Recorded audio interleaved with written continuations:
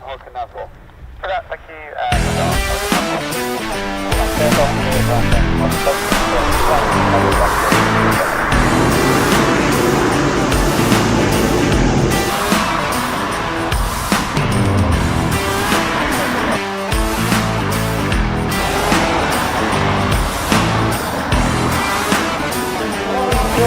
Well, the next building is back here by 1940. That's 740 and old money.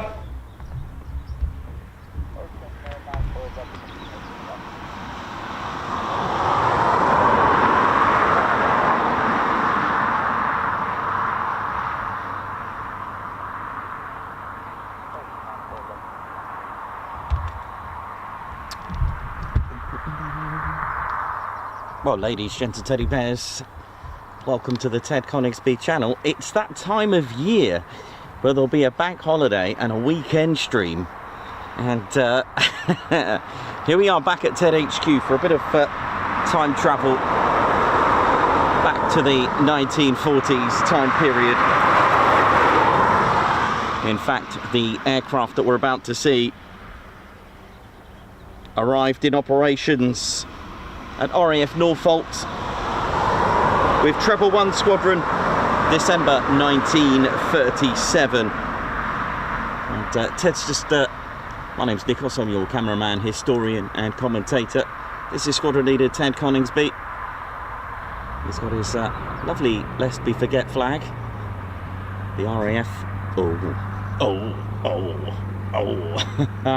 I hear a Merlin 20 engine. This is the Night Fighter livery. Nicknamed Last of Many, this was the last ever produced Hawker Hurricane, ever. So this is the 14,533rd. Can you believe that? The last out of the factory, the last one in the box.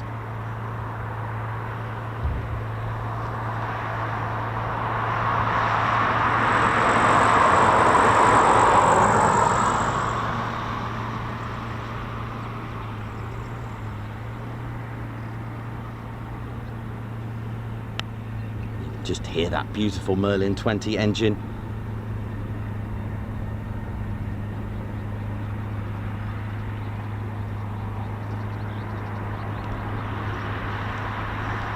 The display team is the Battle of Britain Memorial Flight, which arrived at Coningsby in 1976. They formed in 1957 at Biggin Hill. But here they are, 11th of July 1957. But they weren't called the BBMF then, they were called the Royal Air Force Historic Aircraft Flight. They did have another name change called the Battle of Britain Flight. It was only in 1973 when they added to their collection of wonderful aircraft the Avro Lancaster PA474, and that's why they added Memorial to it. It seemed fitting. 3 years after that, 1976, they arrived here. There are two Hurricanes in the collection. This one is PZ865.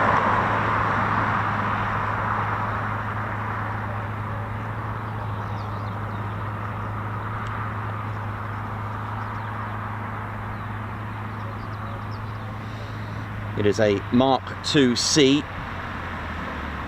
First flew July the 22nd of 1944. It is airworthy, of course, a historic aircraft operated by the wonderful BBMF. Joined the BBMF in 1972. Had its, I believe it was doing some trials and racing at the time. Did have an original serial number, GAMAU, before joining the BBMF. And it is nicknamed Last of Many. The BBMF do change the livery here and there. And this time it's sporting the Night Fighter. Here we go. Oh, right, so it's time for me to keep stum, for you to enjoy the wonderful Rolls-Royce Merlin Engine 20.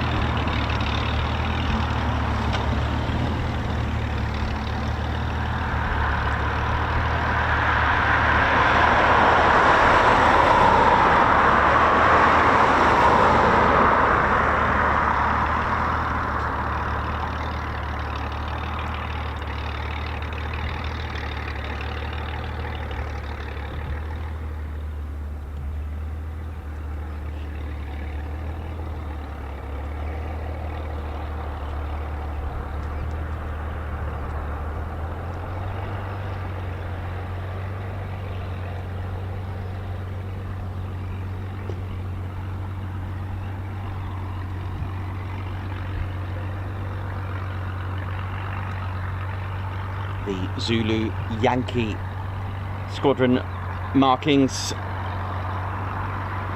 are the markings of 247 Squadron, which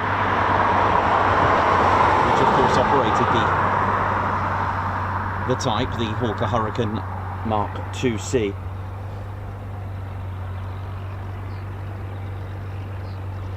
And it was for operations over enemy territory in northwestern France in that night fighter role.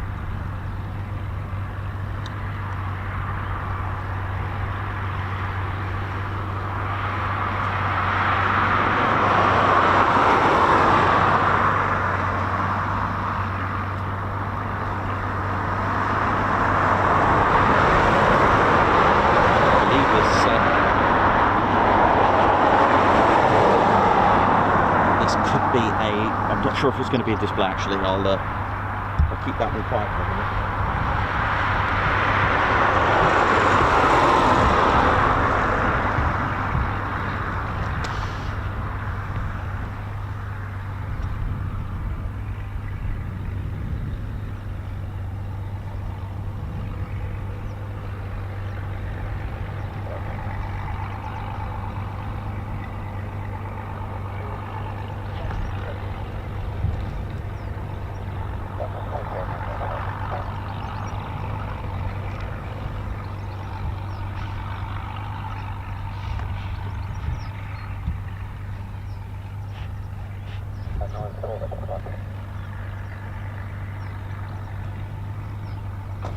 The V12 liquid-cooled piston engine producing 1185 horsepower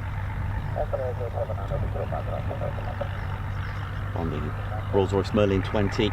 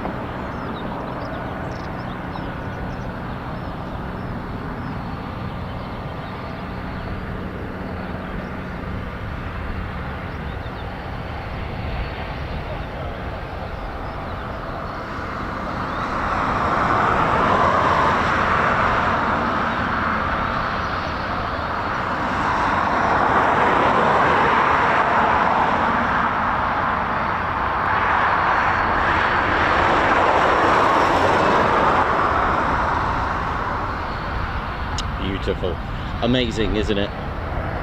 To have these, I think there are about 12 airworthy Spitfires around the world. 2 are at RAF Coningsby.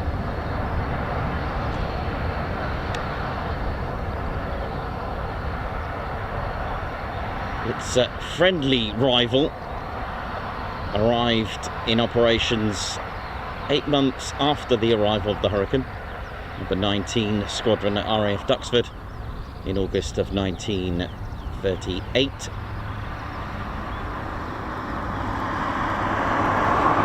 Produced in more numbers, the Hurricane. A very different concept, different wings. Had more aerial victories, but you could say if you produce more numbers, it's most likely going to get the majority of aerial victories. Very famous squadrons with the Hurricane.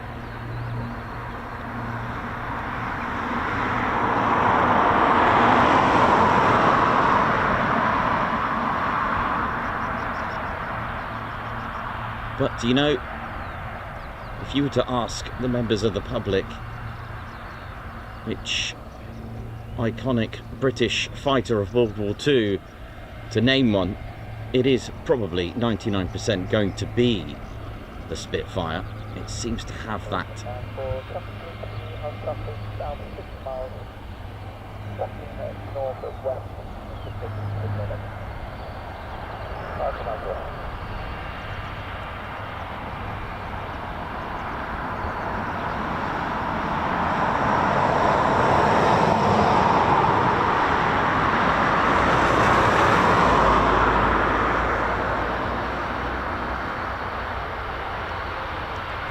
quite possibly moving away from us, unfortunately. I think probably on for a fly past somewhere, or some general handling, maybe, perhaps. But welcome to RAF Coningsby, Ted's home, where we're usually here on the weekdays, hearing a very different type of fighter.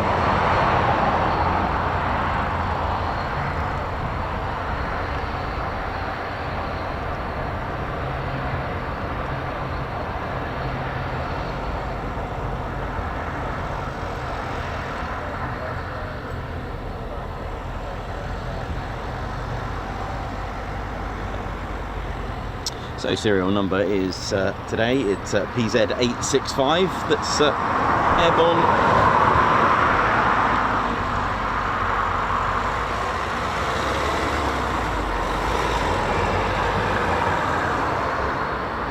So you can track that on ADSB.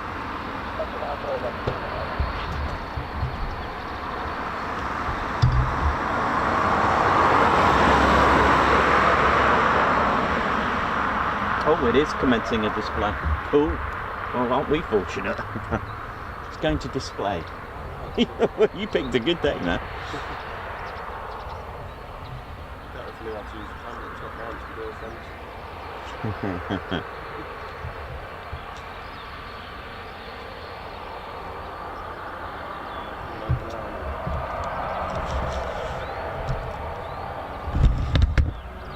Here we go.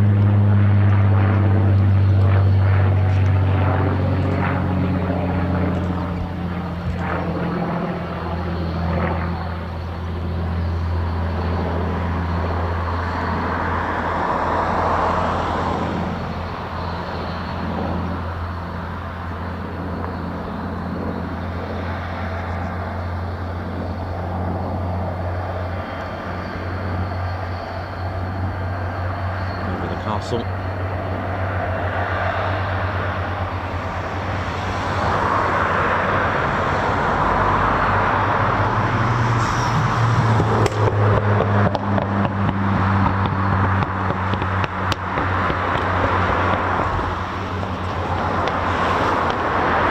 Quite a lovely display there.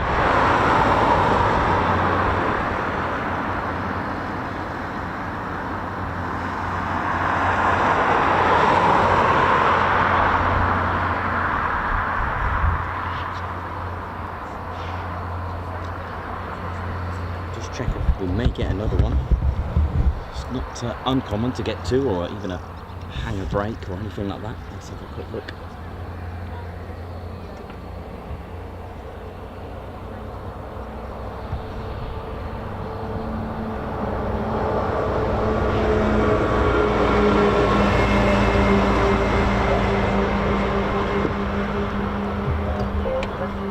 Oh yeah, second display, here we go.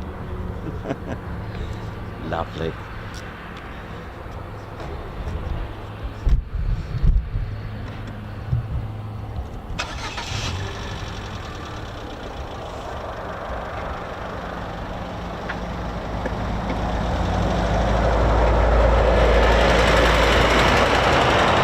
This looks good. I think it's going to run in nice and wild. Here we go.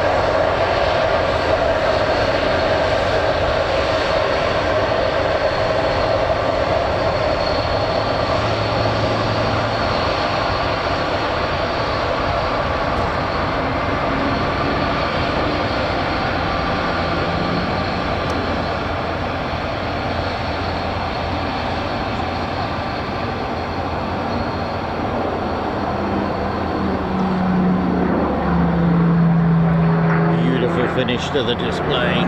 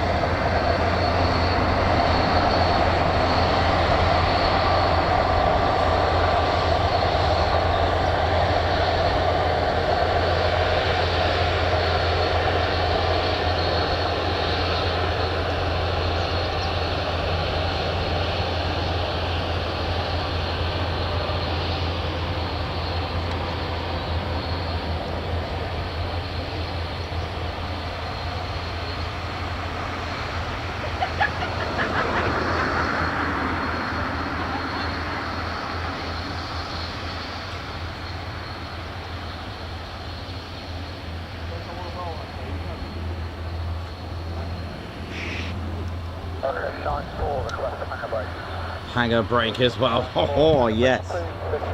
Gonna get a hangar brake. Let me just turn around into.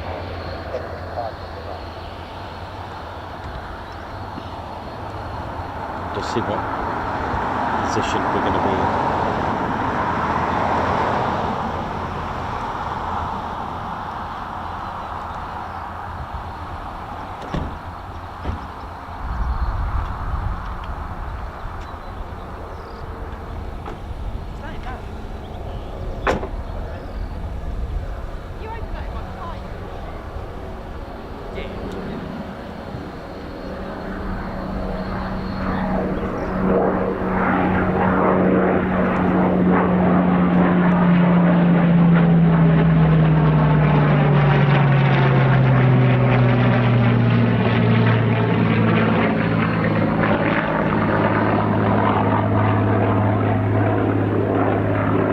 Brake over the hangar.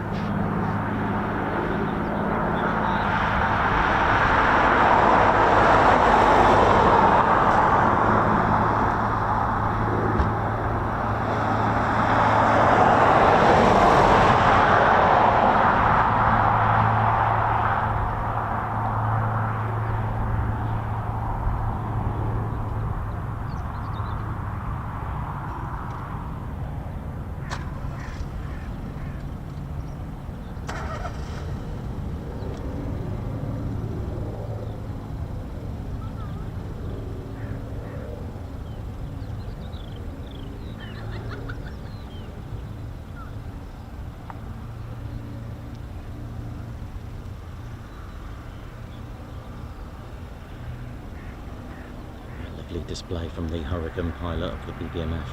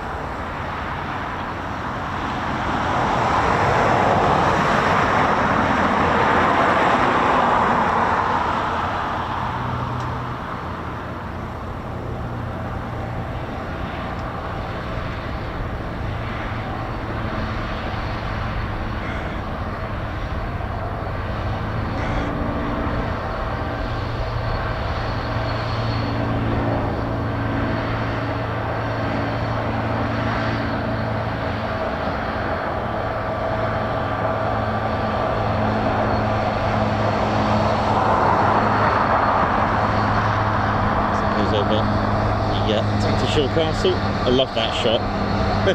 One day I'm going to get one that's really low, which would be good.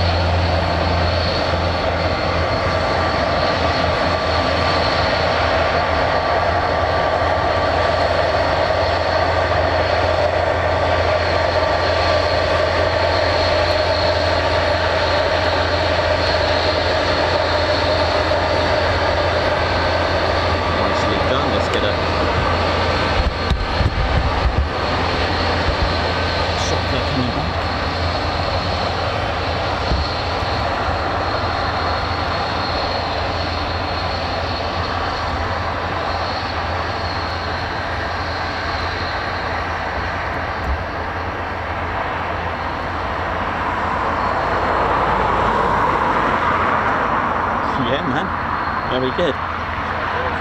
Yeah, it does, doesn't it?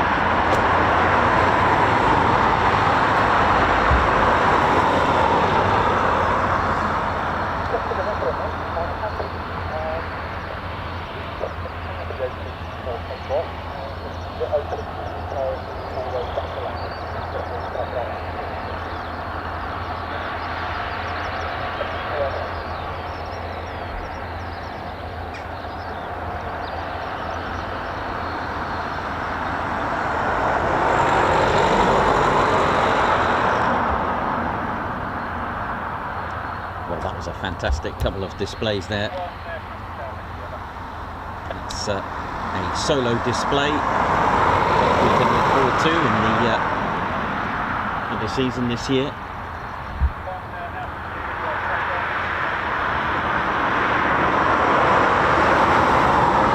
I just happened to be driving past this morning and I happened to see the Hurricane out. That's all I've seen out. I was thinking, I think a stream is going to happen today. I just saw the guys pulling the Hurricane out of the hangar. I was thinking, this could be one of those days. I mean, it's a beautiful day to fly.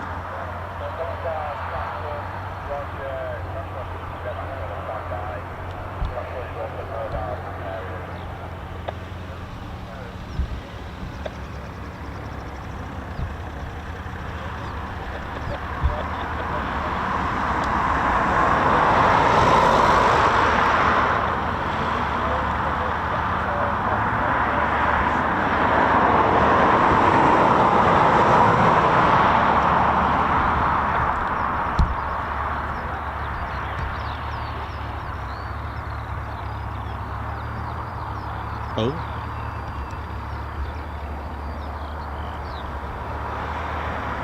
Going back up again, is it? I have no idea.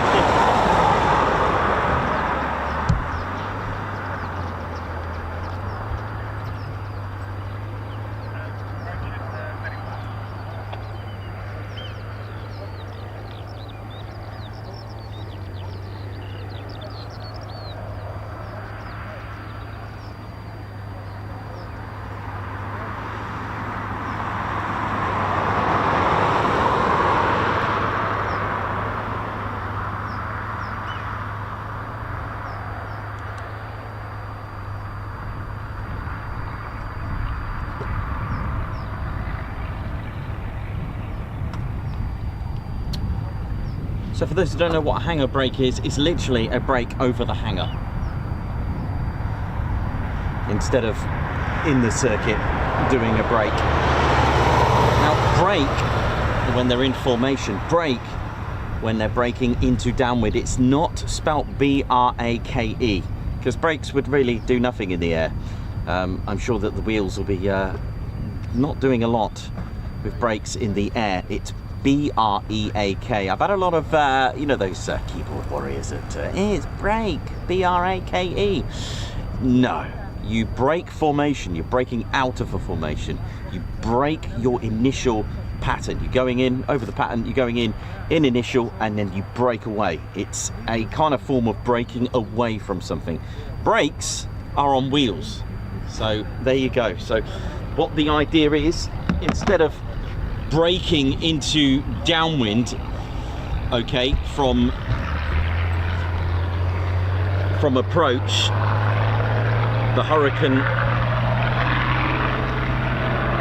brake was over the hangar, so I hope that makes sense. That's braking over the hangar.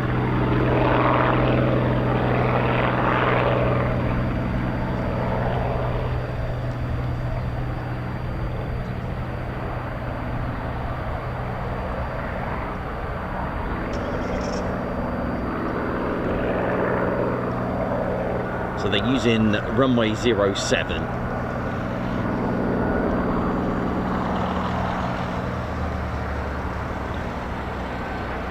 So if the Hurricane, for example, was now in on approach, right, just say, and we see typhoons do this, it's coming along, and then it turns, that's called a brake, and then it goes into downwind over here. This is downwind, and then over here is final, and then you hear them gear down, okay? There are points, there are sections or legs of the pattern of the circuit which Air Force you're in, of course, but it's all the same terminology. Okay, so normally if they're using 07, so they're coming over here on initial, it's called it on the initial approach, okay, that's what it's short for, and then they'll brake, okay, into downwind. But what the pilot requested was a brake over the hangar, okay, that's called a hangar brake. That's just for the BBMF, by the way, okay, so and they are given instructions of how low altitude for the brake.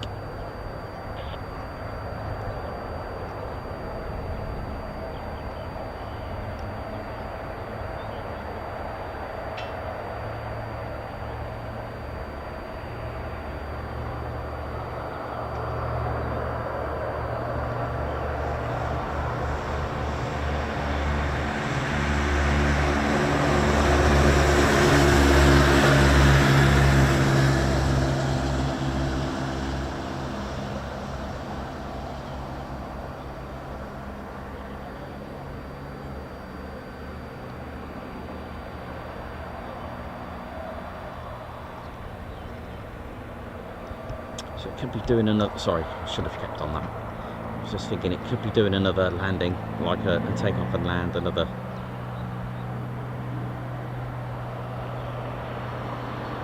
So expect the landing gear to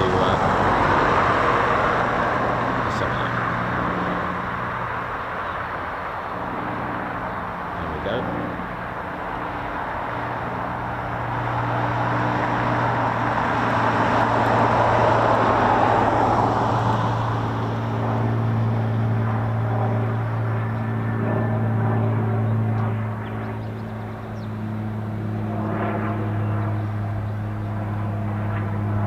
Over the Tattershall Castle.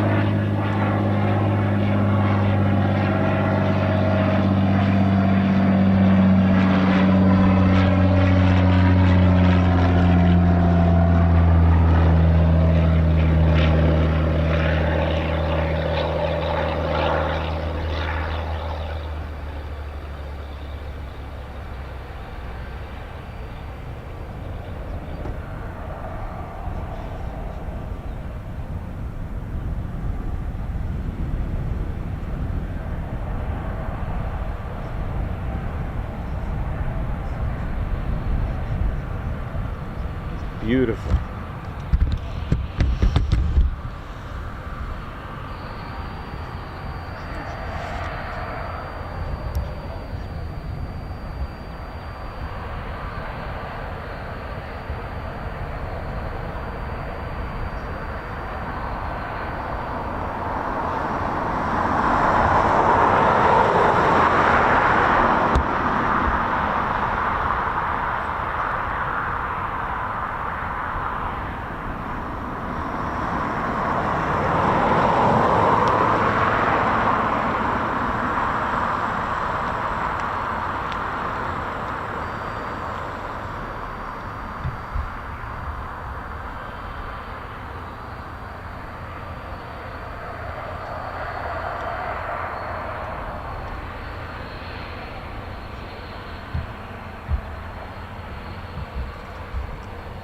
Yep, this is a channel to learn together if you need to know anything about the history, and I've got a Handley page.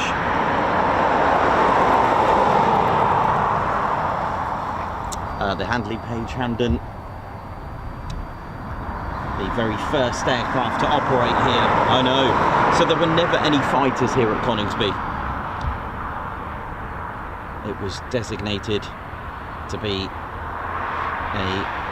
under the command actually of number 5 group and commander of 5 group, Arthur Bomber Harris. His nickname was Bomber Harris.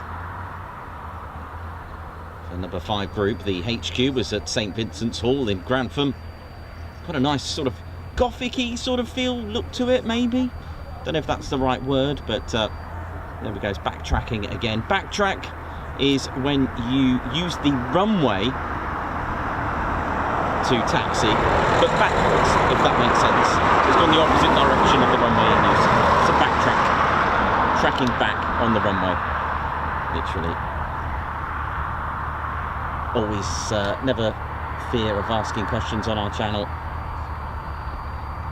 It'll always be met with exciting times for me, so I can answer it. I love it. But of course, there's many experienced crew on our chat room as well that will assist as well of answering, because obviously I can't be on the chats all the time. Oh, look at this! Get ready.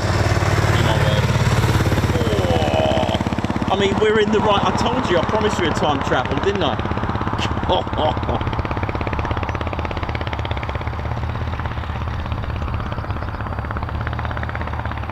I'll tell you what, that smelled good. I'm going to wave, see if they can wave.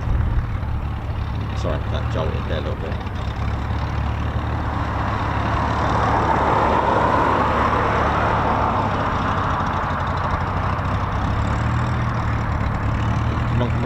Yes! Well, I'll take a thumbs up.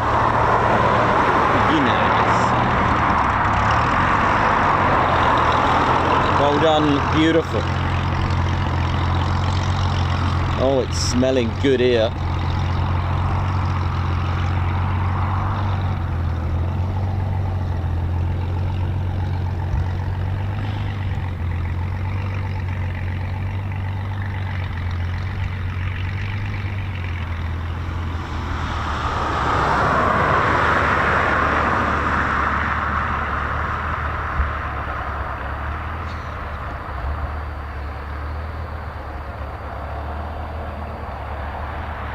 Hopefully we'll catch a little bit of it. We'll see where it's going to be parked up.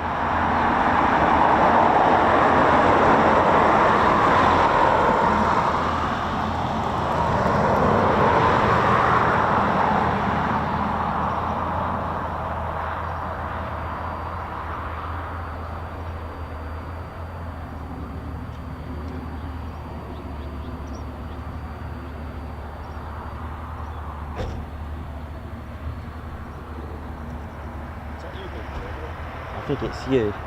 Yeah.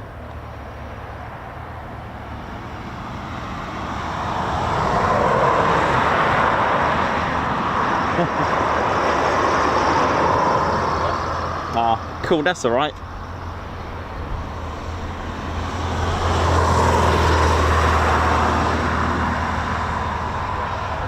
That's all right, it's okay. I was just worried it was something like serious or something, but that's good. Yeah, and I was like,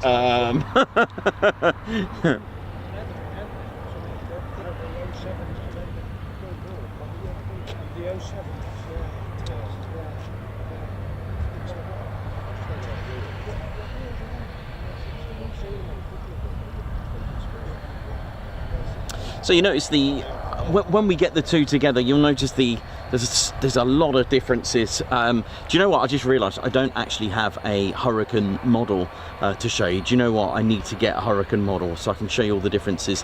One of the striking features when you see them, I'm not going to state the obvious of the elliptical wings. Without that, putting that to one side, one of the striking differences is the length. Let me get a Spitfire so we can talk about a few of the differences.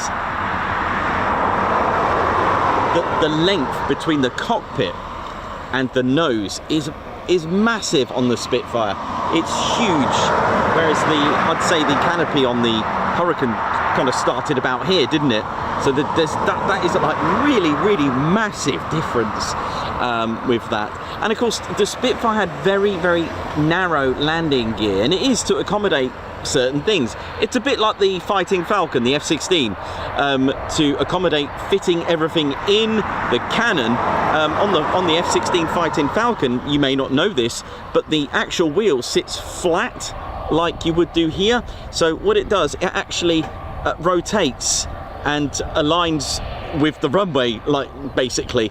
And then what it does, as it retracts, it turns, and then the wheel lies flat inside rather than straight out, straight in, straight out, straight in. It's literally, it actually turns the wheel flat and sits inside flat just so you can fit.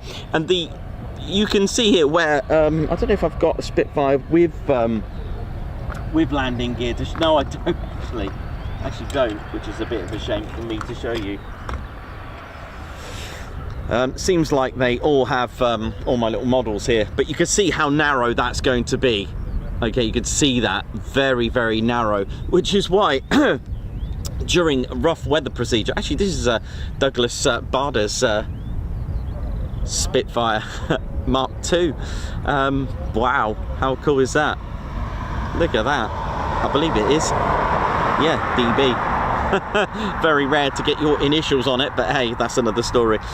So you could see how narrow the landing gear was on the Spitfire, which during rough weather procedure you'd have ground crew sitting on the elevators, which of course led to AB 910's sort of unexpected passenger flight, which was indeed Margaret Horten. What an amazing story. And of course, yes, the elliptical wings. And also, if you look at the Hurricane and the Spitfire straight on, okay, so you're not going to identify the elliptical wings.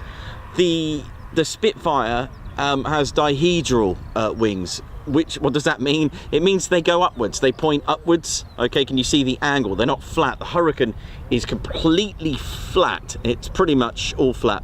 And of course, if you do capture the absolutely iconic design from RJ Mitchell, adding the elliptical wings, wow, look at that. But it didn't always have elliptical wings. There was the failed gull wing design of one of the earlier prototypes, which was very, very disappointing is probably the words that they used. But when suddenly K5054 took off on its maiden flight, the pilot came out and said, do not change a thing. So you can see how how amazing things are with that. But what I'll do one day, I'll get you a Hurricane and we can talk about the differences. Of course, there are differences between Spitfire to Spitfire, because not all Spitfires had Rolls-Royce Merlin engines. Some had the more powerful Griffon engine. A really, really grunty swagger about that engine, but it was more power. It needed more blades on the propeller, so 5-bladed onwards to cope with that. But yeah, an amazing stuff. But yeah, some good. I mean, look at this one here. This one's got the this one's got 4 blades on it. So what have we got here? We've got 4. I'm going to see what Spitfires we got. I do have a Mark V B-wing as well. The B-wing had the additional guns on it, 4 guns and 2 cannons there. But yeah, it's in need of repair, as you can see. Yeah, they do. Yeah, bless them. They are susceptible to getting a bit of battle damage in the van. But there we go. Hope we're all good and well. So now it's a waiting game. We don't have any time. So I just happened to be driving past, seeing the Hurricane out, which is pretty cool. But if you got, like I said, feel free to ask any questions on there. So this isn't that type of channel where you can't ask anything.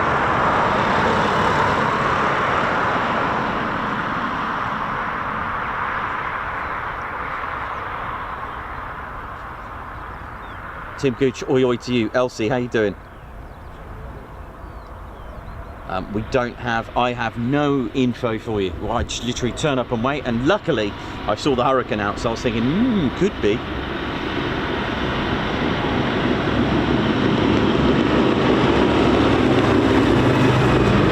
Craig Bruce, oi oi to you. Dieter, how you doing? Remco DeVray, Alex Raven, Arjen.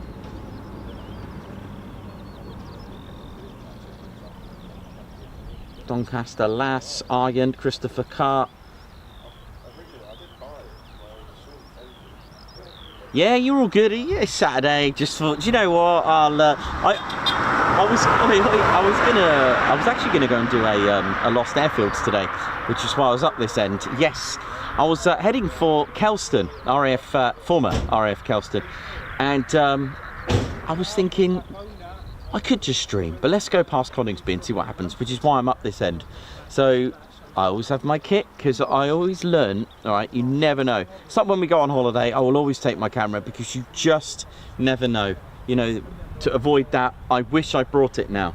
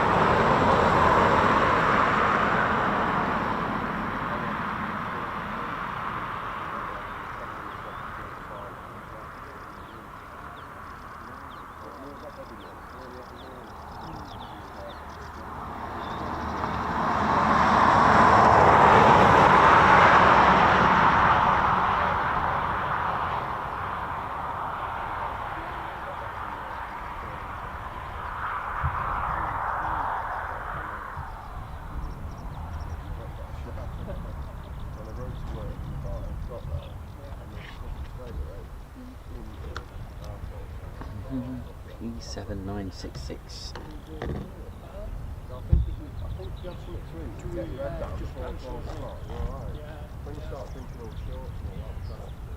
Oh, that's all right. I was right. It was a Mark II Spitfire, the Douglas Bardo. Just quickly, I want to show you again, for those that missed it, the tail of the Hurricane, how it stayed the same throughout the many aircraft.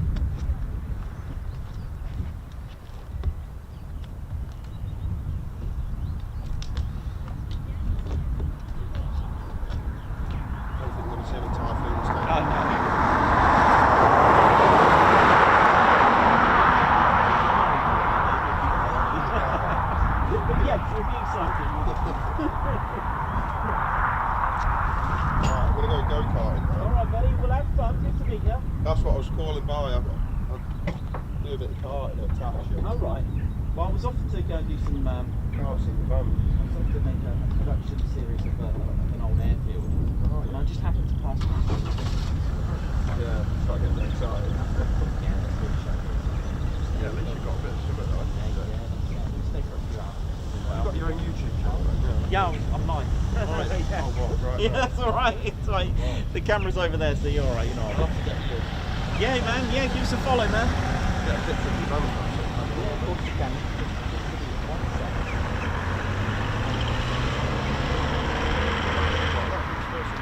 Oh right, I'm here every week. Not usually on a weekend. No, that's about the time. I work it out, that's what I do, try to sort of forecast.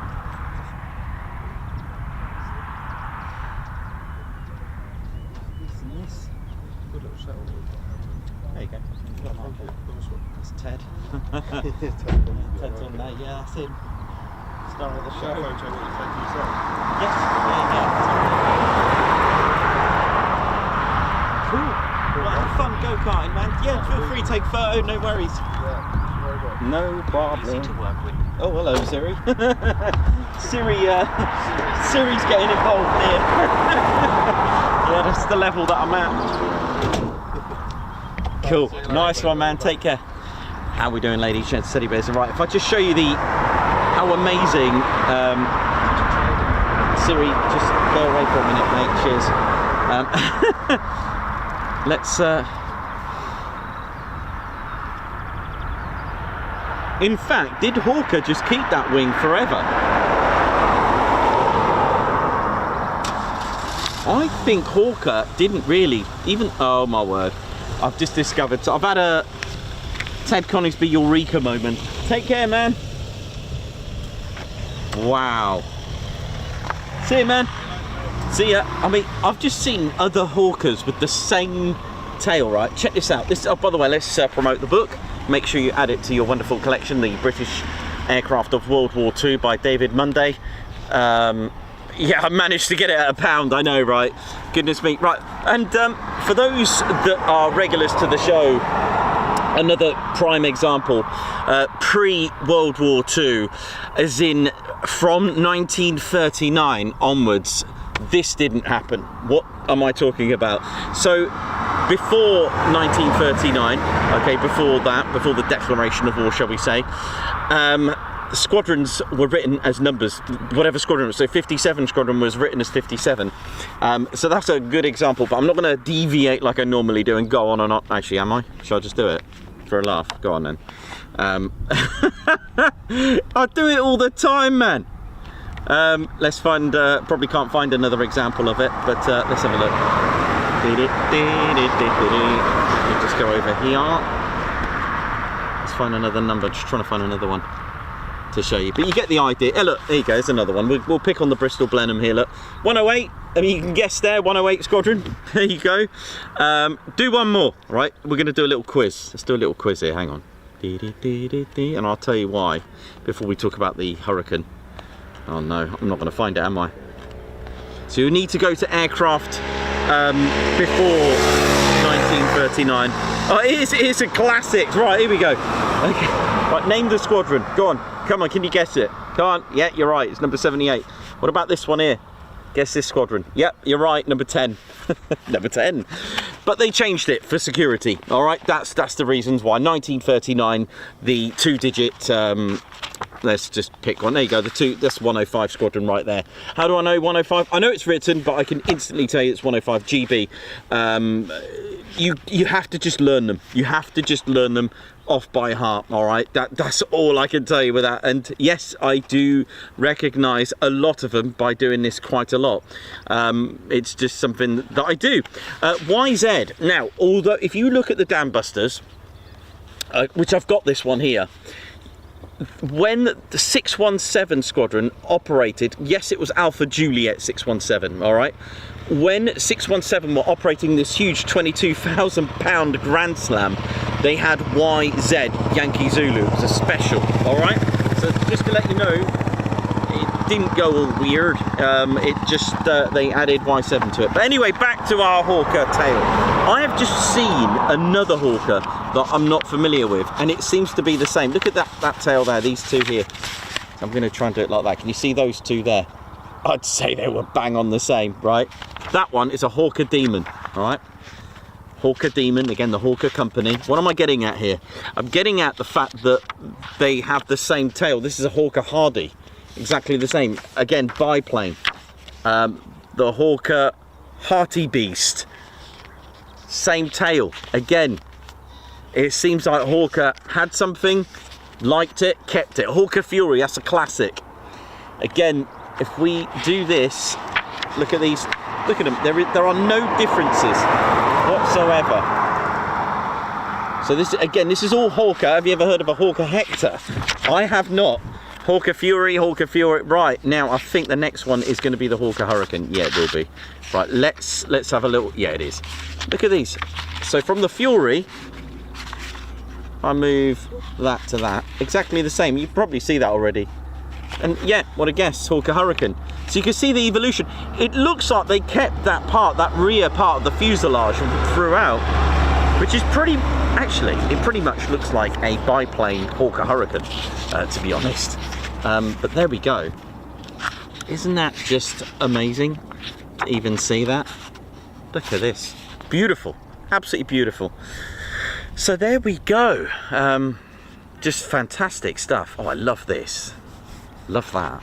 That's pretty cool. Not obviously different camouflage for different things. Obviously the night fighter, you don't want to start adding a lick of paint to it.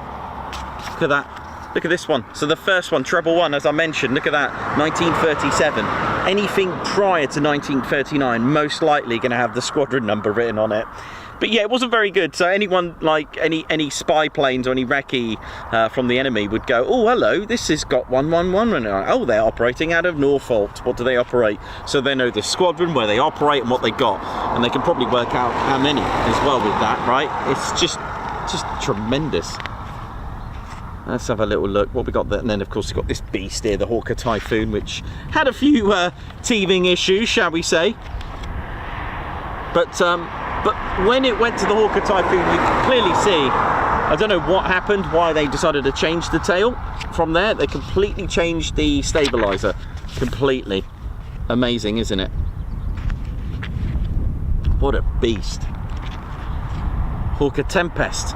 Again, another different design. Wow, pretty cool, right? Absolutely amazing. Absolutely tremendous. Well, we've had fun already. We've had 2 displays and a couple of takeoff and landings from the Hawker Hurricane.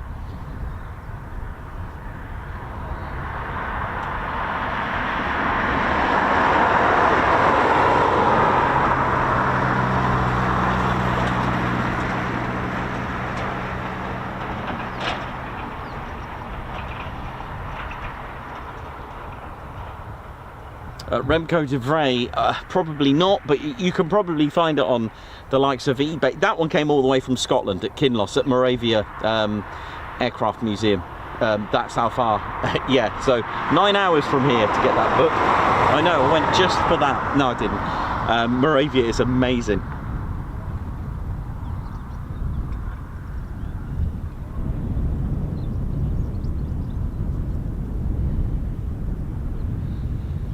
So again, like always, we don't know the departure times or anything. So, I mean, you can guess maybe, but we don't know any departure times.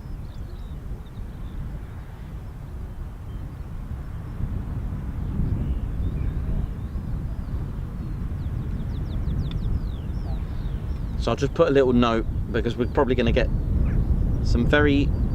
And again, a warm welcome to our new viewers as well. Don't forget to hit the like button, ladies, gents and teddy bears.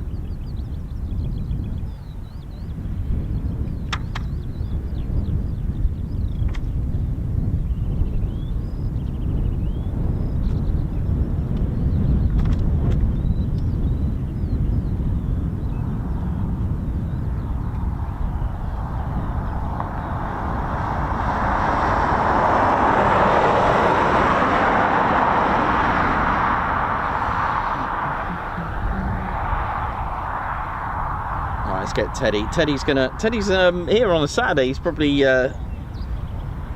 So sorry about that. Yesterday wasn't the for the last time for the week see soon with Chevelle.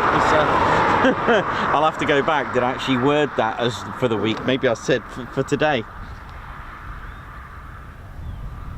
Ted is Teddy looking all shiny today. Ted's had a nice little shower this morning, didn't you, Ted? So Ted looks a bit more fluffier than normal. Here he is. Yeah, he's fresh out the box. Look at him.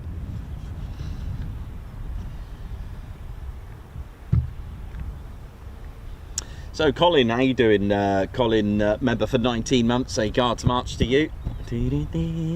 Hello each and everyone in Tedland. Thank you very much. Gary, high five. And a Guards March to Gary for gifting a Ted Coningsby membership. Gary's also part of our fighter squadron as well and has been a member for 11 months. So congratulations on 11 months membership. Fantastic channel. Glad to be a team member. Thank you very much. Glad to have you. Babzar, high five and a Guards March. Thank you so much for gifting a Ted Coningsby membership. Alex Raven with 19 months membership. Wow, 19 months with this amazing community. Huge thanks to the PCC. They've helped so much. Last few weeks, my newfound family, Guards March, the man, the myth, the legend, 33 months membership. Thank you for always putting out great RAF content, Guards March. We Stevie Boy, part of our fighter squadron membership, has 21 months membership to his belt. Nice, with a few fun emojis there, with a smiley salute and a wave. We Stevie Boy, Guards March, thank you very much for the super. Greg, number 1 with 13 months membership. Oi, oi, oi, oi. Baker's Year with Nicholas and Ted. Nice. Darren US Trouble 1, member for 1 month. Oi, Ted and Nikos. Alan Q, thanks a lot for your super. Craig Bruce with 39 months of membership, still here, just busy with work at the minute. Oh, well, I guess it is, isn't it? It's probably thick into the start of the weddings right now, isn't it? Weddings and events and stuff like that, isn't it? Gosh, I remember those days. So again, we don't know any times for the BBMF or anything. That's what we're here for. There are no Typhoon training times today or anything like that. When I say training times, of course, that's subject to a NOTAM. But so there we go. So don't expect any typhoons. And you may have heard me jokingly say, if we do see typhoons, I'll be a little bit worried.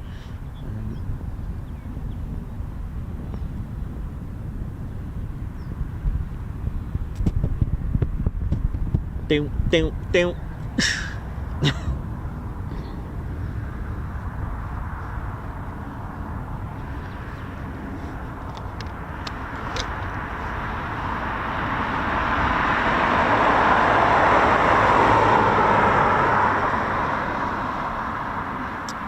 Tim Gooch, Don Castellas, how you doing? Margot Baxter, how's it going as well? Oh, thanks a lot, man. Yeah, you're welcome. Weekend treat coming up. So we'll see. We're going to be staying here till about 4 o'clock today, just to see what we can catch.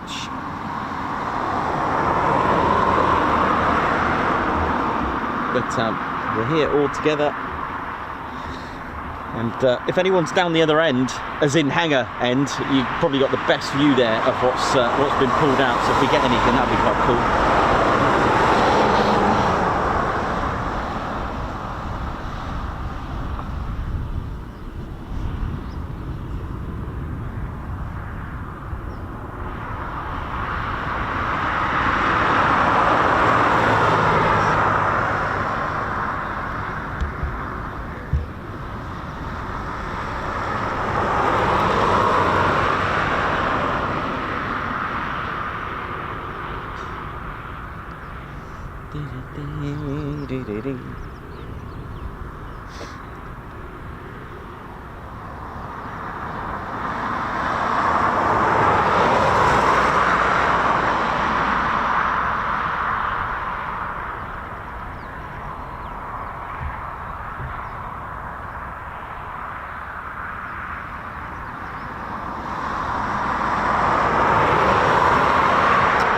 What a lovely day it is, and I'm actually quite enjoying this. It's really amazing.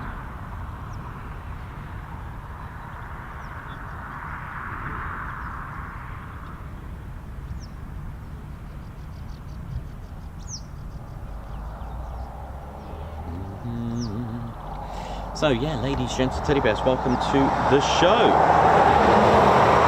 So let's see what we're gonna get up to today. This is going to be quite fun. I'm quite excited because this is not our normal. Well, we do this quite annually, shall we say, with a BBMF, a bit like what we do with the Red Arrows.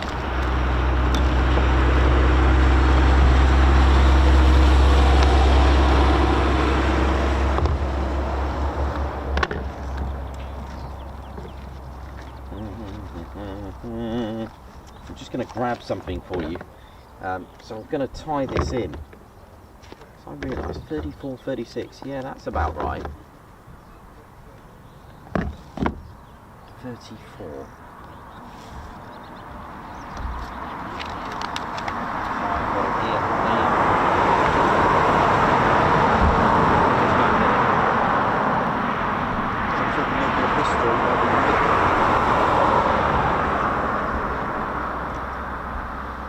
Talk history, get aircraft, isn't it? Yeah, it is.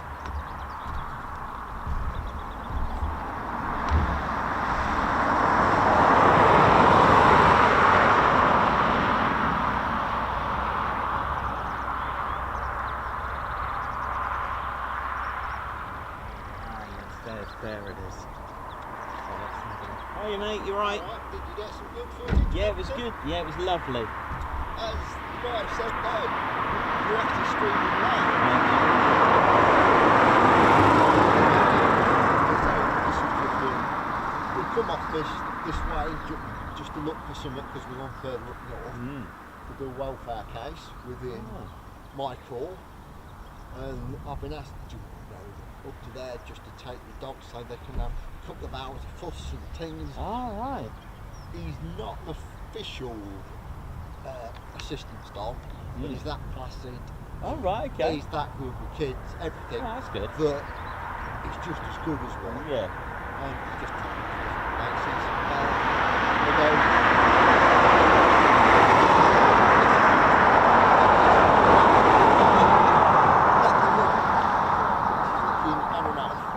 it's a hybrid. So he's on a vented seat with the aircon going. Oh, well, he's all right then, isn't he? And he's fast asleep. Oh, well, that's good. Good. That's good. So it's feed him, and then we've got 2 hours to get him to home. Oh. Shoot. Right, let's talk history. Time to talk history about what was here. Let's get this on. Yeah. Just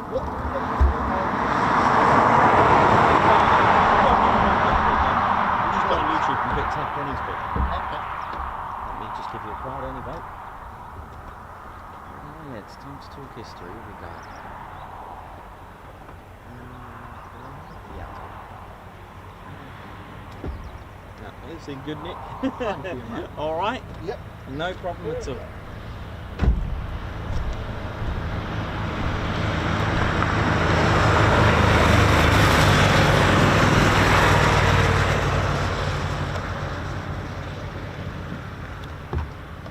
I'm going to do the, oh gosh, that really hurt. That absolutely hurt, that did. Ow. I just clamped my finger. Not that you needed to know that. Right, let's talk history. Come on. Let's see what we're going to get. Got some fun stuff for you here, right? So, for those that do not know, right, hang on a minute, I got that right. I've got a little picture for you, see? That's what I want to show you. Because it, you know, sometimes the obvious, when it's staring you in the face, you know, it's that art of seeing but not looking, you know? I'm getting all philosophical, getting old, that's what it is. But what I wanted to touch on, and it is a good point, and it's an absolutely cracker of a point. Why make a bomber when you're not at war? It's an absolutely paradox of a question, that. Right. Let me just put, I've got a little picture, and it never occurred to me.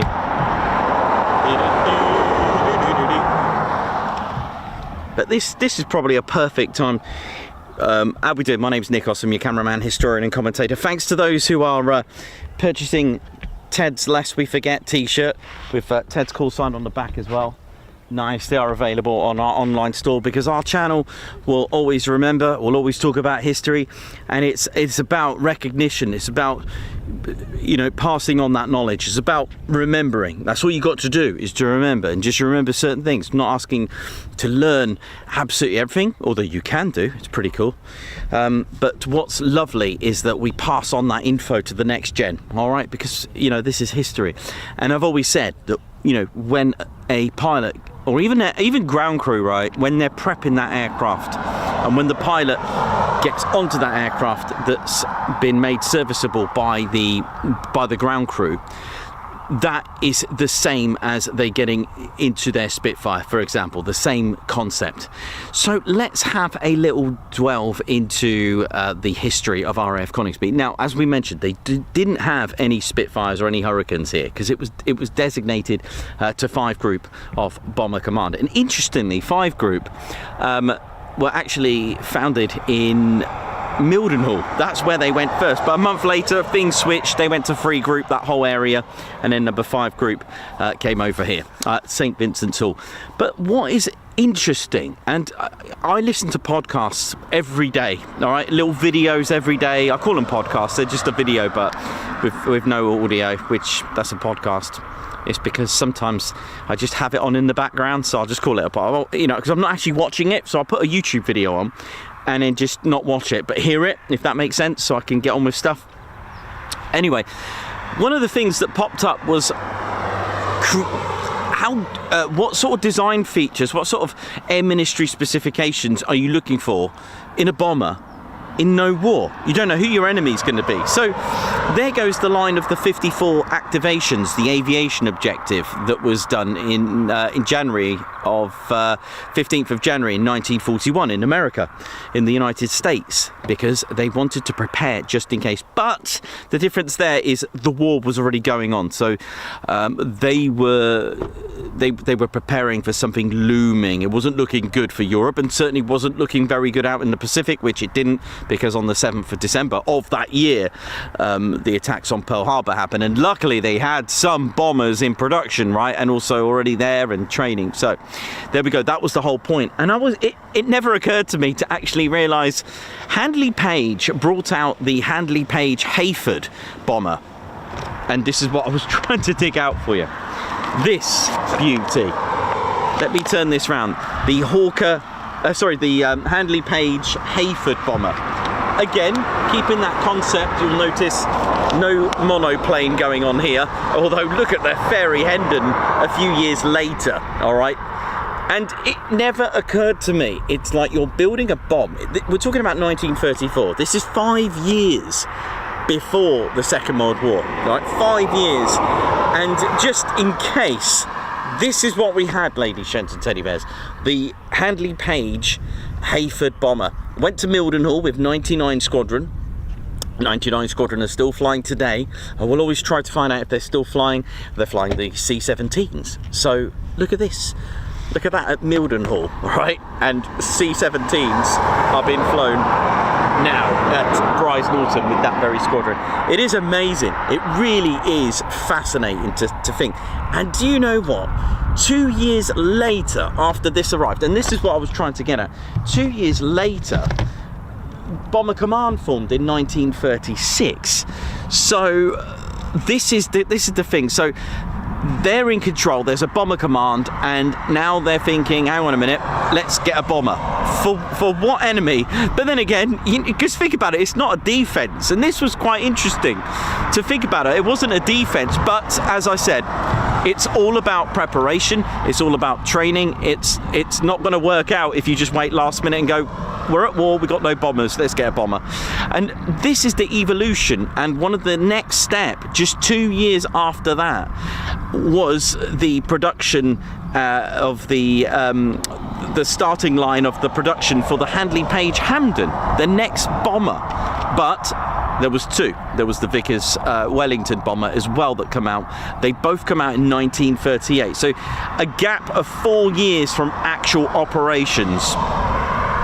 There you go. Think about it. And although they brought out a bomber just before the war, so this design was thinking to an unknown enemy, shall we say, because it's not like a defensive fighter. That's a bit of a different concept.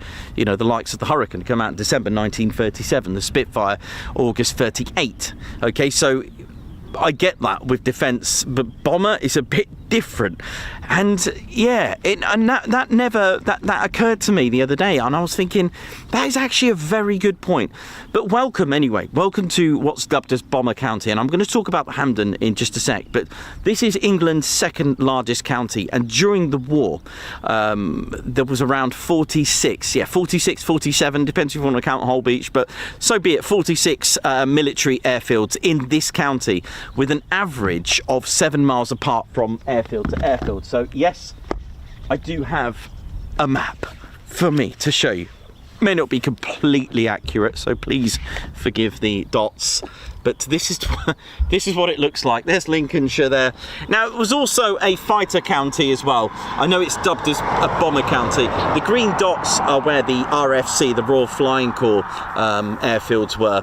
The blue are World War II airfields, and if you see like a roundel, it means they were a World War I and still adapted and expanded into World War II.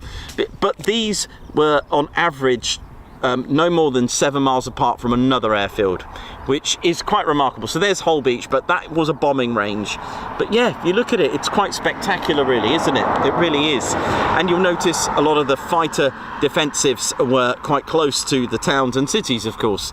But there we go. It's quite amazing, isn't it, to see that?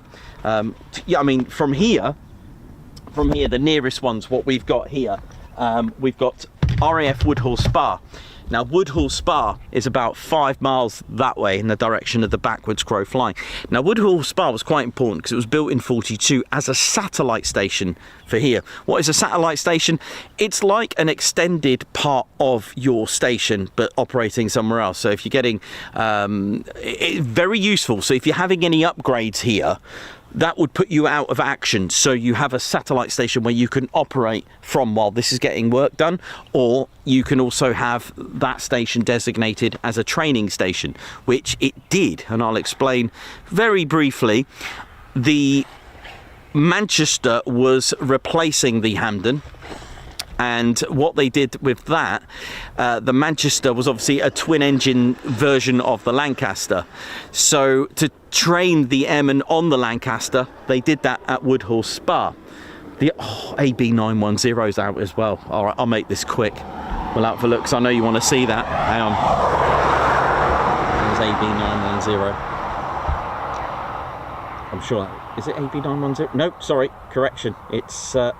Sorry, it looked like, you know what, in the corner of my eye, can you see the window frames? Why? It just looked, in the corner of my eye, it looked like invasion stripes. And the funny thing is, I don't know if you know this, but our eyes and brain, our brain actually just makes up the outskirts of what you see. I don't know if you know that. So actually, I was thinking that the other day in forensics, actually seeing something means that we all see things differently, because our brain tries to process what it sees. Well, every brain is different, and I didn't know that the outside of what you're seeing, so just to the edges of what you see, is actually made up. I don't know if that makes sense. So my eyes saw that as invasion stripes, but it was actually the door frames. I wasn't actually looking at it head on, it was just in the corner of my eye. How weird is that, eh? Anyway, but what I'll do, I will just talk to you while we see this going on. So it looks like the Hurricane's been pulled out again over there.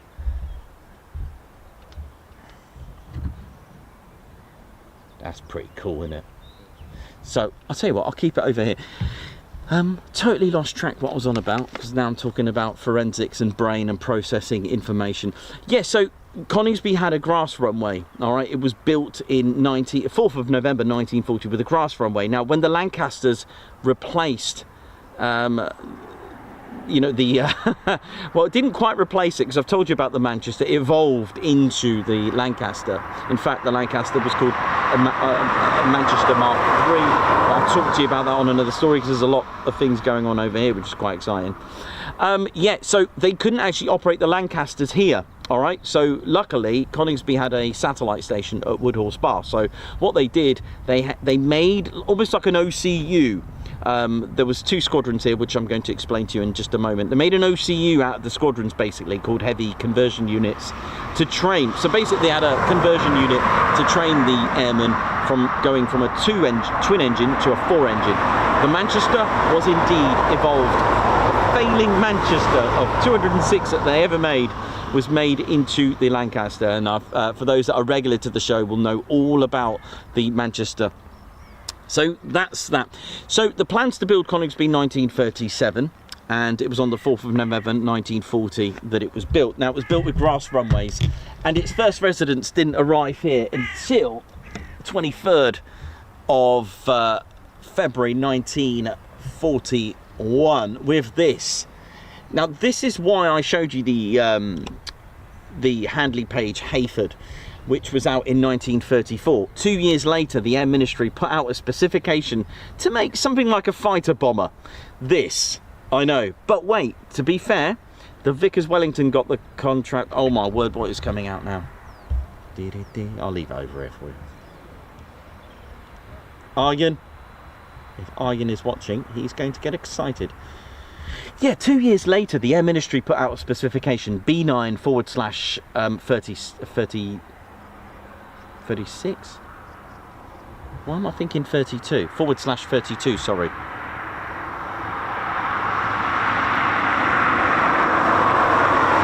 Sorry, B9/32.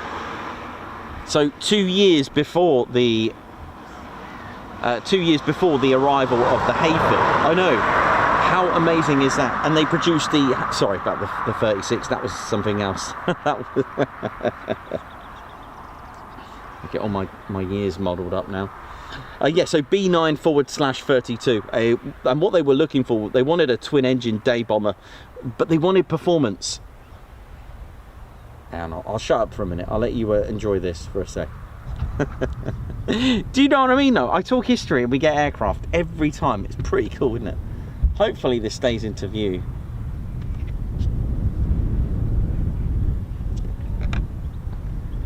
I'll just let you enjoy these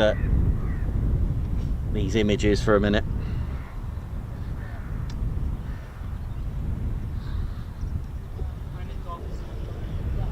Hi, yeah, you alright? Yeah. Good. Been watching the channel for a while. Good. Yeah. You enjoying it? Yeah. Good, nice one, thank you very much. What was that aircraft then you were holding? That's the Hampden, the first aircraft here at Coningsby. Nice. Yes. Yeah, that was the first one.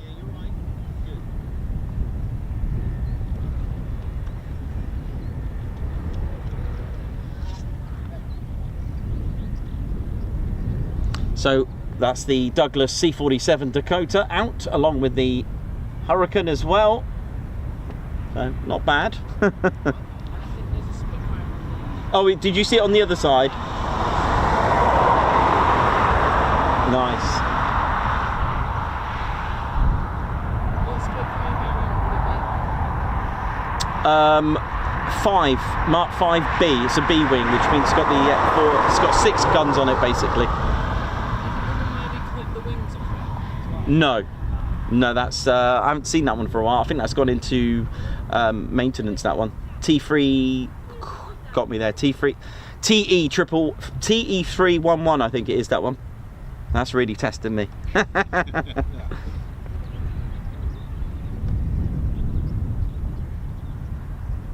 Yeah, I'm sure it's TE311. Oh well, I'm sure it is TE311. Okay, so the C-47's just put out of our view for a minute, but it is there, so no problem. But we may get another fighter.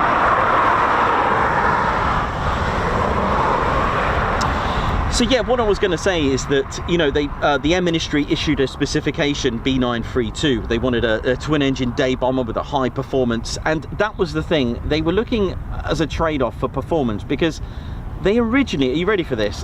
The weight that the Air Ministry wanted, all right, and I don't think they, obviously I don't like to, you know, undermine anyone or anything, but the requirements, I mean, they had specifications that they said, yeah, you can't do this and you can't do that.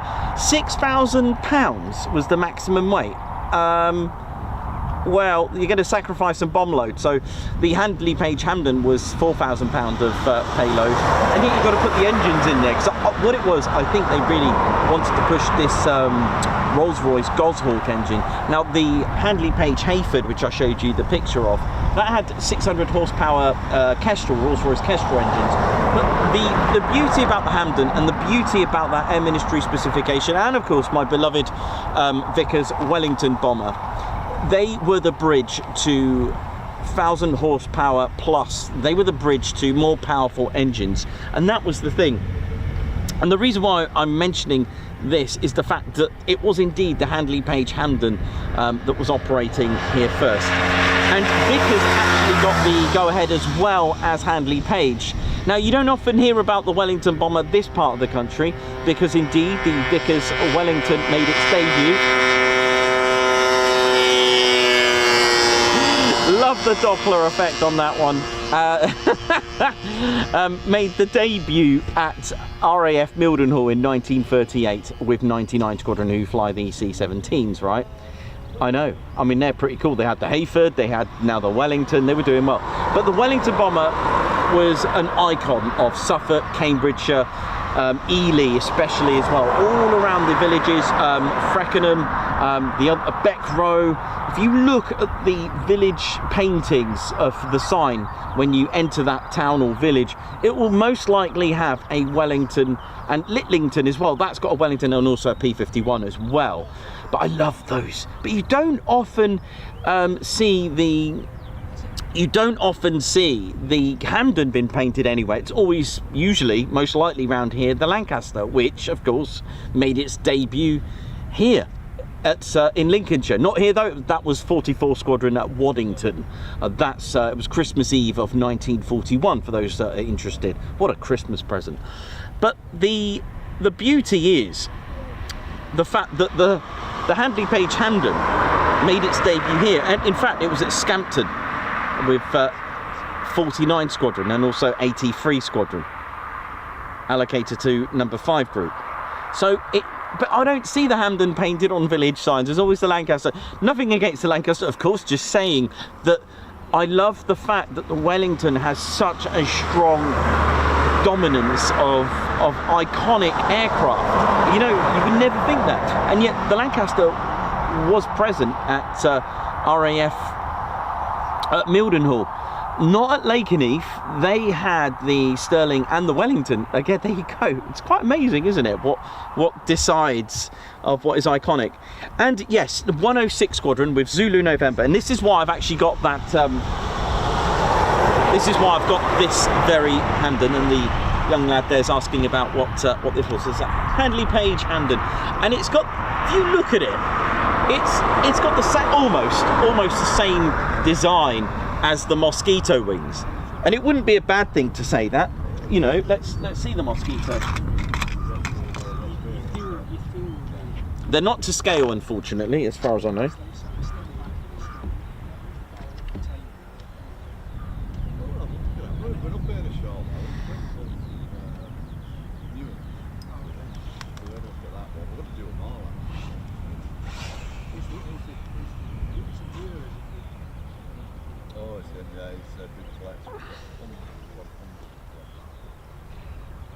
So if we have a look at the wing profile for the Mosquito and the Hampden, you know, it's not far out. It's almost got a flat edge. There's probably a name for it. In fact, I'm going to have to go and find out what it is. But look at that. Pretty, almost the same sort of style. You know, tapered at the back. Pretty amazing, isn't it? So they're quite similar in that sense. Of course, this is probably more, you know, a little bit different in that, you know. But yeah, similar sort of style is what I'm getting at. But speed was the key. But luckily the Air Ministry saw sense and actually had a bit of a leeway with the total amount of empty weight, shall we say, or total weight, actually. Gross weight might be a better thing. But it was indeed the first Mark Wellington and the Hampden both had the Bristol Pegasus engines. That was what I'm getting at, is the bridge to making more powerful engines. And of course the later marks of the Wellington had first of all the Mark II had Rolls-Royce Merlins actually, and then Mark III onwards and Mark X's, that kind of thing. They all had the Bristol, more punchy Bristol Hercules engines.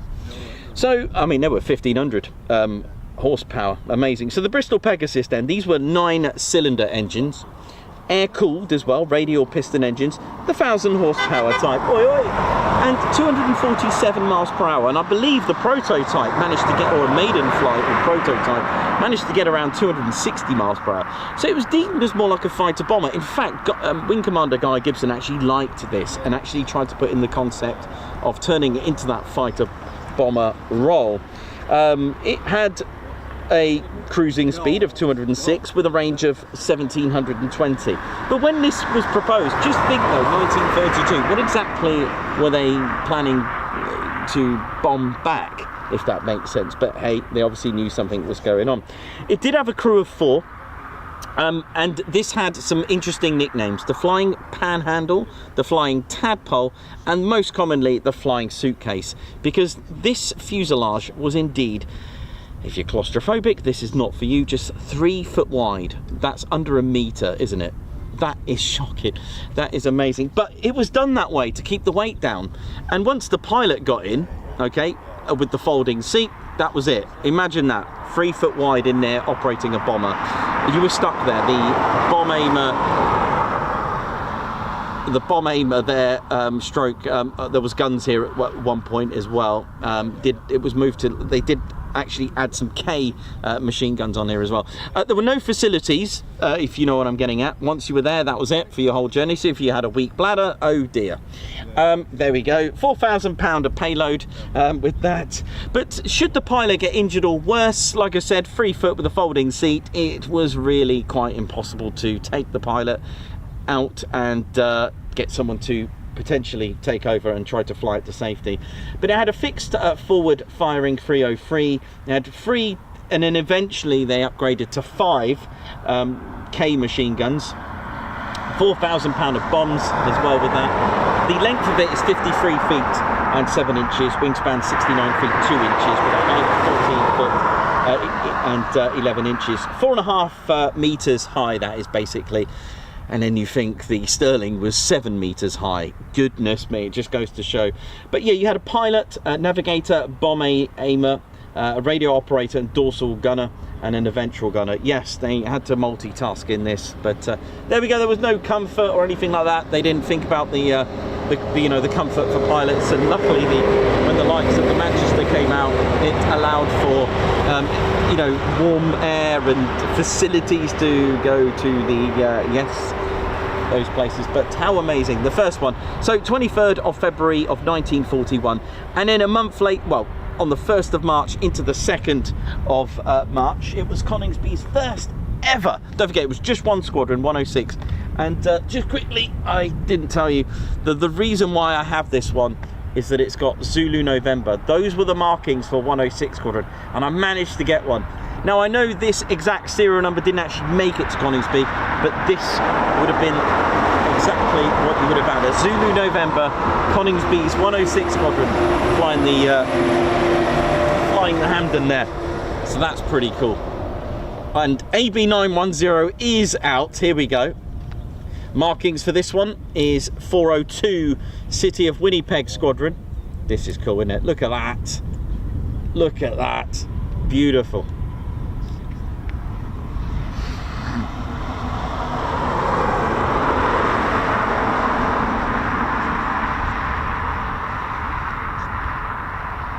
So it was on the 1st into the 2nd of March 1941. 8 Hampdens of 106 Squadron took part in the first ever operation from Coningsby. So another important date to remember, 1st of March into the 2nd, 8 Hampdens of 106 took off to raid Cologne.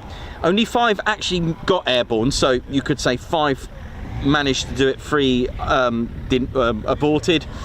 And of the 5 that went airborne, 2 had engine trouble and the other becoming bogged down prior to takeoff. Anyone heard of the film Jeepers Creepers? Anyway, so all 5 Hampdens reached Cologne, and 4 aircraft dropping their bombs, and the 5th, which was piloted by Sergeant Howard, brought its bombs back. It came back hot because of an electrical fault, which was basically preventing the bombs from ejecting. The second operation was another night later. I mean, can you imagine these boys just literally every day, mission after mission, going through hell? And on the 3rd into the 4th of March, so a night later, the target again being Cologne, and the bomber command raid this time consisted of 71 Hampdens, Wellingtons and Whitleys, with 9 Hampdens of Coningsby's 106 Squadron. So they departed late evening at 2000 hours, and they got to their target. There were the cloud base was gappy. That's a good word, isn't it? Gappy. And with some clearance, and allowed them to get some sort of glimpses through the cloud breaks. And they basically were met with a little bit of flack, and returning crews reported a positive outcome. And it was not to be for Coningsby, because it was going to be, and it was inevitable, it was their first loss that night, the loss of all 4. Hampden X3 002, crewed by Sergeant Ken Good. Also with the crew, Sergeant Bert Ward, Sergeant Dave Crouch and Sergeant Vic Essex. They crashed near the Andres in the Antwerp region of Belgium. and with the deaths of all 4 of the crew. It was Coningsby's first ever, and the aircraft has been reported to have been met by very heavy flak, and it was the only aircraft. The only problem is 106 Squadron ended up getting a very bad reputation of being the worst Camden Squadron, as in losses. It was another classic. Look at this. Look at this. It's like we're in 1940s. Probably 30s for that one, right? Or did I get that right? I don't know. I'm not 100% on cars. The BBMF collection, they're all originals. They've all seen things, shall we say, or been operational in some sense. The Lancaster, however, no. The Lancaster came out just before, didn't see any hostilities. It was meant to be part of the Tiger Force, so it is actually missing the radiators that would accommodate it in that type of climate. So just to let you know on those. But there we go. So now you can see, as I mentioned, this is kind of cool because I did mention it today, the profile of the wings. Look at the wings. I know, yes, look out for the elliptical wings. That's probably the most obvious. But if they're facing you head on, may not be easy to see. But look at the dihedral wings of the Spitfire, which is the one on the left, where they point upwards. Yeah, does that make sense? And then the very flat Hurricane wings. Can you see that? Almost spirit level. And then, oh, do you know what? Speaking of which, I'm going to get a cup of tea. I'll be right back, everyone.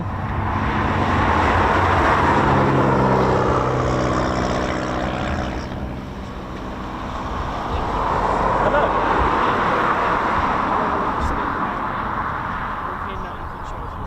Have you? Yeah, when you do, man, that'd be great. Yeah, I've got them here. You got them here? Yeah. Sure. Sure, did you build them yourself?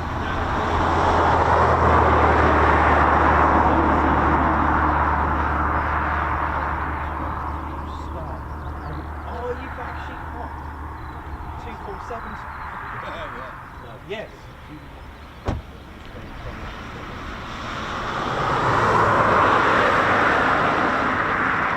Well, you didn't make me in the country, all right? How's it going? All right? Yeah, good, you? Yeah, good. Good.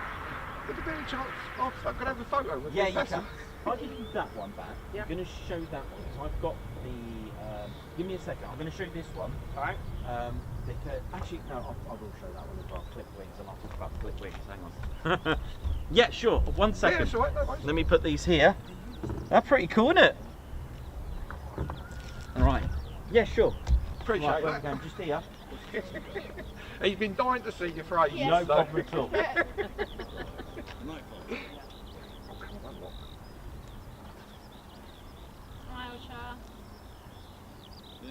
All right. Oh, wait, 2 seconds. Thank you very much. No problem at all. Appreciate No it. Thank worries, you. no problem. Can I also? Yeah, you can. Yeah, cool. I'm here. Sure, I'm here already. Yeah. You better start selling, yeah, I know, you better sell them. Tell me something now. Yeah, let's go. Excellent. Thank you. All right. Didn't think that would happen today. did you? Okay. You're right there, buddy. Good. Right. I'll get them on the show now. Let's do it. Can I ask you a question? What's the best radio for set? I don't know. I just turn it on a different stand. Yeah. I don't really. I'm not the best at these. I just someone programmed it for me. They just turn it on and leave it. So, but I don't really have it on that when it's typhoons because I don't want things on there. Yeah, in case. Yeah. You don't need to hate us. Yeah. Cool. Right. Let's. Oh, that's brilliant. I'm going to show this one first, and then I'll show that one as a clipped wing. That's kind of cool. This is great. Thank you for that. All right. I'm glad they're metal. It's a bit of a drop now. Oh wait. Okay. That's fine. Right. What's your name? Sorry. Joe. Joe. Yeah. Joe has kindly. Let me use. I mean, how amazing is that? How old are you? 15. 15, and he owns a Hurricane. I mean, that's amazing, isn't it? So here's a Hurricane. Now, let's brighten it up a little bit. So look at the differences there with the wings, first of all. Look at the elliptical wings, look at that. And one of the beauties of RJ Mitchell's design of the elliptical wing is the turn rate. the turn rate was just amazing on the Spitfire due to the elliptical wings. So that's the wings. So if we have a look at the, I know they're not quite to scale, but if I move the Spitfire a bit back, actually you've got one there, which is great. That's cool. This will be good. This is a clipped wing version, but look at the distance of the canopy of the cockpit and the nose. That length of that nose is massive compared to the Hurricane. Quite amazing, isn't it? And again, if I get Douglas Bader's Spitfire, if you look at head on, you can see the wings on the Spitfire dihedral, whereas it's almost flat on the Hurricane. So that's quite amazing, isn't it? Absolutely amazing. Really, really is. And then, of course, the narrow landing gear on the Spitfire. Again, not to scale, but I can, luckily. I've got the clipped wing version. So the clipped wing Spitfire. So, trade-off. Better turn rate, better for low level, but not as good. And the trade-off is the service ceiling, because you're not going to get as much lift. So your service ceiling on the clipped wing version, that's why they clipped the wings for, much better turn rate, but you're going to trade off your service ceiling because you haven't got the wing area anymore. So although it was good to clip the wings if you wanted to do low level, so this was perfect. So this would be like a GR version, I guess, in some ways, if you want to look at it that way. Not really for altitude, but turn rate was crazy. So you can see the differences there. Very, very cool. Thank you very much, Joe. That's awesome. Thank you for that. That's gives them a bit of a close-up. If I give these back, that's really good. Where'd you get these from then? I got the Spitfire from Woodhall Spa. Wow. And Hurricane, I can't remember where. Yeah, you're like me. I just go Picks along. up all over everywhere. That's what I did. Yeah. There's no one Do you place. mind signing an aircraft if you've got a pen? Yeah, sure.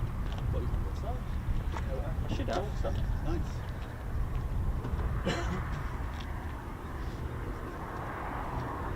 Wow. You designed that, yeah? Wow, on the top.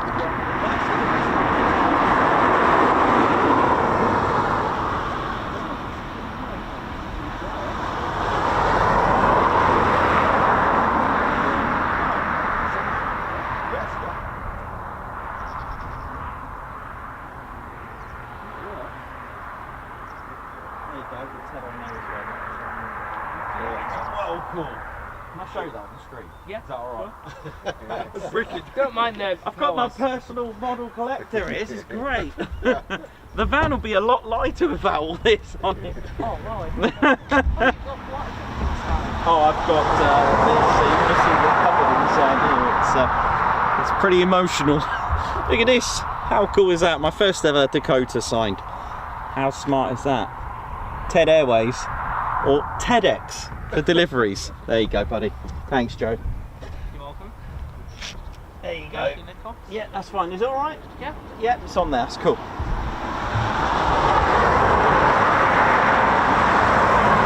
Right. Well, this is turning out to be a fabulous day. I'm going to go and grab a quick cup of tea. You're right, yeah? Good, yeah, good. What a lovely day. Yeah. Expecting any more flight? What, the Spitfire and the Hurricane's out, so Yeah. we can only Like they're hope. pushing the Yeah. Hurricane around the back. It just come back, it's been pulled out again. It's right there. Oh, yeah. There you go. Yeah.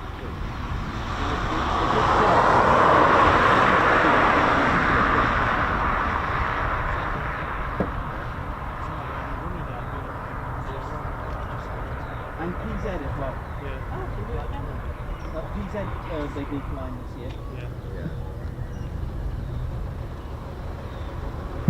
That's one of the pictures.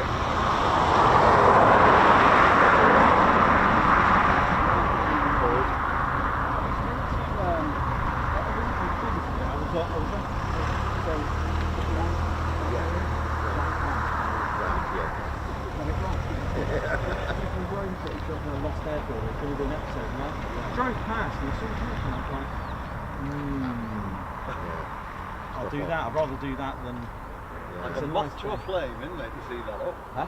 Like a moth to a flame when you see the whole thing. I know, it's brilliant, isn't it? Yeah. So yeah, that's why I ended up. Because I always take my kit. 'Cause I've learned every time I went on holiday, I never brought my camera. I'm like, Because obviously it's like being at work.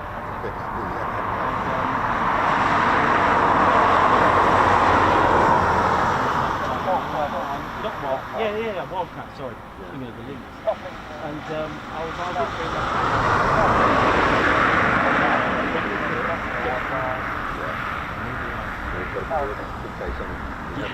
That's it.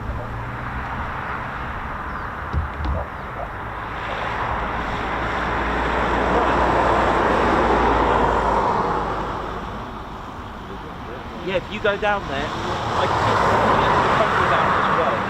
Yes. I don't think it went back in. It's just they moved it more that way, so you'll see it when you go around the corner. Yeah. And do I drive down? Are you coming back? Cool, you can be my recce. Thanks. I'll come and report back. Yeah, that would be great. No, honestly, that would be great, actually. I'm sure it's still there. Yeah, we're going to have a drive down then, how long? Yeah. Thank you. Oh, that's good. I'm pretty sure it's still there. Can I see the propeller on it? No, sadly it's out of our sight, isn't it? Around there. That's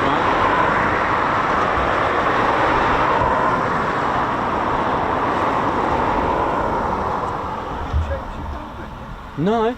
No, same band. No, this one. I've always had this one. Okay. Yeah. No, always this one. That's a cracking platform, isn't it? Yeah. Does the job.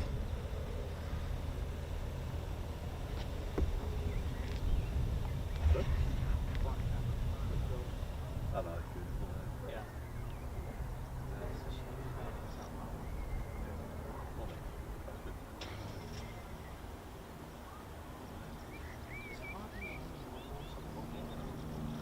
No. What's it called?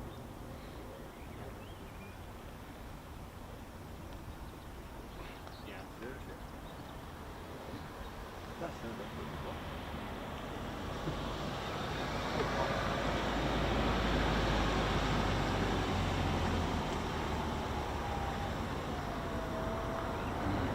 Just having a quick cup of tea.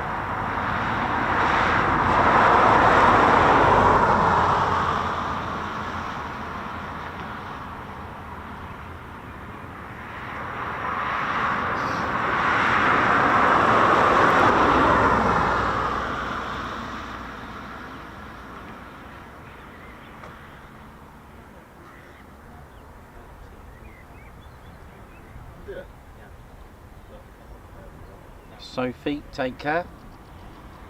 Got Sophie YP 5YT. So I'm on the chats now if you've got any questions.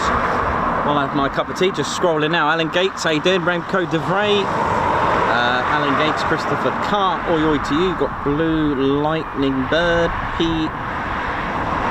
Manuel. Tim Gooch, Davey, Margot Baxter, how you doing? Oi to you. Alan Burden, how you doing?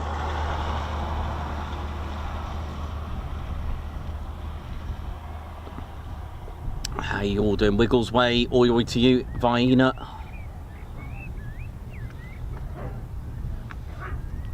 Got Uhtred the Great, how you doing? Oi to you. Paul Fairclough, oi. And I'll tell you what, if you are over on the weekend, in this county, don't forget there's plenty of historic centres to visit. You can also visit the town of, is it a town of, do you know what, I'm not very good at that actually. Hang on a minute. Hang on. I always get this wrong. Village. You can also visit the village of Woodhall Spa.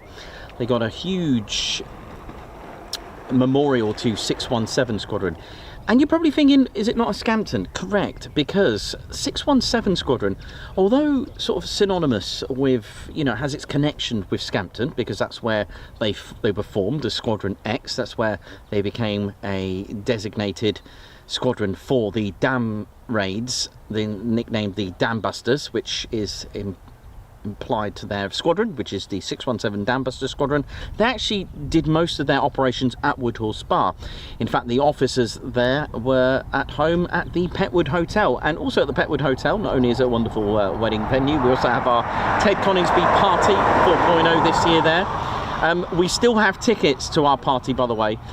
Do come along. Honestly, you won't regret it. It's on the 29th of November this year, which is a Sunday. And it's got all our latest and greatest merch. We do a fundraiser. We pick a cause, which we already have. And I'm delighted to let you know we have picked Ted's Squadron, number 17 ATC. That's the number 17 Squadron Air Cadets here. So we're going to be raising some money for Ted's Squadron, and I think that's just perfect for here, as it's Ted's Squadron. Yeah, it's brilliant. So you've got the Petwood, and they've also got an example of a barrel of the bouncing bomb at Woodhall Spa in the gardens of the Petwood. They do some nice food. You can also stay there. It's a great accommodation. And again, that's another reason for picking the place. It has a very strong connection with how the channel was founded as well. It's got a connection with the Royal Air Force. It's got a lot of history. 619, 97 and 617 was home to the officers there. You've also got here, very close to here, right here as we're looking at the screen, we've got the Battle of Britain Memorial Flight. However, I believe they're not open on weekends. Okay, so do check out the website. You can also book a hangar tour when you get there. The museum is free. There is a gift shop there, and there is a cafe linked to it, so you got that. You've also got the chance to visit some historical aircraft at Lincolnshire Aviation Heritage Centre, and that's at East Kirkby, not far from here, so you can go and see Just Jane. She's probably about 3 to 4 years. This is just a guess. Please don't use that as an official source. I reckon 4 years we would see her fly. A lot of people ask me, where is she going to fly? Well, the East Kirkby does have a grass runway, about 6,000 foot runway, I think it is, which I think would be fine for that's where it will take off. There's also a Mosquito. I believe they've got the B-25 Mitchell, which is going to have some engines put in, because that is destined to become airworthy one day. Parts of a Hamden that was destroyed, which they've managed to uncover there. It's a very amazing place because it literally was a lost airfield there. You can, when you drive around, you can see remains of the original airfield as well. The concrete still remains.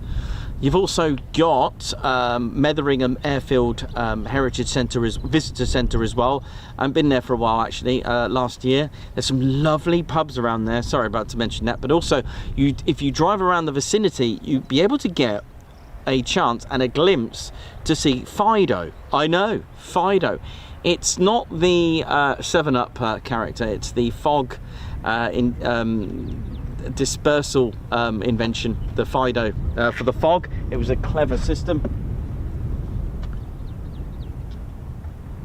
and you can have a look at that as well. 106 Squadron actually made that their home from 43 to 46, so go and have a look at that as well. But yeah, Fido, fog investigation and dispersal operation was what Fido stood for. And you can see it looks like when you drive around the old airfield, it looks a bit like there used to be a tram line going across there, right? But it's not. It's where they filled it up with literally petroleum and set it alight. The idea was to burn the fog away. Did it work? Yes.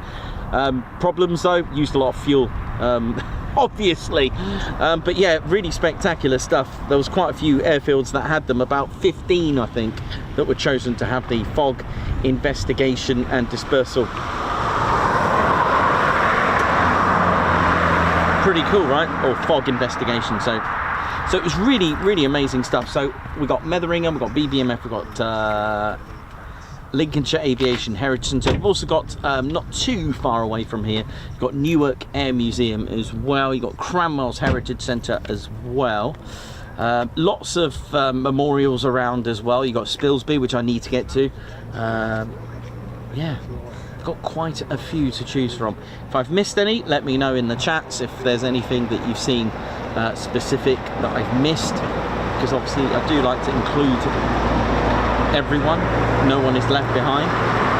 But We have a bit of BBMF fever here, as we've got the on our screens, the Mark V B wing on the left, and the last of many Hurricane of the 14,533 that were made from the factory. Here it is, and it was the last production Hurricane, right there, right on your screens. How amazing. AB910 has got a lot of history as well, pretty spectacular history.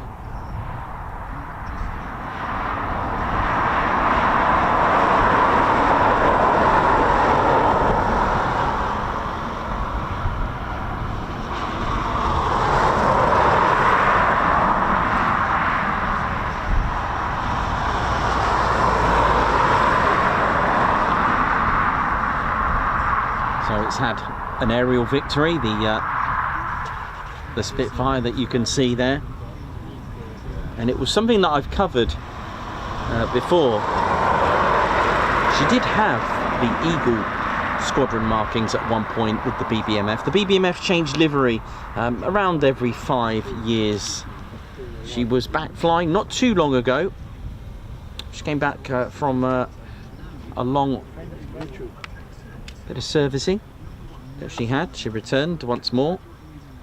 She's a Mark V B wing AB910. She's one of a handful of course, the airworthy Spitfires. July 1941 is when she was built at her shadow factory at Castle Bromwich. August 1941, her first squadron, 222 Squadron at North Weald. And then 2 months later, in 1941, she was allocated to 130 Squadron at RAF Perranporth. In June 1942, she was then allocated to the famous Eagle Squadron. Now, 133, there were 3 Eagle Squadrons. Now, they were American airmen, left their country in 1940. There were 250 of these men left, broke the law in this sense, because the United States was neutral still at that time in 1940. And what I mean by breaking the law, or against the law, to join another country's air force or military establishment. So they did just that because they wanted to fight for freedom. So they came to the UK. The first squadron, number 71, was formed. How cool is that? They've been at Debden, Curtin in Lindsay, Martlesham. Amazing, right? And these 3 squadrons, and I won't go into too much detail because I'd like you to watch our Lost Airfields episode with the Eagle squadrons that I covered, Curtin in Lindsay, of what happened. But how about this though? Serving with 133 Squadron, RAF Biggin Hill, on the 19th of August 1942, they carried out 4 missions. This aircraft took part in 4 missions in the Dieppe raid, and it was still with 133 Squadron, and it obtained its one and only aerial victory. I know, and it took down a DO-217, the only aerial victory of AB910, and this was by Flight Sergeant Dixie Alexander. September 1942, she then went to 242 Squadron at Turnhouse. July 1943, went with 416 Squadron, Royal Canadian Air Force at RAF Tangmere, and in January 1944, she was allocated to 402 City of Winnipeg Squadron. Now their markings are Alpha Echo, and this is the livery that she is flying today, the City of Winnipeg Squadron 402 Royal Canadian Air Force, and that was at RAF Digby. 6th of June, of course, D-Day. She took part in patrol missions over Normandy on D-Day. The following month, she was then training airmen.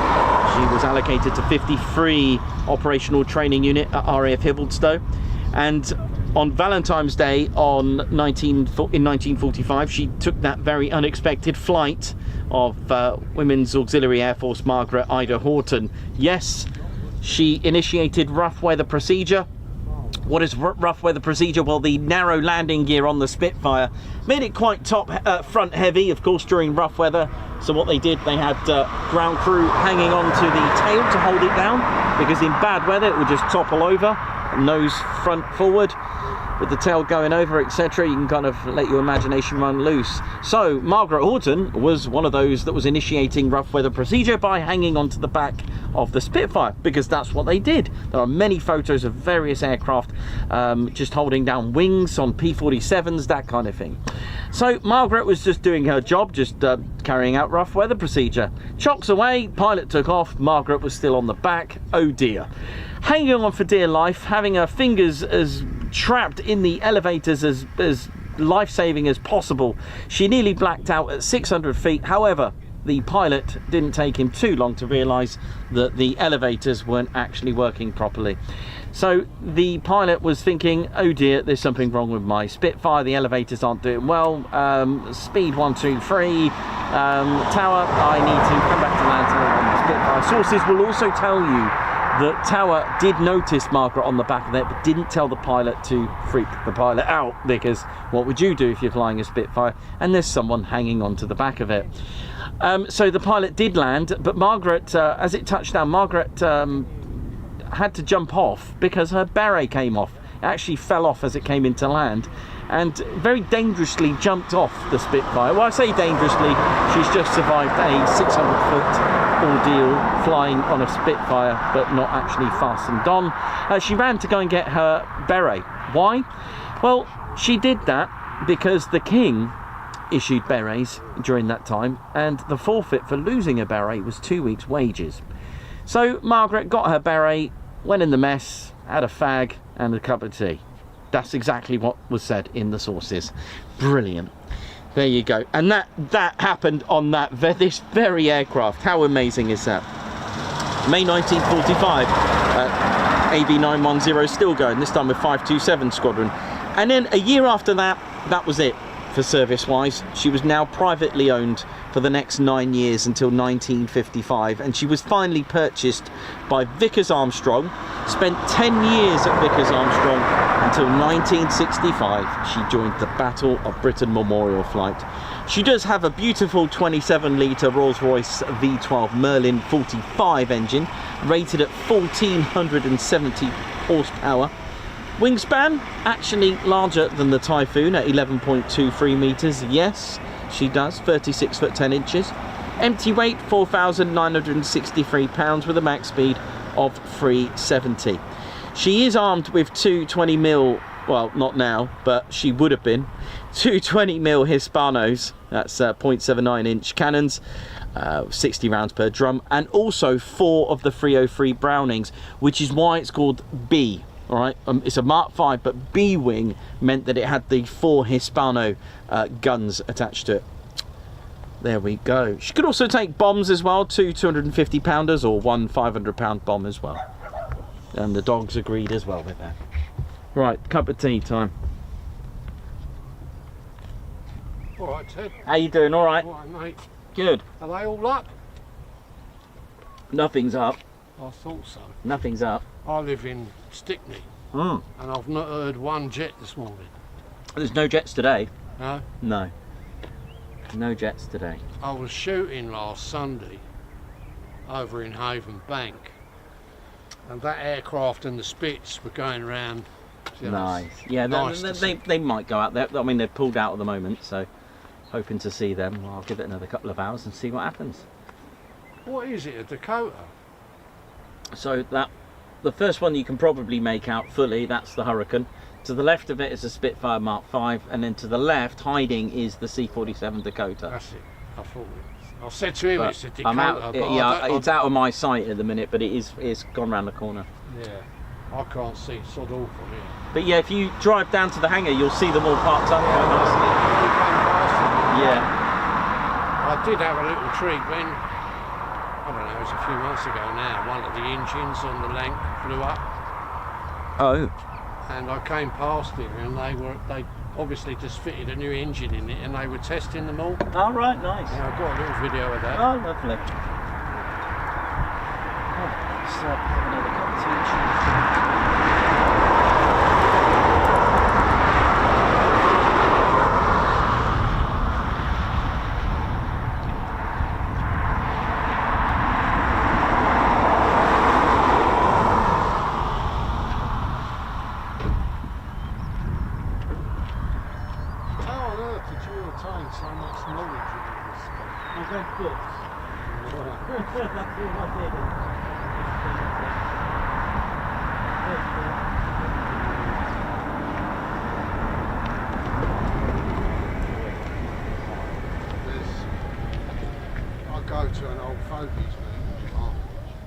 Stickney.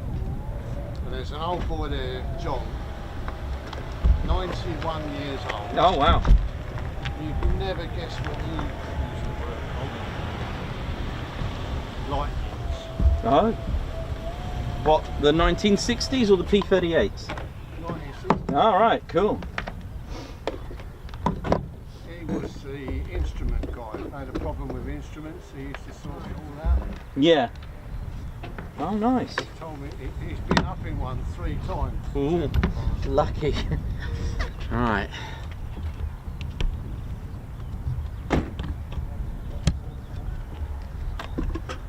How you doing? All right.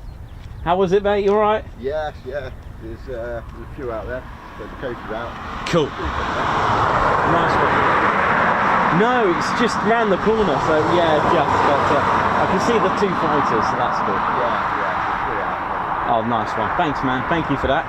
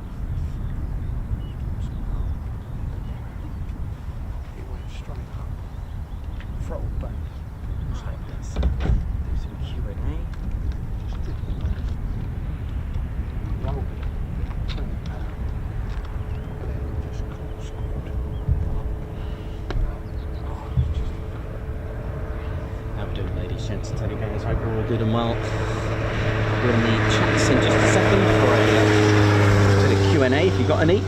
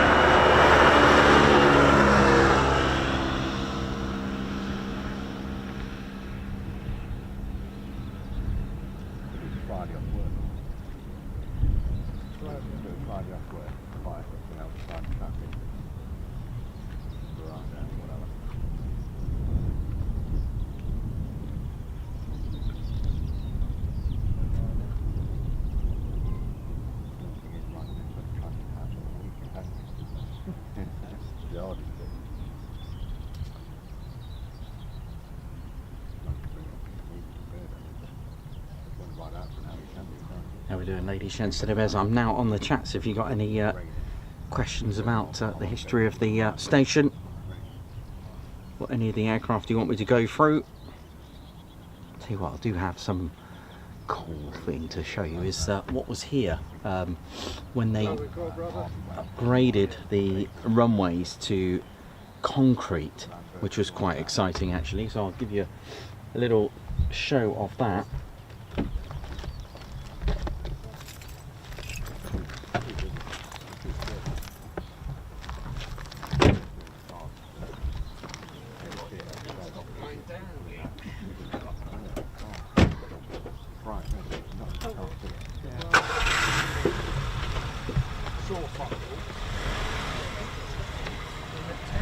See ya.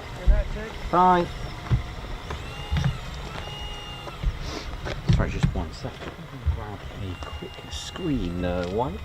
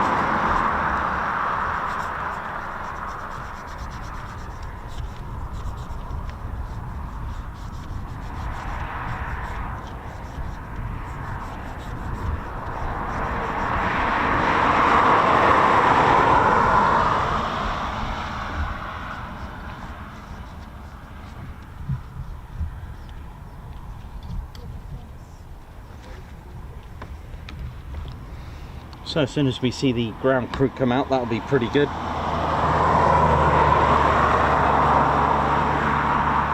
Oh, Alan Gates, no, sadly she's not.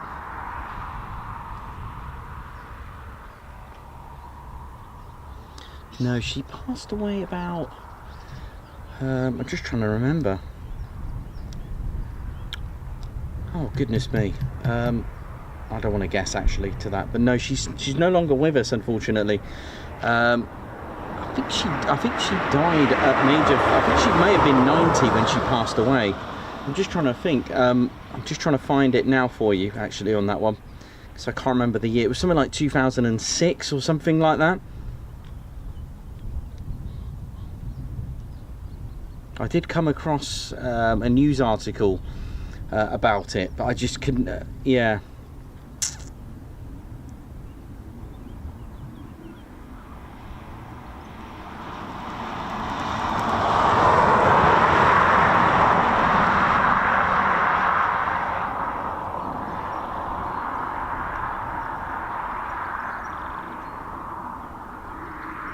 But yeah, she was part of the Women's Auxiliary Air Force. And yeah, she is sadly no longer with us, but I can't remember when.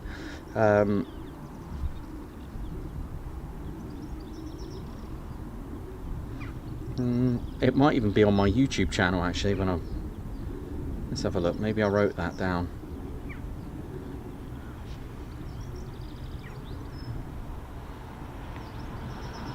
But yeah, and what's interesting is that's why Ted's beret comes off. We allowed it to come off, and I found out about the story about the beret.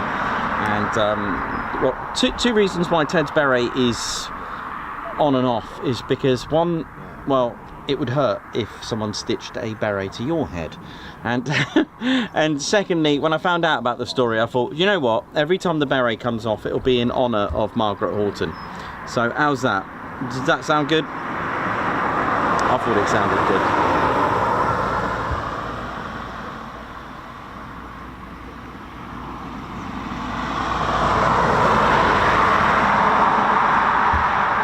Right, let's turn that round. So yeah, I hope we're all good, ladies, gents, and teddy bears. Hope we're well. So we're just waiting for our next one. So yeah.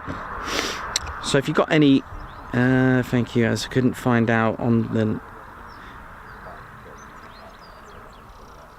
Yeah, it is Ida. I think it was 2006. I got 2006 stuck in my head for some reason. I don't know why that is, but it could be the case. But there we go. So yeah, don't forget we got our another new T-shirt for you to have a look at. There we go. Yeah, available with Ted Coningsby written on the back as well. Alex Raven, how you doing? Hope you're good. Alex, 2 questions. What's been your favourite lost airfield you've done? Second one, what's your favourite museum you've been to? Ooh. Right, okay, favourite lost airfield. Is there a favourite? Is there a favourite lost airfield? I think the RAF Thurley was good. That's been one of my favourites. But the Grafton Underwood, for some reason, is quite special. That's probably been another one that's up there of one of my lost airfield favourites. I think that's quite a favourite. So it's a toss between Grafton Underwood and RAF Thurley, although the locals call it Thurley, but there we go. It's one of those two, Grafton Underwood or Thurley. One of those two. I love that. One of those. There's something about, you see, what it is with Grafton Underwood is that you can actually walk through this woodland that was where there's something about that as well. I think also the church connected to it has that beautiful stained glass with the B-17, which makes up part of it, which makes it one of my favourites. And you've got the lovely memorial. Oh, was it 98? Oh, thanks, Davey, for finding it. 1998, she passed away, bless her heart. 1998 for Margaret Ida Horten. And then you've got the woodlands there where all the accommodation part was. You go for miles in there. Well, I'm exaggerating on miles, but you can actually, you can walk and I'll tell you what, another one, RAF Heffel is quite fun for lost airfields, because you got loads of the bomb shelters there. You've got lots of bomb shelters that you can actually get in. That's been quite an interesting one. But I don't know, there's something about Grafton Underwood that I connect with for some reason. I don't know why, it just seems to connect. That's quite an interesting one. But I really enjoy doing the third. It seems to be that I enjoy them more every time I do one. So the next one will be more enjoyable. I don't know why. It's just, I think it's a good question. Museum, though, I will have to be diplomatic and say they're all my favourite, because they're all different, so I can't actually say that it's got to be my favourite, because they're all different. All right, they all need. I don't want to have a favourite, because that would be unfair to the others, because they all need the support and heritage centres. That's probably going to be the right way for me to say that, because if I say that's my favourite, then that's a bit unfair on the other ones. I know what you mean, though. I know what you mean. I'm being very overly neutral about it, but my point is they're all pretty cool. I mean, there's all these heritage centres which are just, they all offer something special. We'll put it this way, there isn't one that's been bad, right? Okay, so how about that? So they're all good. Do enjoy it.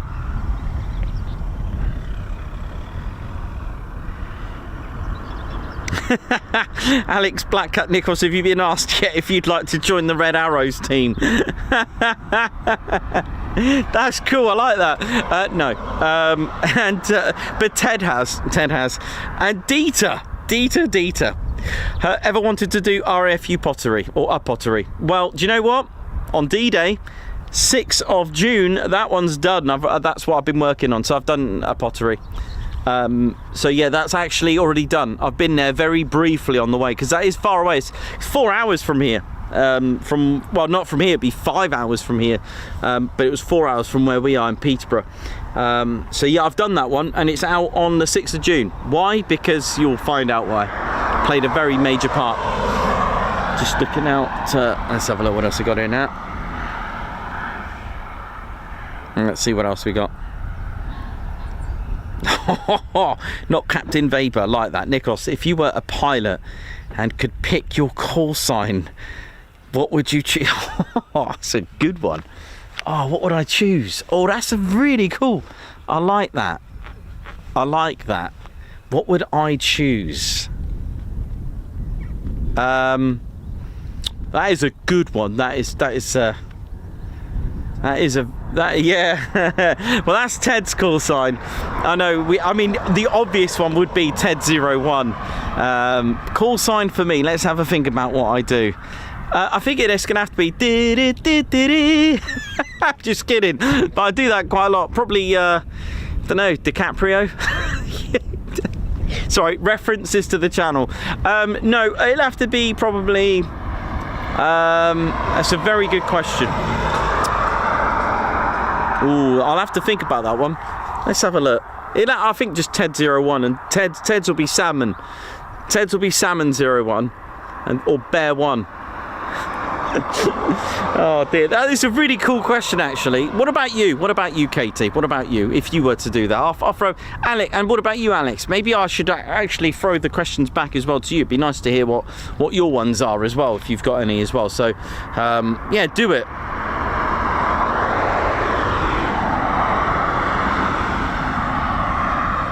Yeah, go for it. That'll be quite fun.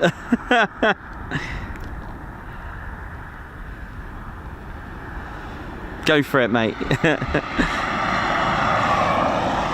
All right, let's carry on. Okay, Tedster01. What about Hawk? Oh, that's a good one, Hawk. I'll tell you what, if you could think of a call sign for me, let me know and I'll pick one. How about that? Now, I like that. Let's have a look. Speed bear, because I do what when I use an example, I'll tell you what, I nearly thought about, do you know, this is funny, because for those that know the show, for my generic call sign, I always go speed 123, so maybe that should just be my call sign. Every time I do an example of saying how air traffic control and you know, and airplanes call, it's always speed 123, isn't it? So maybe it should just be speed 123. Sorry, I've kind of missed some questions here. Hang on a minute. 2 questions. Favourite lost airfield done. Love the lost airfields. If you're a pilot, could you know, I've done that one. Pick your call sign nickname. Done that one. Not too close. Remco de Vray. How many Spitfires are there still flying in the world? Oh God, in the world. Between 60 and 80. There's probably a guess. I think so. About 60, between 60 and 80. I don't actually know. I know this is airworthy, right? If this is airworthy, then 60 to 80. I don't really know. I'm going to go with 60 to 80. That sounds probably about right. Oi oi 01. Yeah. Well, the thing is with oi oi, is that a 01 or? That's good. I like that. Ellie J Approach. How you doing, man? Call sign Speed Bear. Yep. Yeah, the kamikaze pheasant is about. That's cool. Mike Weaver. Oh, if you could fly with the Reds, what number jet would you choose? 13. Do you like that one? I'd pick 13. Now it'll have to be 29. But I know what you mean. But no, actually, you may not know this, but when you start with the Reds, you're either Red 2 or 3, and you work your way up, if that makes sense. And then kind of like once you've done that, then once you've done your 3 years, you can then apply to become Red 1. All right, so just in case you didn't know that, but we haven't done that in a long time, and I can't wait to get back to Waddington and do the Red Arrows when they come back. But again, for those who don't know, Red Arrows, you start with 2 or 3 if there's 2 of you, and then you work your way up. I nearly said down, but you work your way up that way in numbers. Some funny call signs. I got Mohawk 1. I love that. Does anyone know when the Red Arrows? Sometime this month, I would have thought. You better get a good one, Dieter says, because it stays with you forever. Yeah, I know. Yeah, I heard it does. Haircut one. Some funny ones on it. Millions of them. 01. I like that. That's pretty cool. I like that. I do like some of these call signs. These are hilarious. What Hawk? Tedster 01.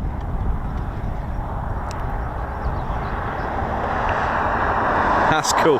Some really good questions there. Really good. Far. Well, what would be your ultimate fly past? Oh, do you know I had this one? Oh gosh. Yes, I did have this one. Yeah, I had it. I had this one before. But I don't know if it's possible. Yeah, I don't know if it's possible. I think it was a B-17, a B-29, a Lancaster, yeah, a P-47, and a P-51. Just in formation of that. I think that would be pretty cool. But you know what? I bet. See if you can guess what plane I would have loved to have seen fly. See how well you know me. Go on, put it in there. What plane do you think I wish flew? Go on, put it in there, and I've got it here with me, and I'll show you it for those who don't know. It's absolutely, and it would have changed history, I think, if it did come out. So it's a bit of a strange paradox, because had it flown, it would have been emotional. But yeah, let me go and get it for you. You'll be so let's have a look. While I go and get it, go and see if you know me very well on the channel. And I was even asked, what would you prefer out of these two to fly over Riyadh? And it was the Vulcan or that was the other plane. So, and I chose the other plane. I know there's people like, what? But wait, it is a cool aircraft, which didn't come out, although it did fly. There were 4 of them made. Yeah, let's get it.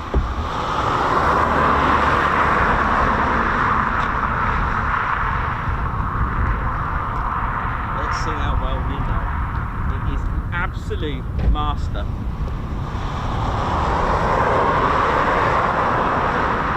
I'll give you a few moments. Oh, some good ones.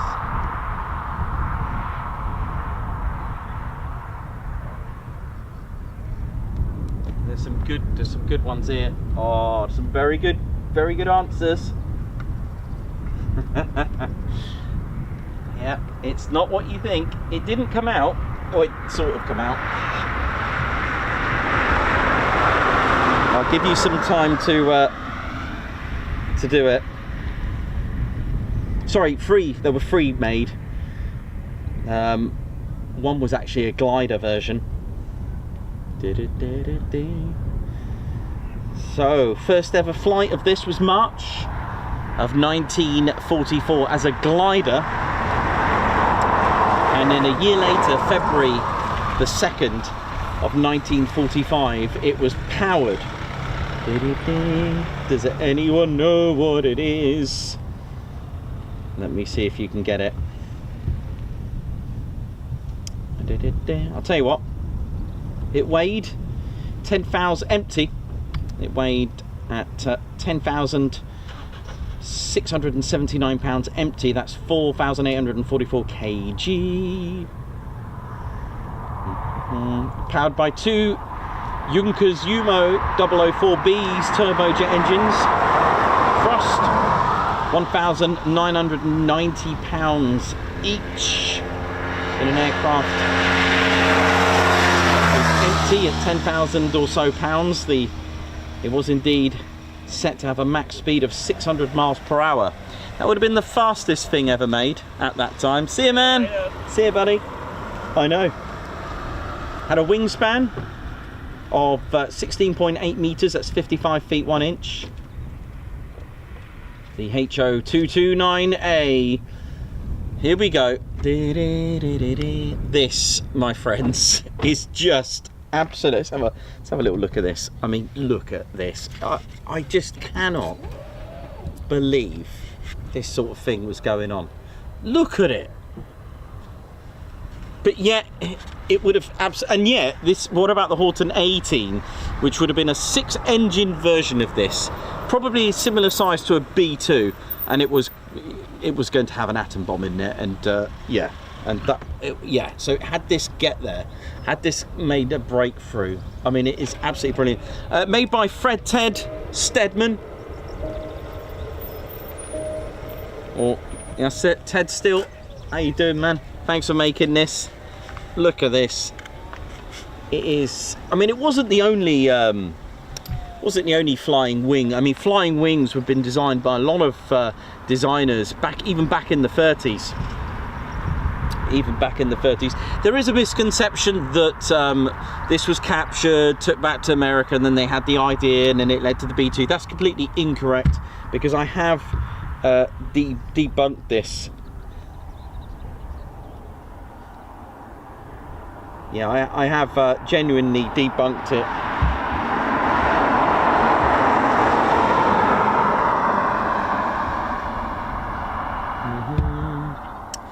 Yeah, so on the chip bag, because on the 3rd of July 1940, and this is a first flight of the Northrop N1M. They were designing flying wings back in the 30s, okay? 1941, Northrop XB-35. On the 27th of December, you had the 42, you had the Northrop N9M. 1943, so the Northrop YB-35. March 44, the H0229, the glider version, had its first flight. A year, and also of that year, they had an engine version. Yeah, that's right. The Horten 19, the Horten 18 was set to be taking off in 1944.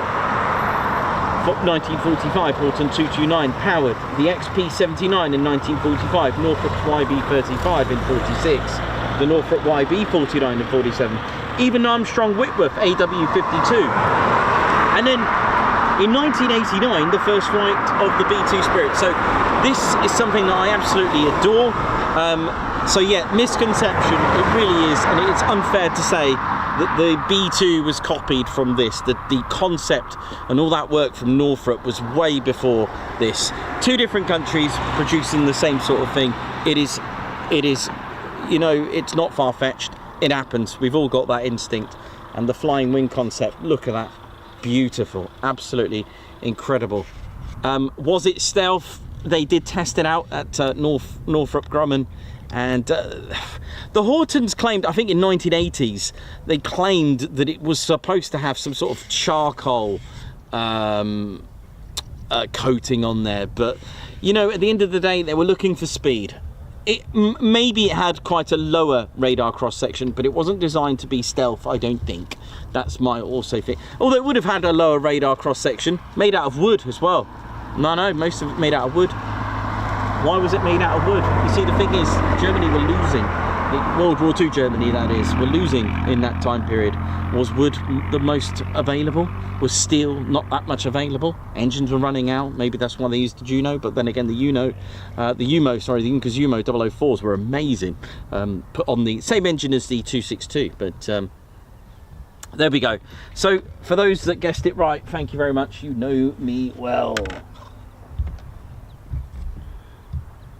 Right, meanwhile, back at the BBMF hangar.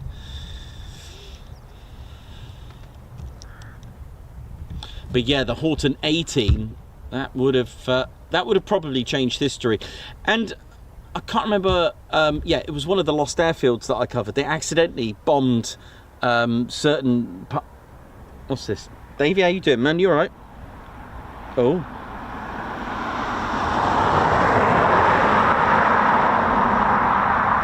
Yeah, love it.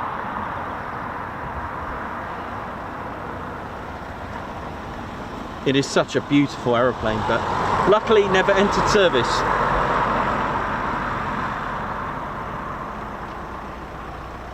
Yeah, Dieter, so that was like a little bit of fiction and non-fiction, that plane, because there was a prototype of that. It looked like the YB prototype that they were producing. There was one.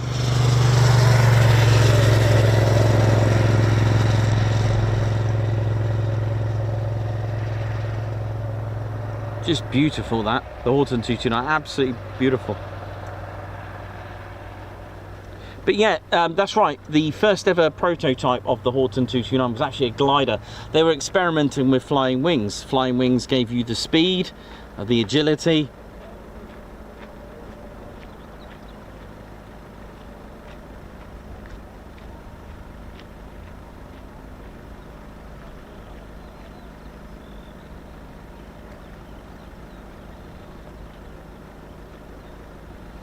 But I'll tell you what though, for those that put TSR2, wow, that's pretty cool though.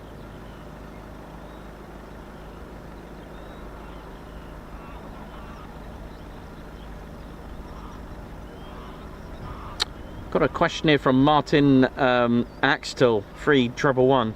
Oi oi Nikos and Ted, good morning, love the t-shirts. Question, if you could go back in time, what would be your favourite display team to fly with, apart from the Red Arrow? Oh, yeah, very good. Favourite display team. Some really good questions here today.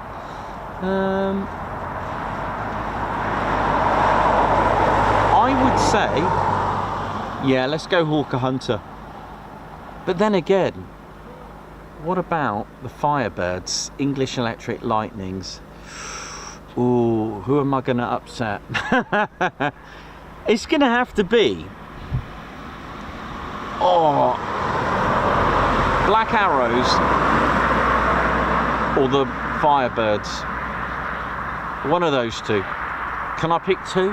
Is that alright? I'd love to go and see them. I'd love to see the Firebirds with the English Electric Lightnings. Can you imagine that? Beautiful. And then the Hawker Hunters, like, remember they did that roll, didn't they? 22 of them in formation. Wow.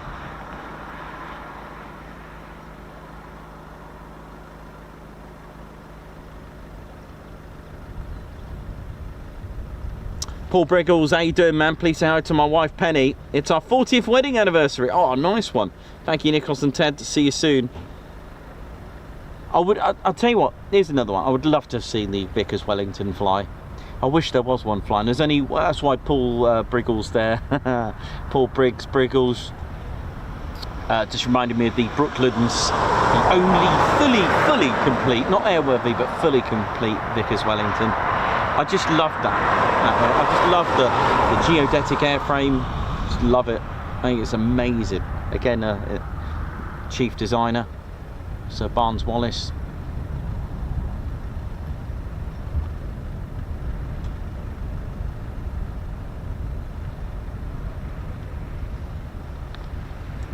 Right, I'll be right back. Just going to go and grab a quick cut of tea.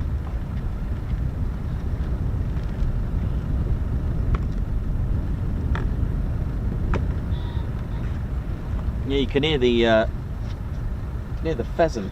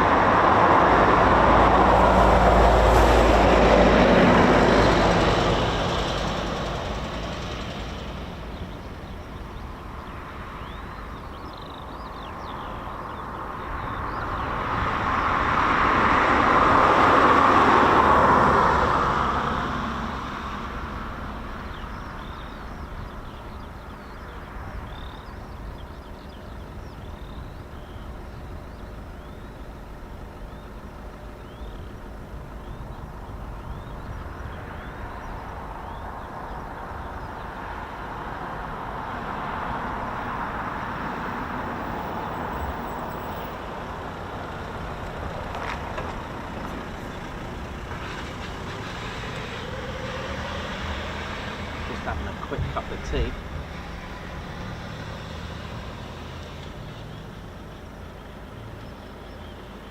But yeah, thanks everyone for tuning in. It's certainly been a great day today with you all. It really has been brilliant.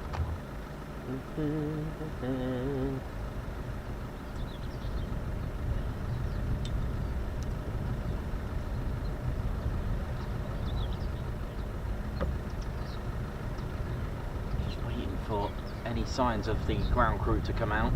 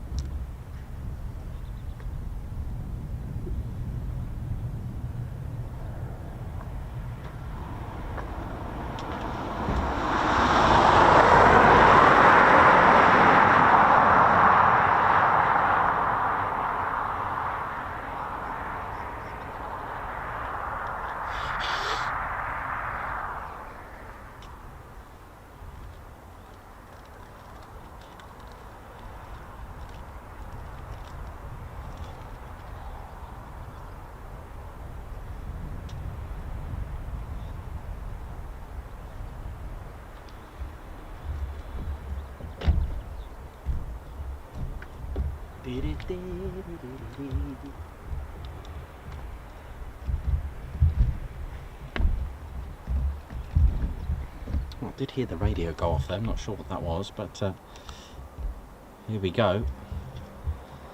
There's the crew. It is amazing to be able to be here.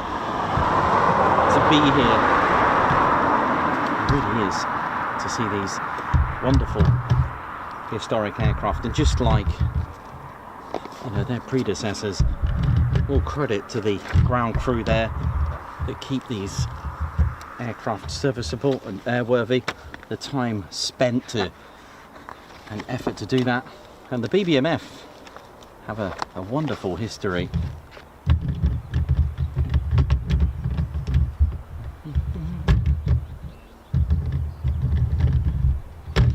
They have one Avro Lancaster, one C-47 Dakota, 5 Spitfires, 2 Hawker Hurricanes, and also 2 aircraft that's used for training, a delivery service, and recceing new venues. It is indeed 2 de Havilland Chipmunks.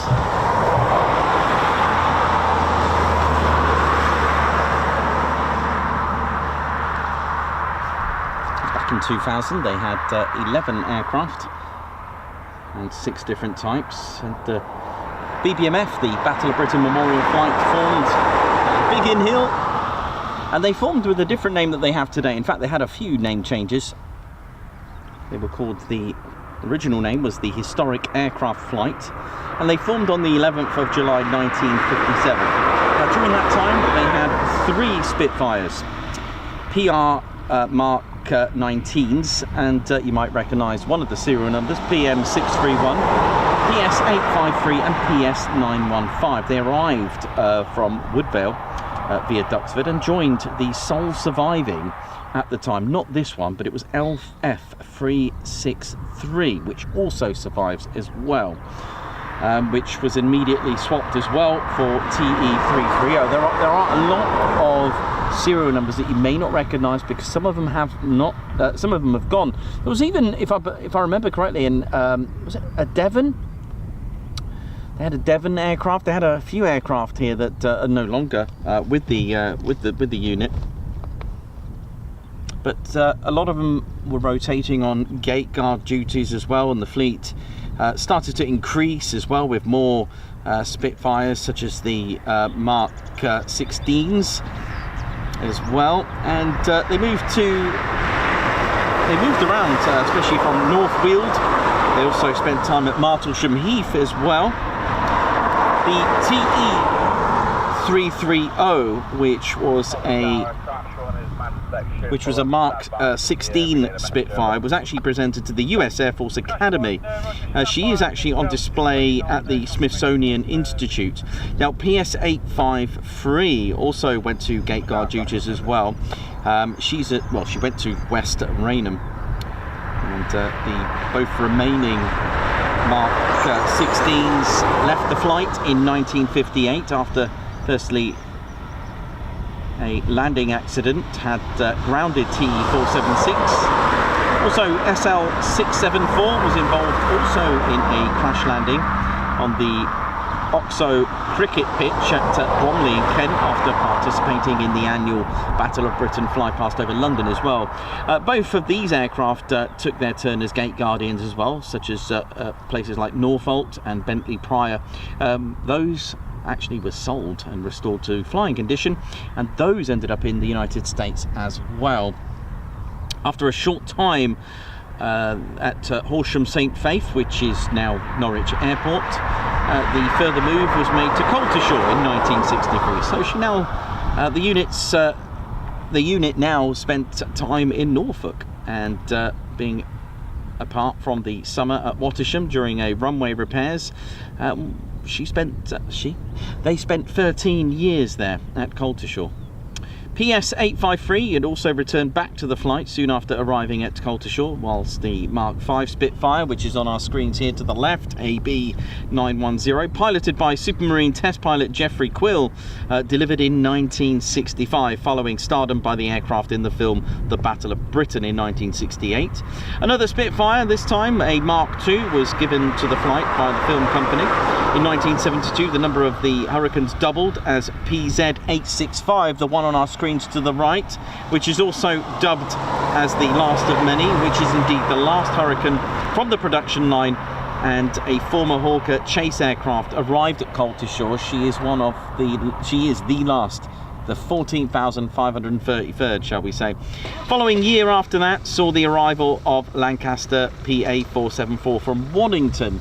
PA-474 arrived to the flight in 1973. Now, this gave way to the reasons why, because they were known at the time as the Battle of Britain flight.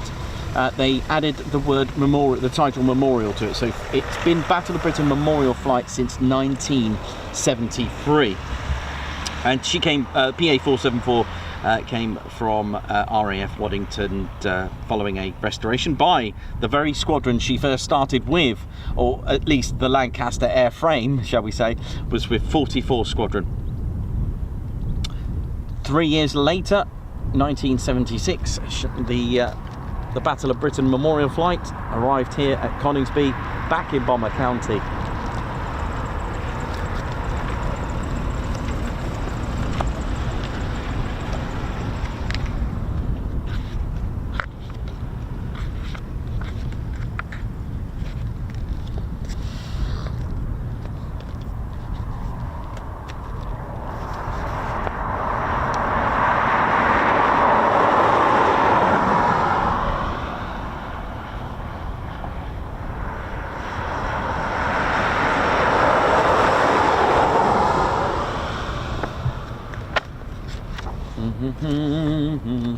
I can't remember when they had the Devon aircraft, by the way, but also C-47 Dakota, serial number ZA947, an original manufactured in 1942, issued to the United States Army Air Force, spent a lot of her career with the Royal Canadian Air Force.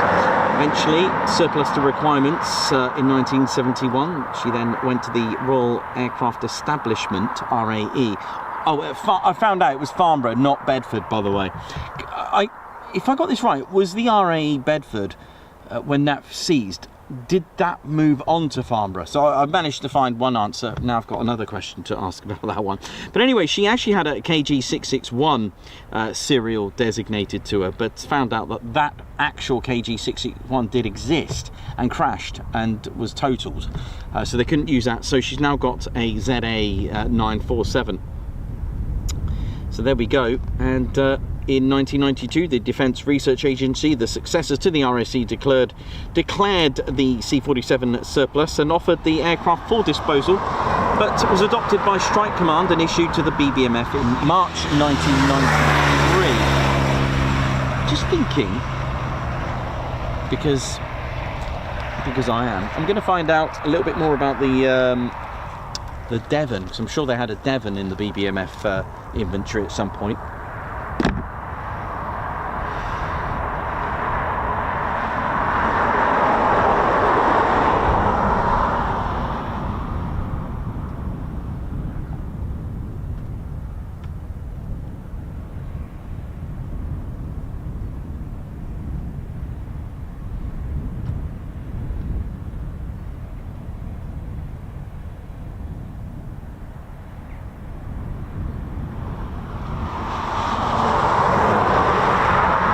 Martin Newby, how you doing? Yeah, Harrowbeer. Oh, that was good. That was one of my first ones. That was before I bought myself a drone to, you know, to make the Lost Airfields. So I was given the nudge to go and buy one, and I'm glad I did. I never looked back. I'm so glad I bought one. I can now freely go and do my Lost Airfields episodes, because I know how much you love the Lost Airfields episodes, and it holds such a, you know, such you know, priceless importance to make these Lost Airfields.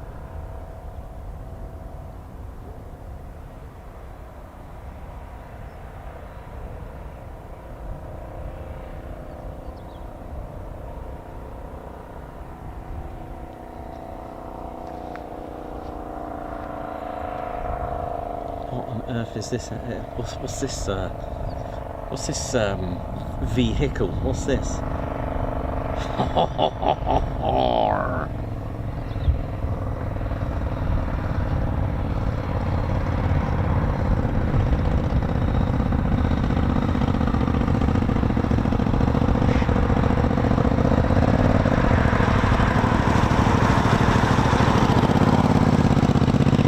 Okay, well, stand by, ladies, gents, teddy bears. Things are going to be chocks away. We're about to get another bit of movement here. Our BBMF special.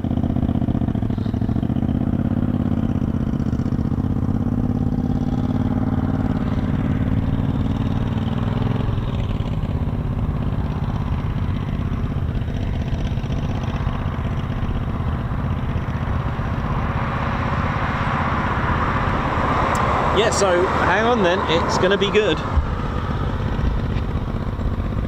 might just quickly have a quick bite before they depart.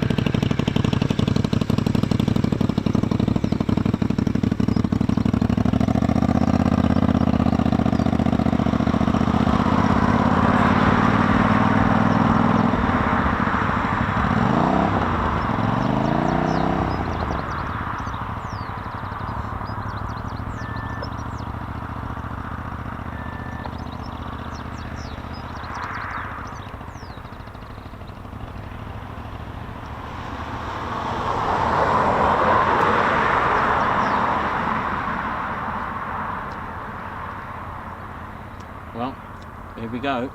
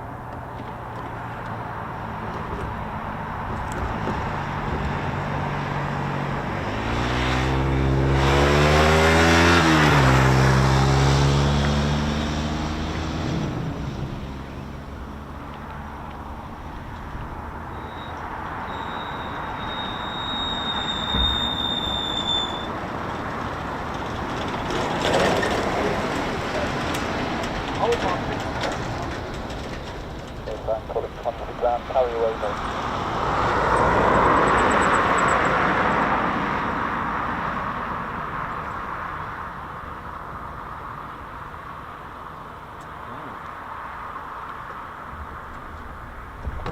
Try a little bit of scram.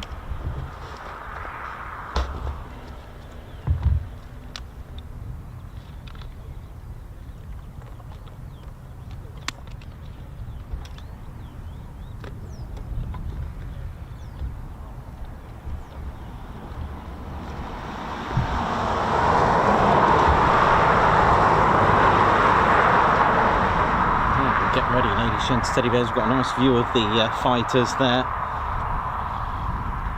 So we're going to have a bit of Rolls-Royce Merlin 20. We're going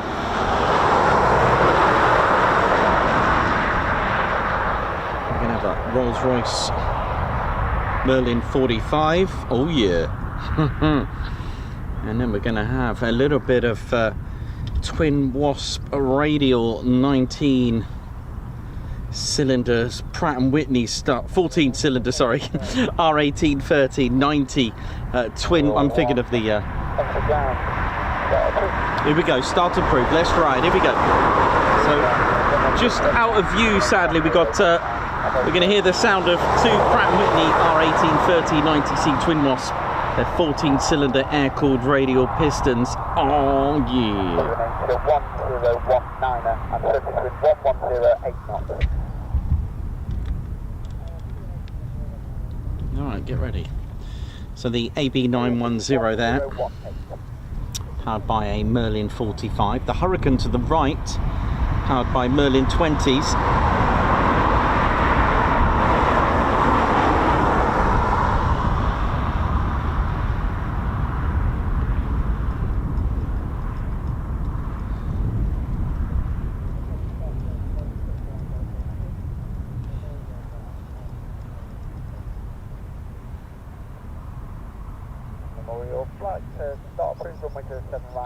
Oh yeah, get ready, ladies and teddy bears.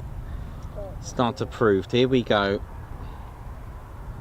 So 247 squadron representation of a night fighter squadron there on the right, and 402 City of Winnipeg squadron on the left with the Spitfire.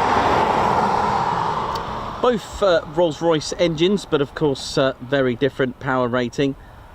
The Mark 20 Merlin 20s V12 liquid cooled, producing 1185 horsepower on the Hurricane. The Mark 5B, that's got a Rolls-Royce 45 V12 at 1470 horsepower, so a little bit more power there. The Spitfire with 370 miles per hour max speed, whereas our Hurricane 2 has a max speed of 340, so the Spitfire a little bit faster there. Empty weight of the Hurricane is 5,745 pounds and 5,065 pounds on the Spitfire.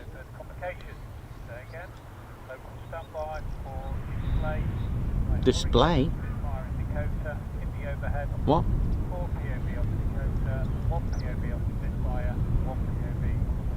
Wow, we've got a my word, I just heard that.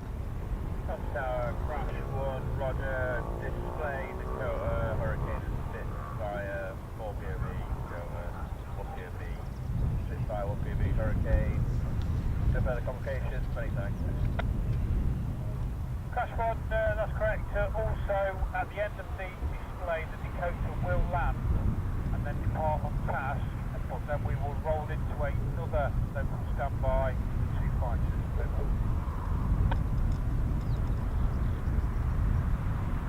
Positive tower, crash 1, roger.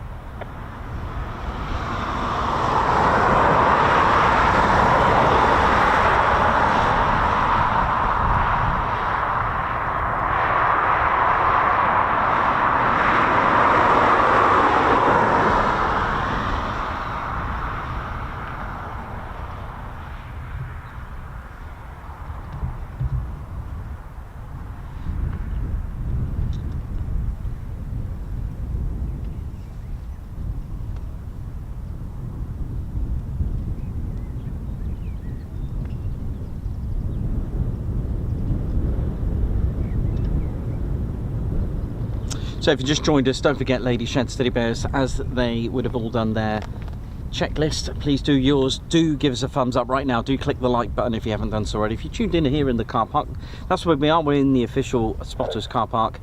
Please give us a thumbs up. It will help get this channel right out there for the stream today. It does help, really does. YouTube will probably recognize that, hey, everyone's hitting the like button, it must be good. So I've got a full display coming up for you. What a treat.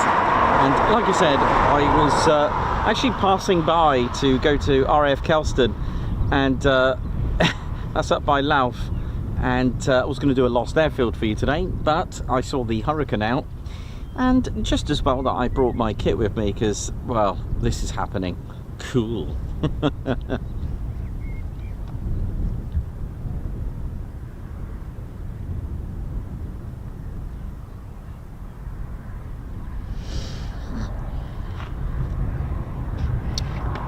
So yeah, we've got a full display coming up. Oh yeah.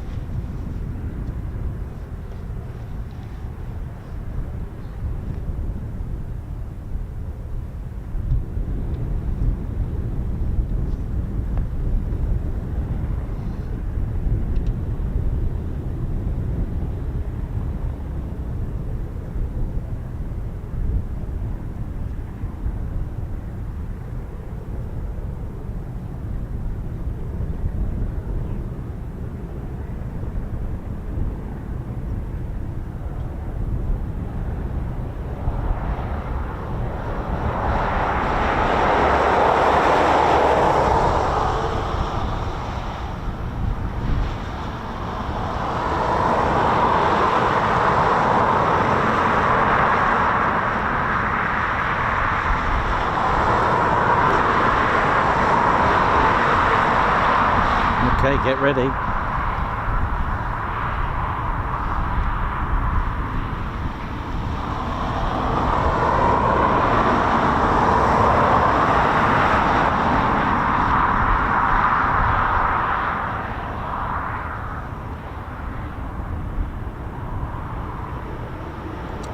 Just about here, the 1830 Twin Wasp 14-cylinder engines on the C-47. And what's really fascinating is you check out the start time, right? As soon as these fighters start up, just check out that very little time from start up to taxi. It's actually quite surprisingly remarkable. But I guess they haven't got all the electronics. Excuse you. All the electronics and oh dear. Electronics and all that technology that modern day fighters have. So here we go.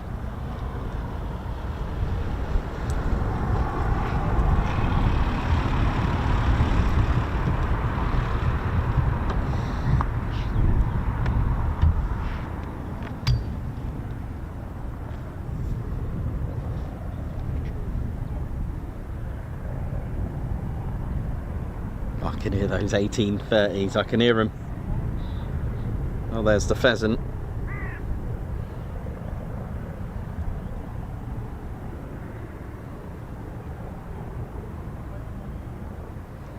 Spannerflight, how you doing? Thanks a lot for those on overtime working over the weekend with me. Thank you very much, Spannerflight, for looking after the chats on a weekend. Thank you so much to you. I know Tim Gooch was on early and Simon Watson, but I can see Davey there and Margot Baxter as well.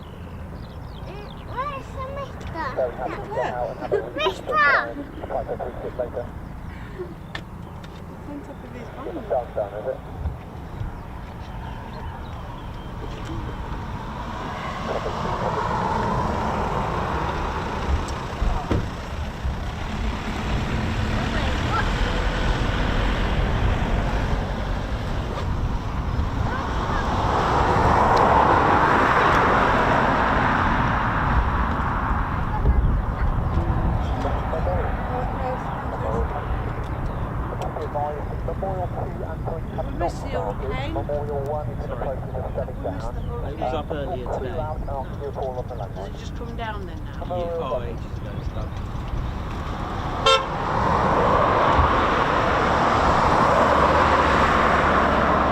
No complaints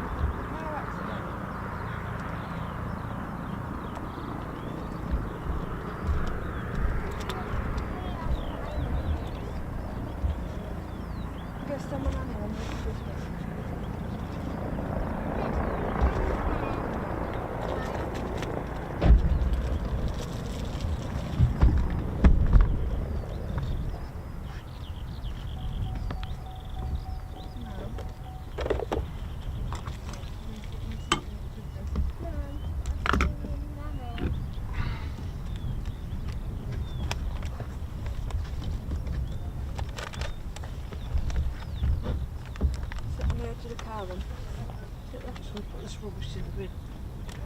Stay there because I've got nothing on the feed.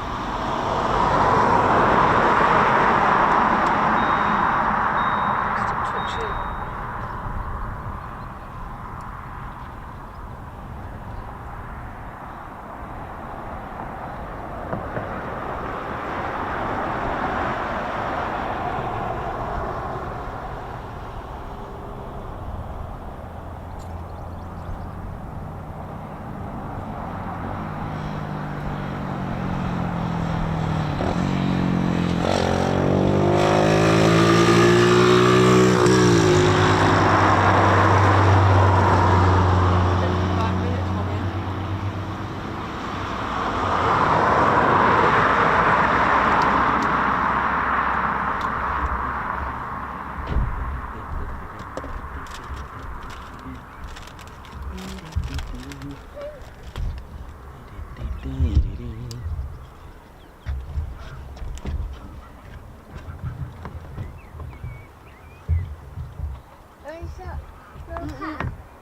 don't want you to get cold. I won't get cold, I'm hot. How we doing, ladies, gents? Teddy Bears, Ted Coningsby channel live Get here off at my Teddy window. HQ, and doesn't look good.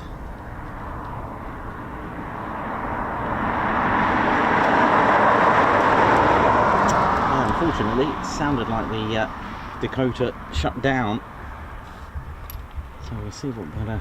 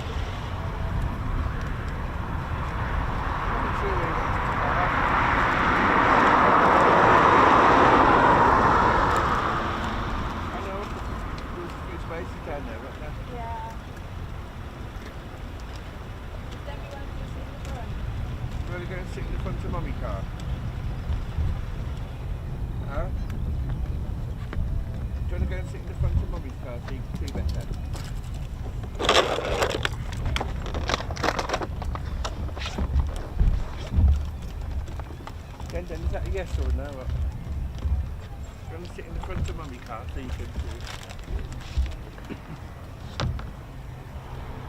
Whoever you take him over.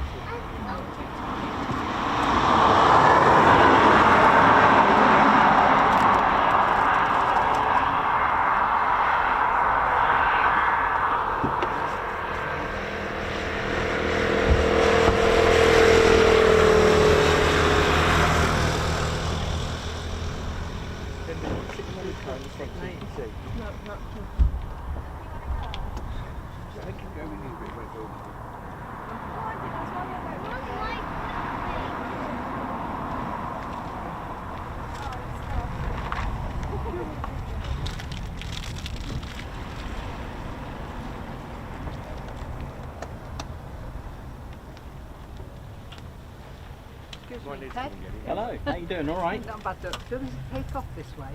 Will it come down this way? I don't know if it's happening now. It's shut down, so Oh, was it? yeah, unfortunately it's gone tax. That's it. Oh, right. Yeah, so What's happened to it then? I don't know, but they're not going to do anything now. They've They're not shut doing down. anything No, at all? I don't know, but it's shut down. Unfortunately. Okay. Sorry about that. Thank you.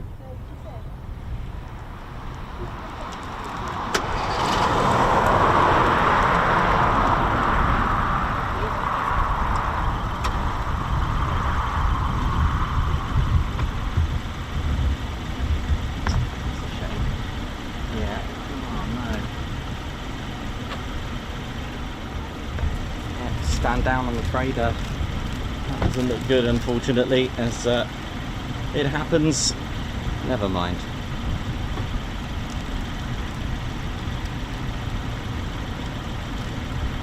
But we gave it a shot.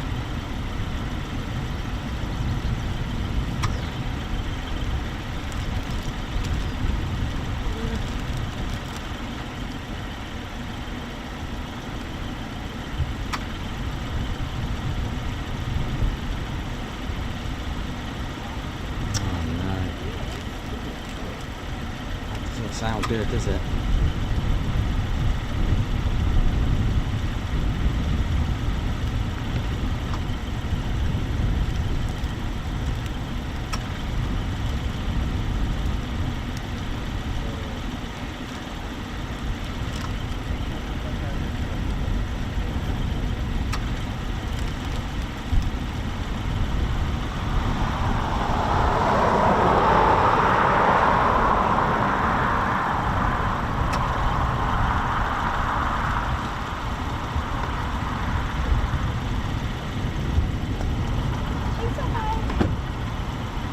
No, that's it.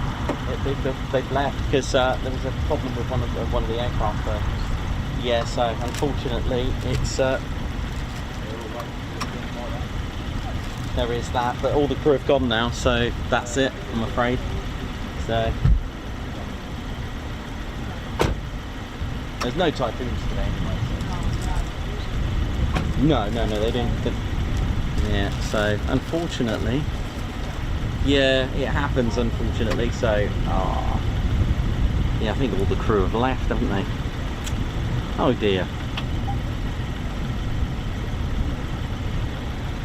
But these things happen, you know, when you go to air shows and you see the lineup and the schedule, you know, that's guaranteed, isn't it, right? Well, wrong. It's not always guaranteed, because, you know, when you go to aircraft and you hear that it's gone tech, well, this is the other end of it. So unfortunately, this is what's just happened, so. Oh well. Well, let's hope it gets fixed. But all the crew have gone, so this doesn't look good.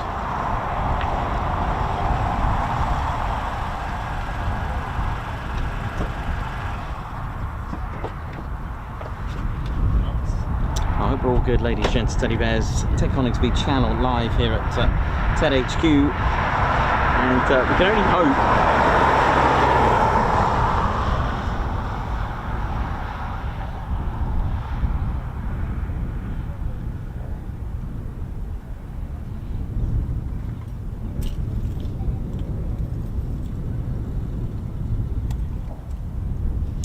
We were so close to getting a display there. Never mind. What I'll do, I'll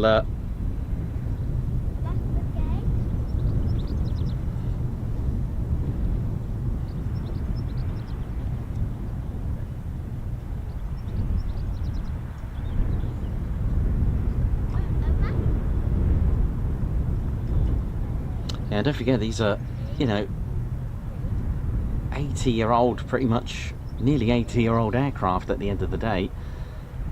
Yeah, or just well, actually more than 80-year-old is what I'm trying to get at. Wow.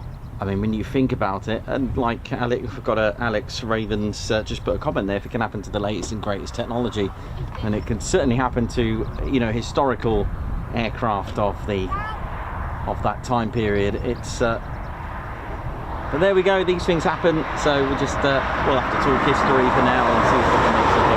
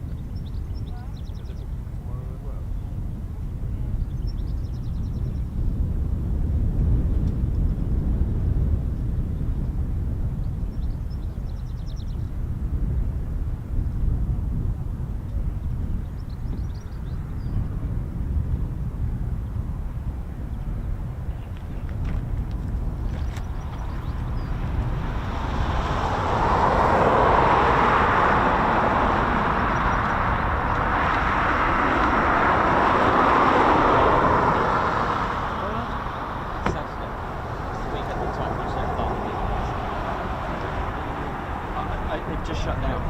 Really? Yeah. Just getting down here because I saw it. Yeah. So just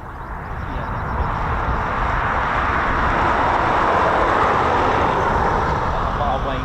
You never know. But yeah.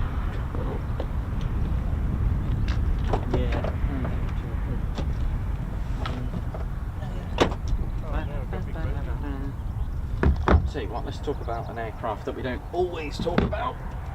Let's get them on.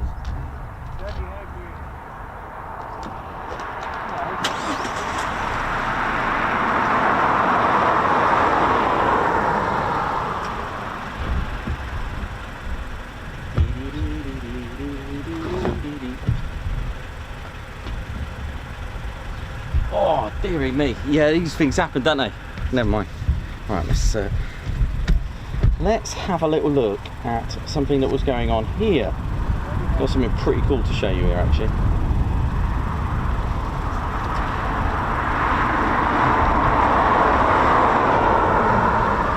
So,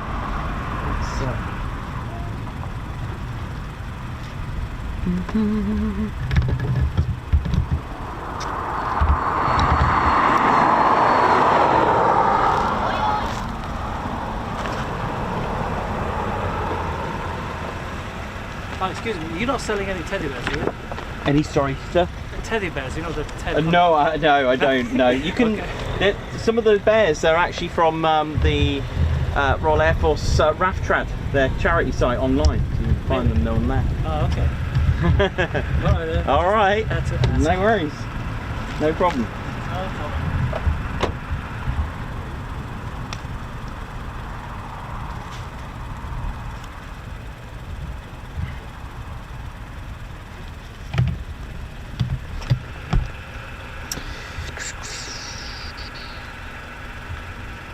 So, while we just await for anything else to hopefully come out of this, unfortunately they have stood down, so that display unfortunately is not going to happen. We were very close to a bit of extra luck there, right? But you know what? Anything we get is a bonus, and we had a pretty good running this morning with the Hurricane. I know, it was amazing, wasn't it? The Orca Hurricane display, 2 displays there. Which was absolutely fantastic. But for those that don't know, Coningsby built on the 4th of November 1940 with grass runways. I know, with the grassed runways. However, with the arrival of the Hamden, which is fine on grass runways, with the arrival of the Manchester, okay, no problem there. However, with the arrival of the Lancaster, meant that Coningsby's runways were going to need to be upgraded. Now, any runways that were basically destined for heavy bomber or bomber command use were to all have concrete runways, but in the Class A classic configuration, you know, the triangle configuration, which Coningsby did have. Now, the reasons for that, and that was any runway after December 1940, by the way. It was put out by the Air Ministry. You know, because obviously as aircraft got heavier, which is why you probably think, well, why didn't they have concrete runways in the first place? Well, grass runways are quick to install if you think about it, and also grass runways, well, if some of your airfield was damaged due to wear and tear or to be attacked, then there was always some stretch of land that a Spitfire could take off from, right? So that's one of the benefits. But of course, runways that had grass were susceptible to, you know, being waterlogged in bad weather, and don't forget we generally have a lot of rain here. So again, those things were put in place by almost like the surveyors of the Air Ministry board to come and have a look, see if there's any obstacles from taking off, because of course, as you can see, Lincolnshire is beautifully, quite reasonably flat, not everywhere, but usually, especially down by Peterborough as well. I know that's Peterborough's not in the Fens. I know that's not Lincolnshire. However, it is generally flat in these areas. Now, in 1942, it was decided that Coningsby was going to get the Avro Lancaster. So 5 miles this way, they built its satellite station, RAF Woodhall Spa. where 617 Squadron actually did most of their operations from. I know Scampton gets quite a good reputation for that, but there we go. So that meant that Coningsby would have to close, but this is the benefit of having a satellite station, meaning that you could still operate, but from another airfield, which was technically you were the parent of. Yeah, does that make sense? It was almost like having an extension, an annex in some ways, but it also meant that they could have a training squadron over there, which they did. 97 and 106 Squadron actually formed heavy conversion units from their own flights, from their own squadrons, so that they can operate from Woodhall Spa. So operations actually commenced technically from Coningsby, but from Woodhall Spa. Does that make sense? So the squadrons did finally move. 97 Squadron moved to Woodhall Spa. 106 Squadron went to Sileston and then eventually went to Metheringham. Now this was during the closure of Coningsby, because Coningsby was selected to become a Class A configured runway. Okay, and like I said, the benefits of having concrete is that you can have heavier aircraft.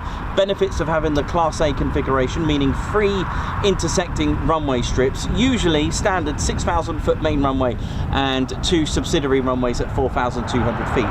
Benefits of that: really bad crosswinds, you've got 6 directions of travel, you're bound to find one that's suitable.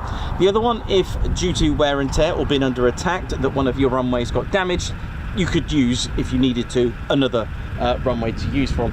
And that happened in 1942, around mid 1942 actually. 106 Squadron took off for their last ever sortie.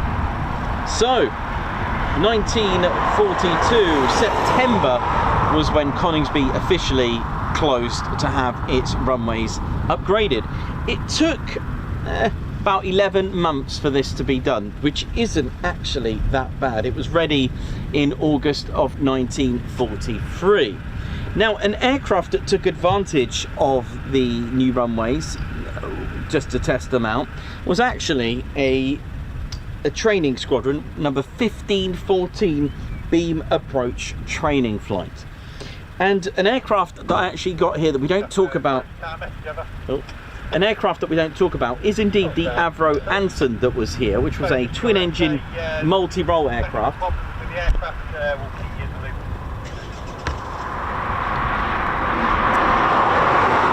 And it was built by the manufacturer Avro, who produced lots of legendary aircraft. Large numbers of the type served as well. They made about 11,020 Ansons. Now that is an extremely surprising figure, considering considering Vickers Wellington bombers were made in 11,462 or so. That's not bad. I'm wondering if the Anson was probably the second largest produced bomber. I mean, that's quite an amazing amount. But it was made into a multi-role aircraft. So I'm not sure if they would actually class that as a designated bomber. But initially known as the Avro 652A, it was developed from the mid 30s. The specification for that was 1835 for that one. It was written around the type, and an initial order of 174 were made. Now, we had 1514 Beam Approach Training Flight. Now, they were training like for the 1940s version of the ILS, Beam Approach, and that's pretty much what they were using. Just a quick one about the Anson. It was powered by 2 Armstrong Siddeley Cheetah 9. There were 7-cylinder air-cooled radial piston engines producing 335 horsepower. Had a max speed of 188. It could be armed, it could be used for bombing, but only a 360 pound of bombs could be added to this. So it was quite it was an aircraft that was pretty much really perfect for training as well. But it was on the 6th of March 1936 that the Anson entered RAF service with number 48 to be equipped with that. Coastal Command used it as well, so let's have a little look at our Anson, see how that got on. So Beam Approach. So when Coningsby's runways were opened in August of 1943. The beam approach training unit number 1514 took advantage of using the new runway. So operationally, having the Lancasters operationally here had a bit of a wait yet. It was time for the Anson, and there was another aircraft as well, which I don't have this one. It was the Airspeed Oxford that was here as well, but the Anson was using the 1514 beam approach training flight. Now, beam approach is literally like ILS. It's a beam that's sent across the down the runway. Okay, so it was more of the lateral side of things to assist aircraft to land in the cover of darkness and in extremely bad weather, which was very common here in the UK. The beam, I'll show you a diagram of how the beams would work. The beams coming down the runway. It is exactly pretty much like a World War II version of ILS. ILS uses frequencies. These used a beam, and I'm going to show you how it worked. It was to assist the aircraft to make sure that they were on the center line to help them land. Should we have a little bit more look? So to have a little bit more look, because Britain weren't the only ones to do this. So I'm going to show you something that was going on in Germany at the time, and I'll tell you what, you'd be very surprised of how a beam approach. Let me just turn down that. This is the Lorenz beam.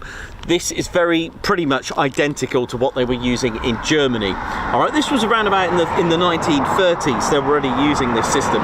So again, just like ILS, it's sending a beam down the runway. But what they did is actually cut and almost short circuit the beam that was going down, okay, with a type of Morse code. Okay, now how would this work? So here's our well, our Anson's just down the bottom there. Our Anson is arriving, let's say they were spot on the center line. Obviously these two here aren't doing too good, but this one's perfect, okay, and they're going to land on runway 09. Now these beams, they would intersect and actually have two types of beams where if you link them together, they make one single unbroken beam. It will make all sense in just a moment. And that was called the equi-signal. They were looking for a continuous beam, and it was literally a Morse code, right? Let's break it down. So if you were too far to the left of the center line, you will hear in Morse code, doot, doot, doot. Sorry for the sound effects, but maybe one day I'll do my own pre-recording. If anyone would like to use a keyboard and send me a frequencies, that would be amazing. If you were too far to the right of the center line, you'll hear dashes. Doot, doot, doot. As you got closer, if you were all the way over here, you will then start to hear the dots. Okay, so it'll be like doot, doot, doot, doot, doot. And when you got closer or right on the center line, the dots and the dashes would link to make one. So if you put those dots in the dashes, there'll be one unbroken signal. Does that make sense? Okay, so if you were way far to the left, you will just hear dots, but as you got closer to the center line, you will start to hear the dashes as well, and you need to basically hear one continuous signal. So if you were too far to the right of the center line, all you're going to hear is the dashes, but as you got closer, those dots got closer to those gaps to make one continuous signal. ILS is the same sort of thing. There's frequencies to the left is a 90 hertz frequency, to the right is about 150 hertz frequency. If you imagine them then, okay, frequencies which you can't see, if you imagine left was yellow beam and right was blue, well then the pilot's looking for a green beam. Okay, that's what the aircraft is looking for. There weren't really colours, but that's the only way I'm going to try to explain what they were looking for, and that's what the beam approach would do. So our Anson would come on. Actually, why don't I just go over here? There's our Anson there coming in. I'm going to use, obviously I got no reference point here, so obviously over here is too far to the left, so lots of dashes, lots of dots. There. All right, over here will be and then a continuous signal. I'm really sorry about my sound effects, but that's the way I'm going to explain. So that continuous signal meant that Brilliant, you are now on the centre line. I hope that makes sense, and I hope it didn't sound too weird there, but that's what it was all about. So before Coningsby received the first ever Lancaster here, that was in 1942, and that was indeed, yes, you got it, 617 Squadron. Now, I'm going to show you something that evolved from using the dots and dashes and the equi signal. So in Germany, that was called the Lorenz beam, a clever system, and it works, and today we use it today in a form of ILS. How cool. However, Germany took it one step further in that creation. Have you ever heard of the Knickerbein, which means crooked leg in Germany? Now, check this out. Go away. Check this out, man. Right, you ready for this? If you can do that, if you can do that, then why not use it for bombing? Because the British were wondering how on earth are the Luftwaffe bombers bombing at night, bombing in fog, very, very accurately. And do you know what they did? They literally used the Lorenz beam. Check this out. They had these Knickerbein sights, okay, over here, K6, K9. If the target was London, okay, check this out. Or the Heinkel bomber would be going along, the Junkers going along here, right? And they're following the dashes. And what they're doing here, this would send the dots, okay, or the dashes or the dots, whichever. And the idea is, they thought that if you could get the centre line using the beam, you can then use it to target precisely. So what they did, they sent dots on this side over here, or the dashes, whichever, and they sent the dashes over this one, over this beam, all right? Where they intersected would be that equi signal, that continuous tone. That's where they dropped the bombs. Job done. Cool, right? So if they wanted to bomb Plymouth, there was a K site in, not a K, I shouldn't say K site because that's decoy effort, but it was a Knickerbein, I can't remember what number it was. Oh, Pincon, number K8 maybe? That was sending the dashes over here. The K9 site at Cherbourg would send the dots. Pilot, as he got closer, he could start to hear the dots, and when they merged, making the one tone, drop the bomb. Done. That was a bit of a problem until Jones, Dr. Jones, yes, Dr. Jones, and Watson Watt got to work out how to intersect these beams. And do you know what they did? Do you know how RV Jones, do you know what he did along with Watson Watt? What they did, they made a fake beam. They realised that they were looking for the, they were using these dashes, right? So what they did, they sent the dashes over here. They made a fake false beam. And that's how, there's Dr. R. Jones, Dr. Reginald Victor, I think his middle name was Jones. He made them drop the bomb over here. All right, don't forget the Germans are just following their trusted kit, the Knickerbein. How cool is that? So they were following a signal that was fake. How cheeky is that, right? So they worked out the frequency that was, let's say, the dashes, and they made a fake one, and the Germans went off course by about 5 kilometers and made it bomb over there. See ya, or over there, I think is what it is. How cool is that? But they worked out, in Second World War Germany worked out, hang on a minute, hang on, something's not right. So they come up with another system. They come up with a X-Rat and a Y-Rat system. Now this was a very technical system. Again, using the beams again, all right? Now, what they did this time, they'd follow a beam, okay, going this way. And what they did this time, they'd send 3 intersecting beams. What we're gonna do here, chaps? Well, this was harder to jam, but RJ Jones created a fake signal. Let me tell you a little bit how it works. They named each beam after a river, the Rhine, the Oder, and the Elbe, all right? And they named this one the Weser. Okay, so they followed this beam. Now, there was a timer set on the German bomber. When it intersected the Rhine, so they were looking for the equi signal. Don't forget, they're following the dashes, dash, dash, dash. And then when they got closer to there, they'd hear the dots. Okay, and when they hear a continuous tone, that's where the timer set. Okay, so the timer was set when they, so don't forget, it's a little clock, but it had 2 hands on it. And I'm going to show you how it worked. This sets the timer. All right, this is ready. This ready's the timer. When they intersected the Oder intersection, the two hands actually started to move like this on the clock. All right, it'll all make sense in a minute. Now the gap between the Oder and the Elbe signal, they made sure it was 5 kilometers, and then from the Elbe to the target was another 5 kilometers. When they crossed the Elbe, okay, so the time is ticking. When they crossed the Elbe, one of the hands stopped, okay, and then what happened? The other hand started to return, and when it got back to where it started, it dropped the bomb. All right, so they used a timer system. So two hands, the timer would start here, the Oder would set the two hands turning, and then when they crossed the Elbe, one of the hands started to go back to where it started, and when it got to, let's say, 12, it dropped the bomb. But guess what? Yes, you guessed it, our good old friend Reginald Jones, he created a fake Elbe signal. His fake one was over here, so it missed the target.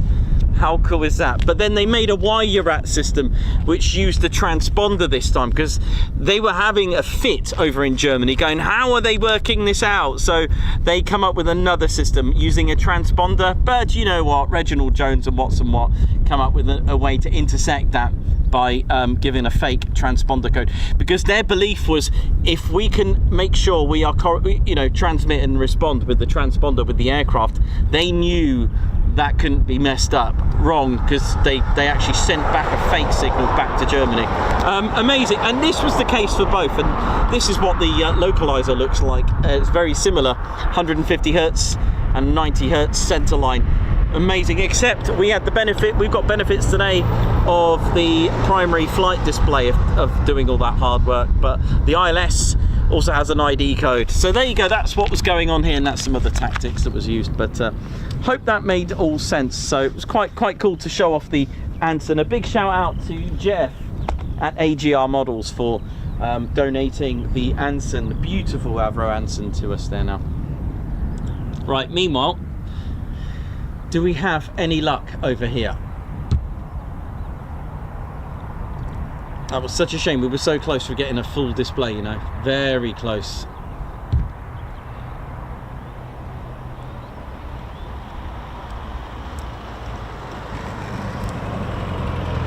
But we'll give it until 3 o'clock and see how we get on.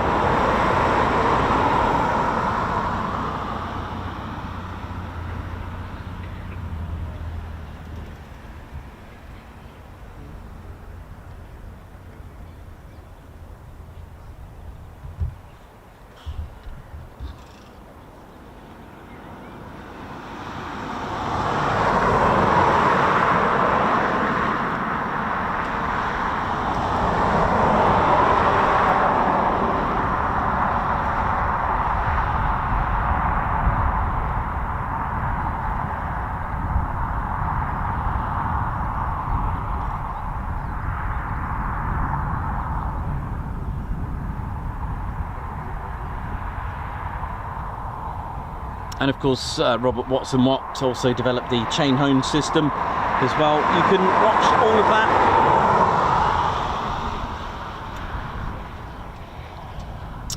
And of course, learn all about RV Jones, Ray Victor Jones, and Robert Watson Watt. The Battle of the Beams, which if you go to our live streams, if you go to I think I did it on New Year's Eve, right? New Year's Eve, and you'll learn all about the chain home, Robert Watson Watt and Raymond Victor Jones. You'll be able to see all about it.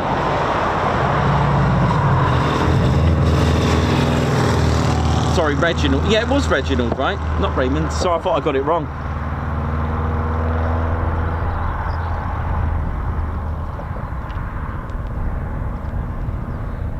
Yeah, it was Reginald. I was right. Sorry, I thought it was Raymond there. I thought I got it wrong. I actually was a bit self-conscious there. I should have stuck to my wits.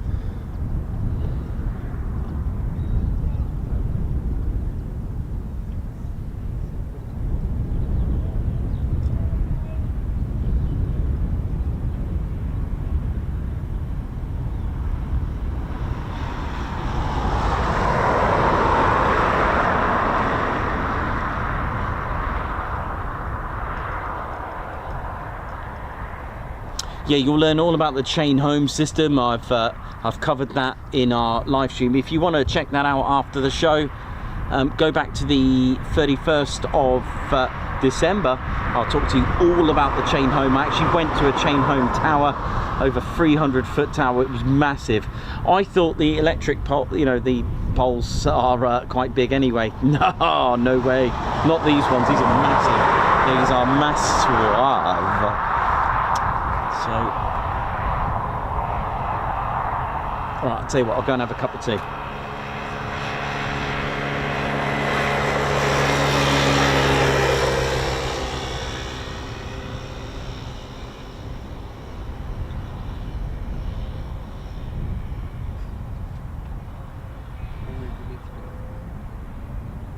I'll tell you what, someone's asked, and I've got a diagram about this.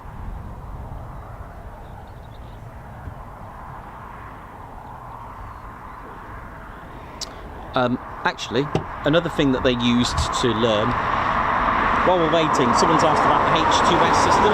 I'll tell you what, I want to show you something that H2S was basically the first airborne and ground scanning radar system developed by the Bomber Command.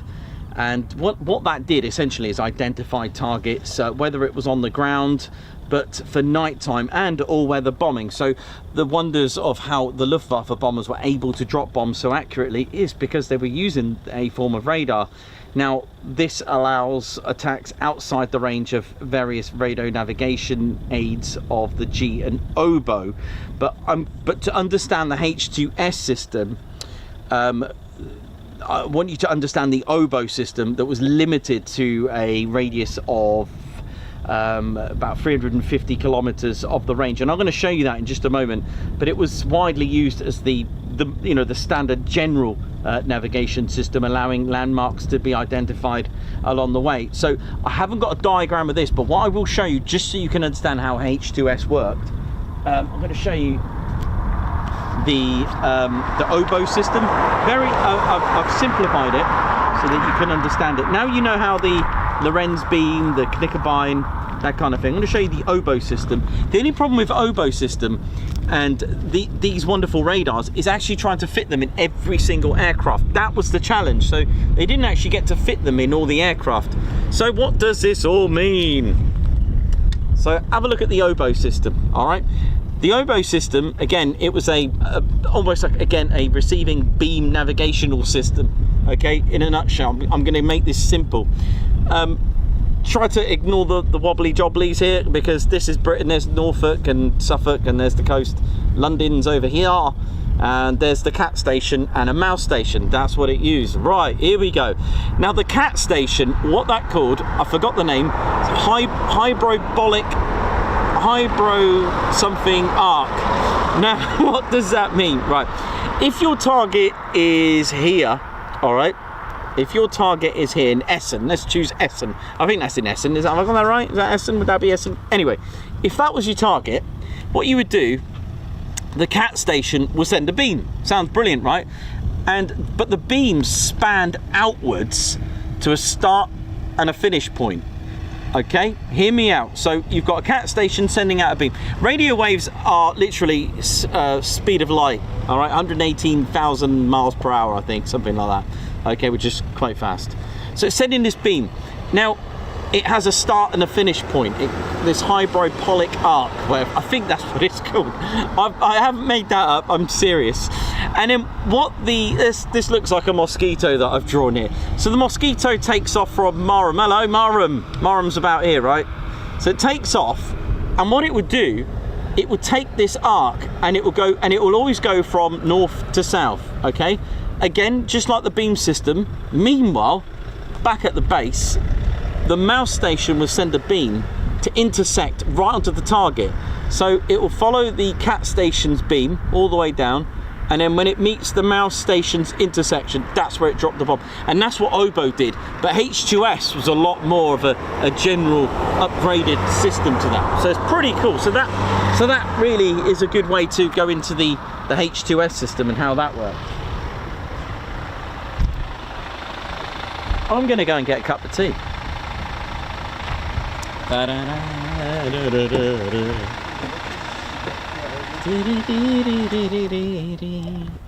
at least we got to see two displays from the Hurricane today, yeah.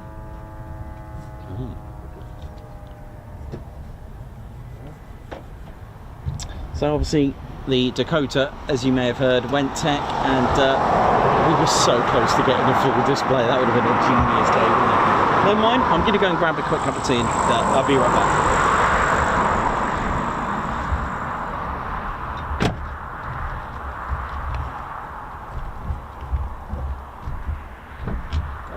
Hello. We've got a couple of very excited grandkids with us. Okay. Are they likely to get a sight of it taken off from you? No. We just saw you and thought, well, you obviously didn't think he was going to get anything. We did this morning, Right. but there'll be no typhoons today. No, you're talking about the... Yeah, the C-47s had an issue, and they've stood down, so... Oh, okay. So we're just hoping. I'm going to stay for another hour and see what happens, but it's not. All right, lovely. Thank you, mate. All right. Cheers.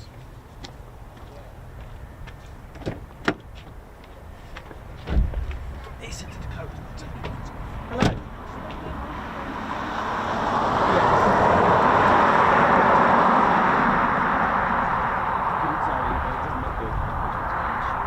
The Dakota. Yeah, so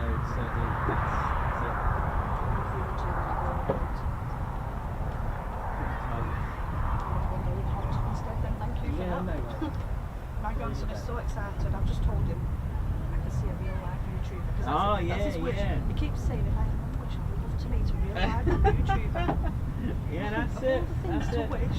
Yeah, just fingers crossed the other two go out, but So I've just thought, so if you don't mind, I've just sent it to him and he said, yeah. oh, that's amazing, Emma.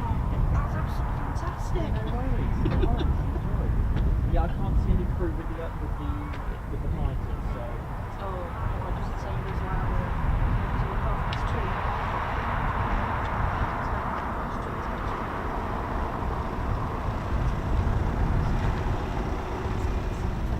No worries.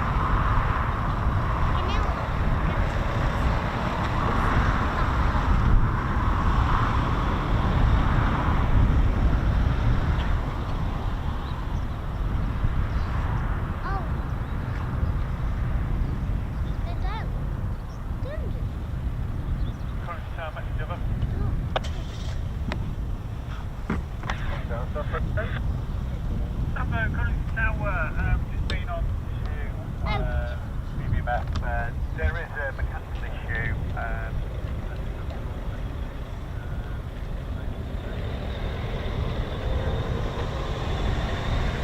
Yeah, that's kind of.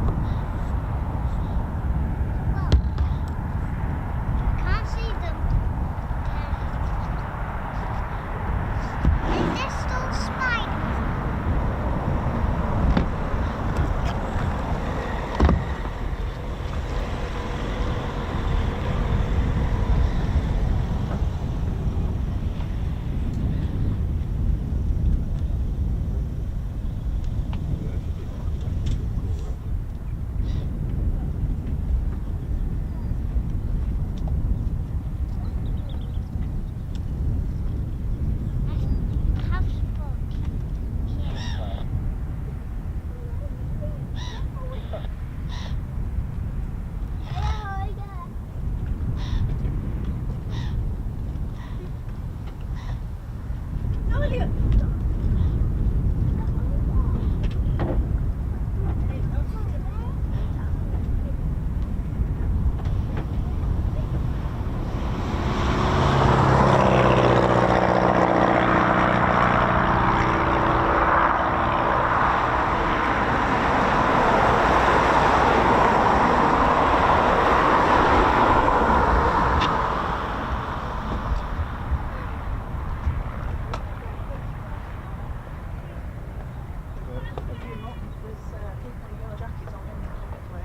They're trying to fix it. Just heard them on the radio. They're trying, but yeah, I've just got hope. They're trying. Yeah, fingers crossed.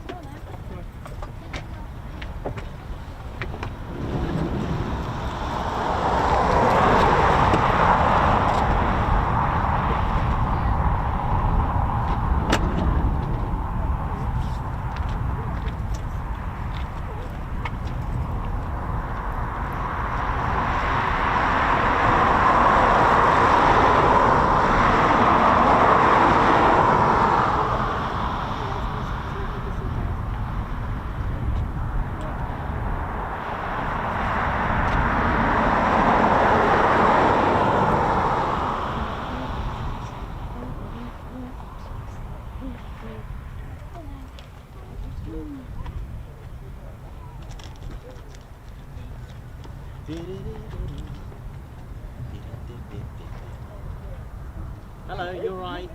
Yeah, good. Go down quick. Yes, of course.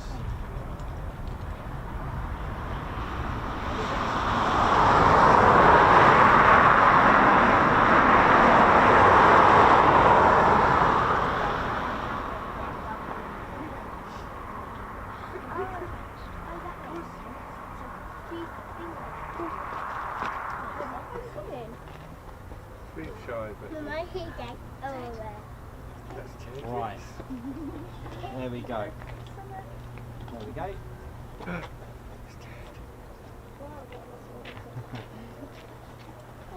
Alright, no worries. sorry, went up again. No, we're hoping that, yeah, I can't say anything because I don't know anything other than the C-47 has got an issue, so it's not looking good.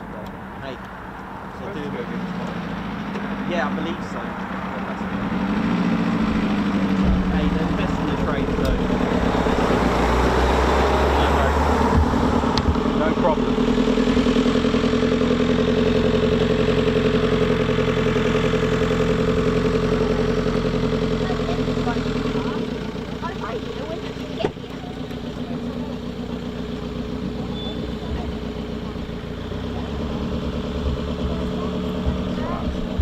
Right, how we doing, ladies, gents, teddy bears? Hope we're all good.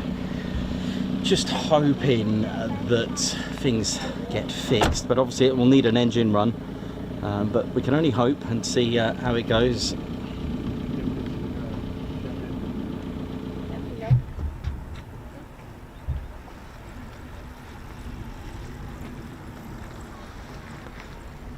But thanks everyone for tuning in today and supporting the channel on this fine Saturday.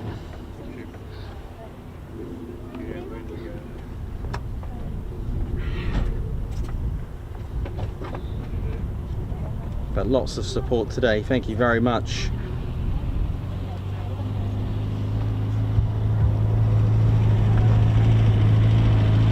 It's another classic car. Look at this. Sorry. If you've got a classic, look at this. Oh.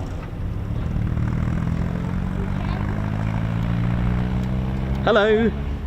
What's happening? Are you alright? Yeah. Good, good, good. Is it possible to get a picture with you when you've got a minute? Yeah, give me a sec, alright? Yeah, no worries. How we doing, ladies, gents, teddy bears? Welcome to Ted's Home. And just a big shout out to Doncaster Lass. Thank you very much for your super Guards March. Tim Gooch, high five. Thank you very much for the super. Thank you for a weekend treat. Well, we have had a Hurricane doing 2 displays today and also a couple of landings as well, so that was really cool. Margot, thank you very much for the super Guards March. Also, high five, thanks a lot Laser Tech for that super. An amazing surprise stream, you're most welcome. Sonny 10, Battle of Britain Memorial Flight, oi oi, thank you very much for the super chat, Guards March. Kevin L, thank you very much for your 20 months membership. Good morning everyone, good morning to you. It's now afternoon though, but thank you very much for sending it in the morning. But, no, oh hello, we've got people, yeah, I'm gonna have a look. Paul Briggs, thank you very much. Guards March to you, and also you're going to get a little salute here, a little fly past for your 40th wedding anniversary today. Thank you, Nicholas and Ted. See you soon. And who said please say hi to my wife Penny. So Penny and Paul, congratulations on 40 years wedding anniversary. Thank you very much for your super. Rob Kennard, high five and a paw pump. Thank you so much for gifting 5 Ted Coningsby memberships. Guards March to you, watching from, I would assume, sunny, beautiful Devon. Gary Mathers, who's part of our Fighter Squadron, thank you so much as well for being a Fighter Squadron member, 31 months membership, TCF Fighter Squadron member. Oi oi and good afternoon Ted, Nikos and everyone in the TCS. Hope you're all well and having a brilliant weekend. Thank you for today's stream, Nikos, thank you as well. Right, Ted's just gonna have a little look over there. He's probably going to go and help him out just quickly, see what's going on, but nothing at the moment, unfortunately.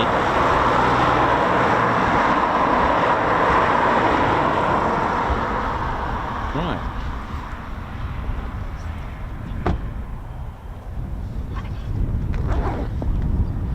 I might as well get a cup of tea while I'm down here.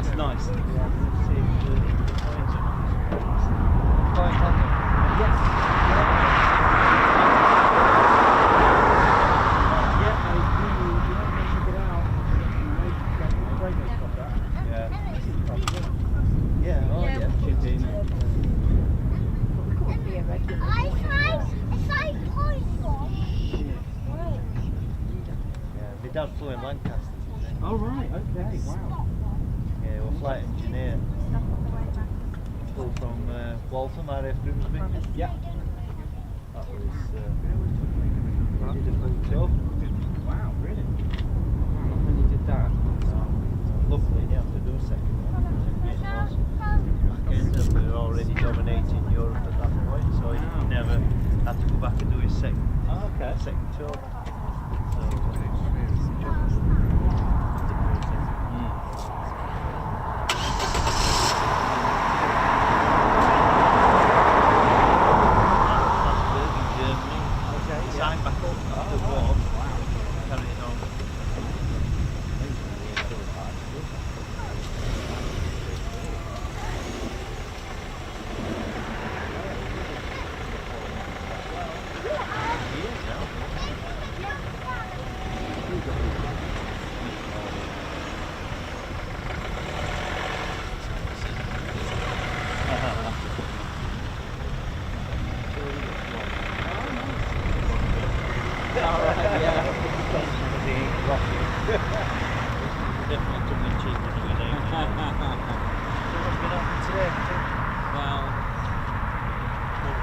So Hurricane in the morning, and all 3 nearly went out with the C-47 Mk, so that's it, stood down.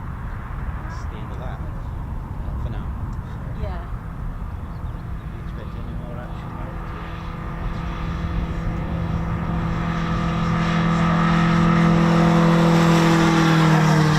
Yeah. Nice meeting you. You too.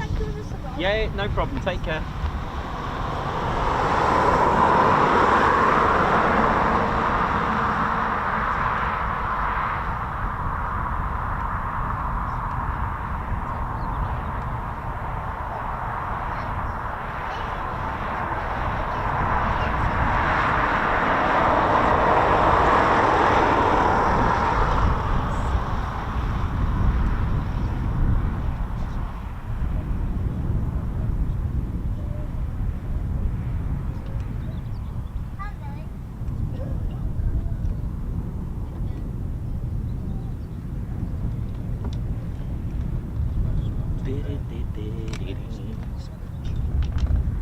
Cool. Estate agents fees. I'm not sure. I think I can see actually.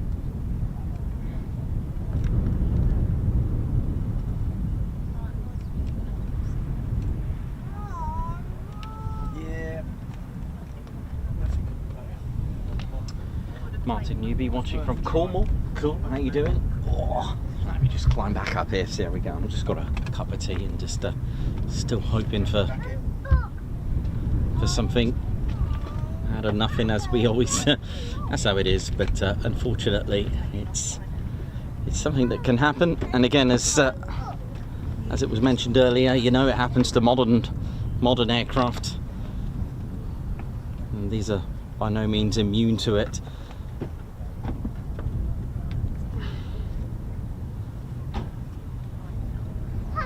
They'll come back tomorrow. I'll see you. See what?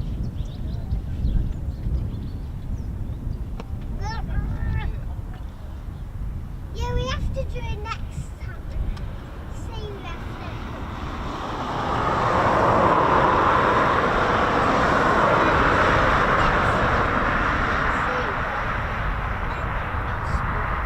Dave, all the way to you. Hope you're all good.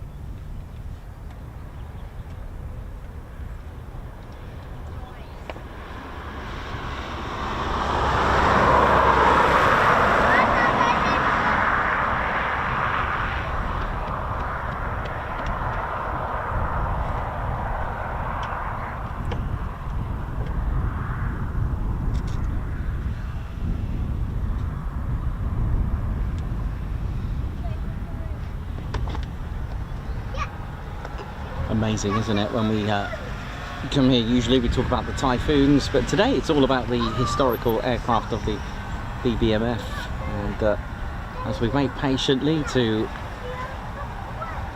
see any of the ground crew coming out to the fighters, while the C-47 right now is getting attention to. It's had what I believe a type of mechanical fault, but hopefully things will get fixed while we're here. We'll give it until 15:30 and then we shall depart. So take Coningsby channel live here at RAF Coningsby, and I'll try and fit in another show next week here at Coningsby, TED HQ. So keep your notification bell button on.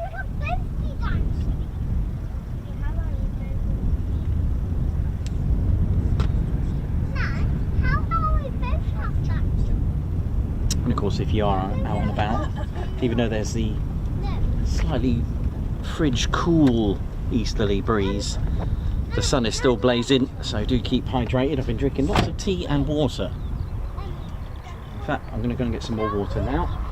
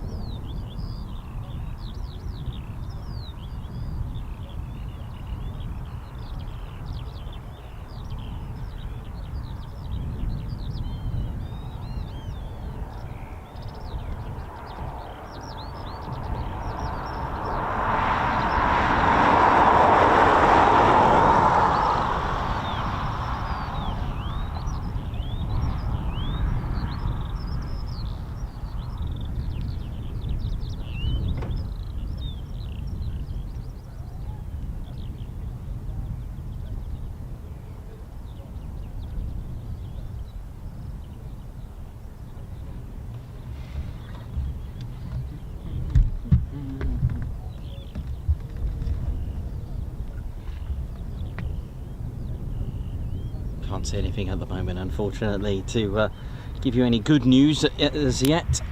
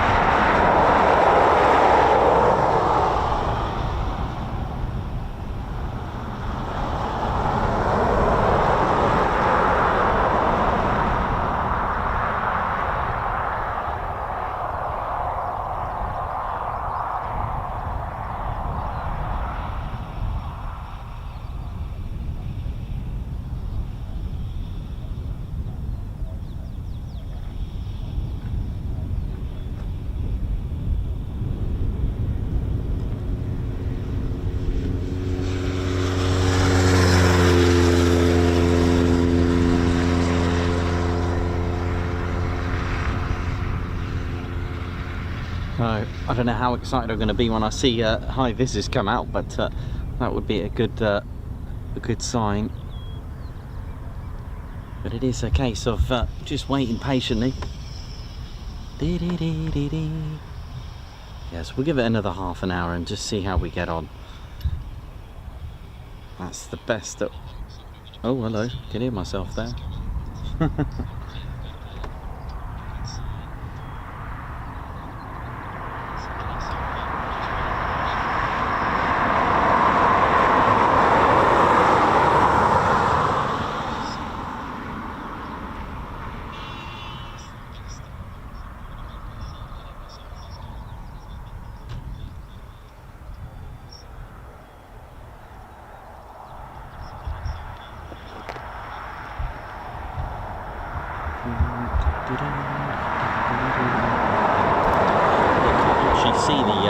C-47 from where we are, but it is around there, just getting a bit of a TLC. Hopefully get that fixed. Come on.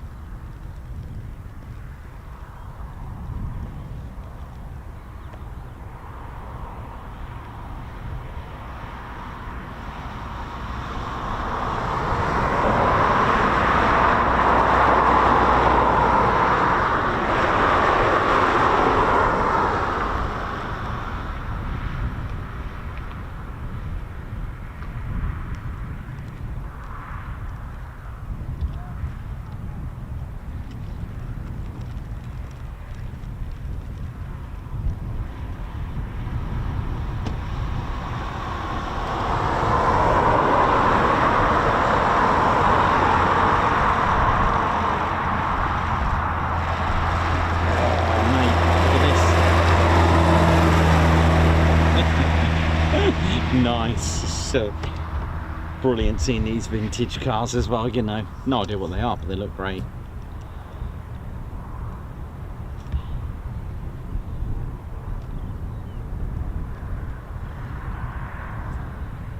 There you go, the beauties. Look how nice they are.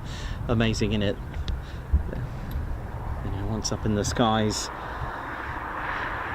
Wow.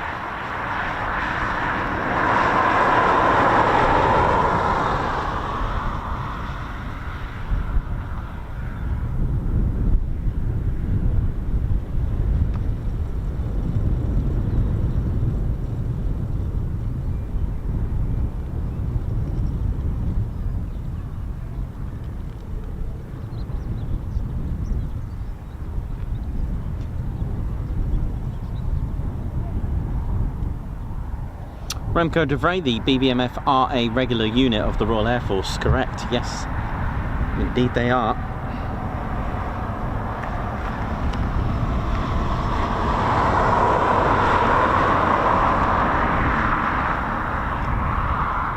Oh, Claire Bear, how you doing? Oi oi. That is a Mark V B-wing Spitfire on the left. That's a Mark V B-wing. You can tell by the additional guns. Oh no. So it's got 6 in total, 2 Hispano and the 4 303 guns on there.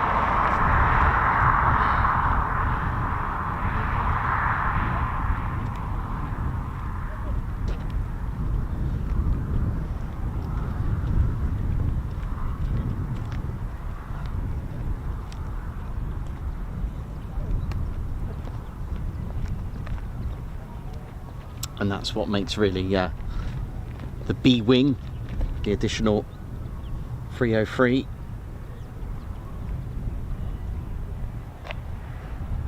The A-wing, if you ever come across one, has 8 303 Browning machine guns. Pretty cool, isn't it?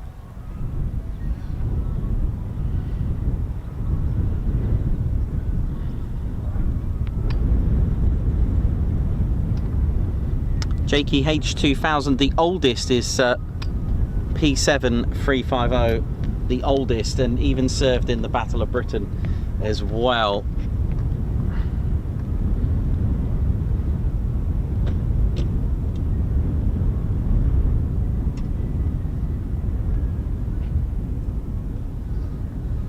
That's P7 as they call it for short, 25th of October 1940.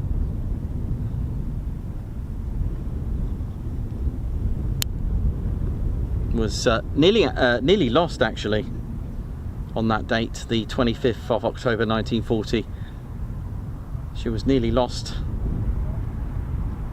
She was scrambled with 11 other Spitfires of 603 Squadron from Hornchurch Airfield, engaged, and with Pilot Officer Ludwig Martel, if you've ever heard that story. It's an amazing story. She was 2 of the other Spitfires shot down, and yeah, she was shot down. Martel actually got trapped in the aircraft for 30 minutes before a Home Guard soldier managed to pull him out. But built in 1940.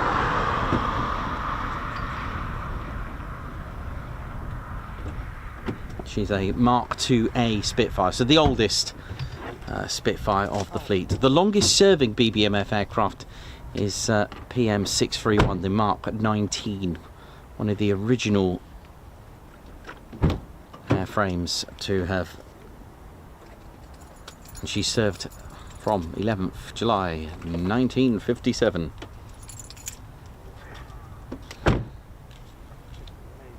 Hayden Railways Adventures, how you doing? Hope you're good.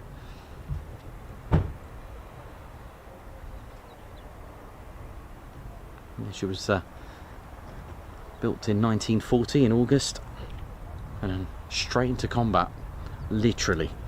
So she's a genuine Battle of Britain veteran, shall we say, and actually been shot down. And luckily Martel was pulled out. She was nearly lost, but there we go.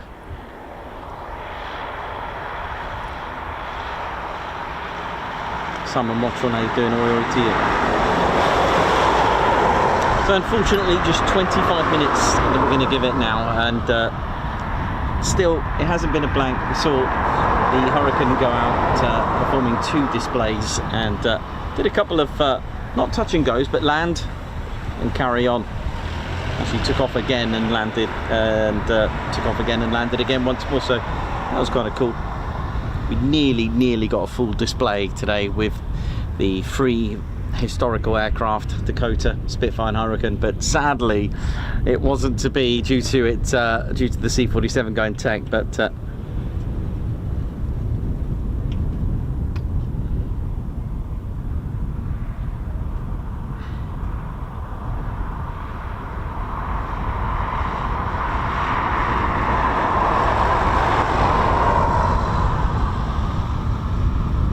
yeah, Remco, that's correct. Yeah, I mean they have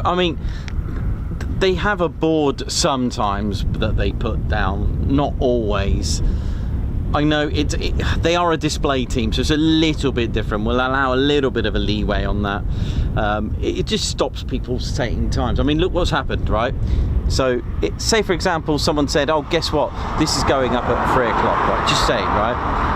And it was put on the channel, and then people turned up, and they won't understand. We were able to witness these aircraft, and one of them going tech, and that was the end of it. So imagine all the people coming here at 3 o'clock thinking it's going to go, you know, if someone mentions it, it doesn't. You need to be that one to make that journey and understand that you are going to take a risk of seeing nothing for various reasons. So this is the thing. So, you know, if say for example you did know, and like I mentioned, you can come here and, oh, why it said 3 o'clock. The thing is, things go tech, which is why we don't really like promoting any times and stuff, because you just don't know. Oh, what's going on here? Oh no, were those 2 from the C-47? They don't look good. They don't look very happy. Sorry, I don't know. I don't even know why I said that. Because you can't really see anything. Well, that's good in a way. Otherwise, I've zoomed in too much. But I don't know. We'll find out in a minute. But again, on an operational side, well, that's obvious why we don't publish any departure times.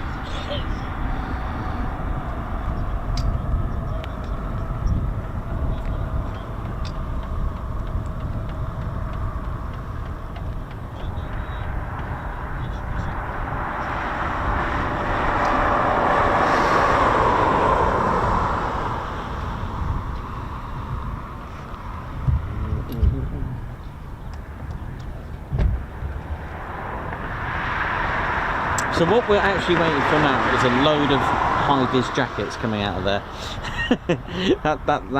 that would be a good sign for us. That's what we're hoping for. But obviously, if it hasn't been fixed, then that would be it.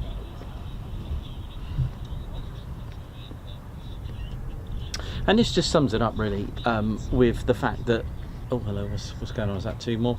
You know, you got to understand how old these aircraft are, and even if they were modern, at the end of the day, when you know there's air shows, we're getting to see the other side of things where things don't quite work out, and you know it's the way it is. And all credit to these men and women that are there. The pressure must be on. This time of year must be so stressful for aircrew, and you know, to have thousands of spectators, you know, paying as well at the end of the day, and it must be stressful in that sense, and a little bit of, you know, it must affect in that way. If you see what I'm getting at, it must be, you know, you've got thousands of, you know, people waiting to see your display, and you know, and then you've got a spare, which is why they take a spare, and you know, so on and so on. But people need to understand that, you know, things do go wrong, like now. I mean, I didn't know they were going to do a display today. I knew about a fly past, that was about it. Anything else is an absolute bonus. But the thing is, even with a planned fly past, you can go to, I don't know, there's loads of festivals now this time of year where they say there's a, I don't know, a Spitfire fly past, whatever it is. But the problem is, that doesn't account for if things don't work out, you know, and this is the thing, and I've been doing this so long now, I appreciate things like this because I understand how, you know, how much work is involved to get, you know, if the C-47 was going to go out with both of these. Just think the two Spitfire the Spitfire and the Hurricane pilot, it affects everything. The crew then they've got to go and get parts. Air shows are looming, they're coming up soon, and now you've got a C-47 that may need a part. I don't know, just saying, but I'm loving trying to really highlight the awareness that the ground crew have so much to do. After it comes back, looking after it, making sure that the oil's fine and all this stuff and that goes on, it is just makes you appreciate it more, doesn't it?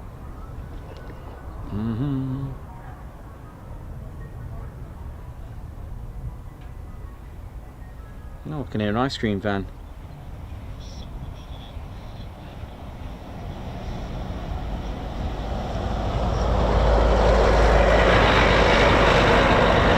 Yeah, absolutely, got to be disheartening.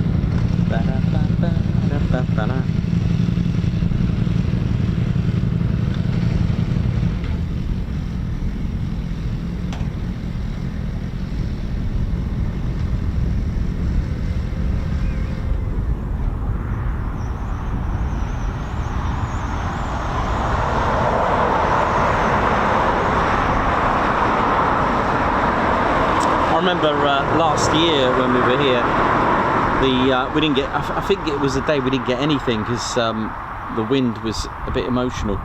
I don't know if I was streaming or I was delaying the time because we weren't sure what was going on with the... can't remember. There was an incident like that last year. It was to do with the amount of crosswind, which was pretty bad, wasn't it? Because of course there are limits to these beautiful aircraft.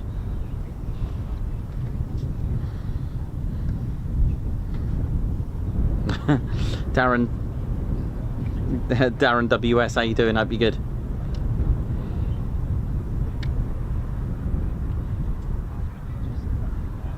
Thank you so much for those that have subscribed to our channel today. Absolutely amazing stuff.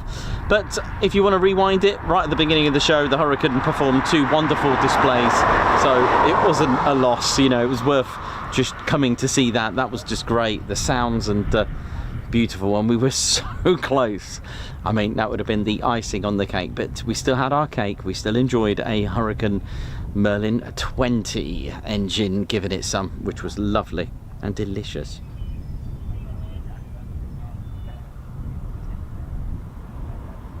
Matt Crossan, who's at the lakes, oi oi to you, how you doing? Robert Owen, oi oi to you. Kidder Crafts, how you doing? How you doing? Yeah, Tom Cruise just went past, I think, by the sound of it.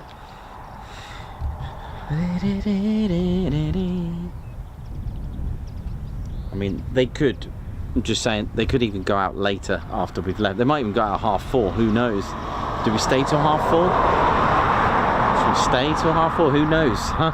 They're not going to leave them out overnight, and that's one thing for sure. I can guarantee you that they won't be leaving them overnight. But you'd be surprised how quick they start these up and taxi them.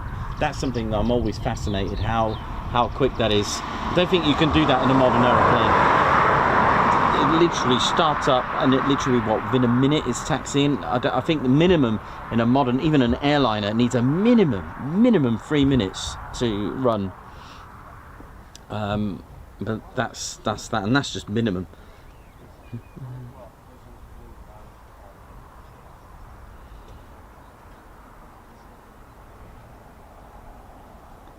Martin Newby, oi oi to you. Matt Crossan, oi oi. Hope you're having a good time at the lakes. Oh, I was getting excited. I saw, as soon as I see high vis, I'm like, hello. So.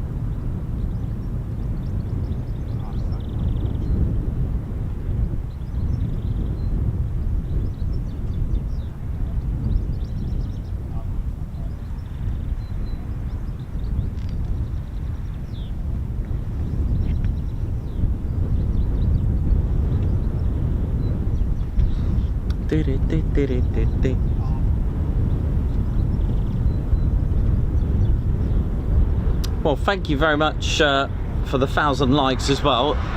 We'll take that. Thank you so much. It's been great, and obviously it's always educational as well for everyone. I'll do my best to give you all the latest and greatest knowledge that I can deliver, and some nice takeaways for you there. If you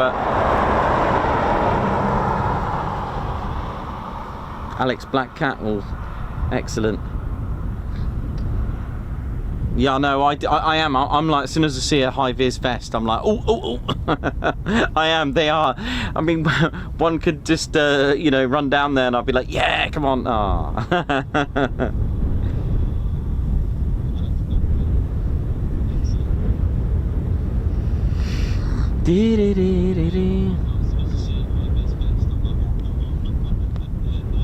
I can hear myself on another.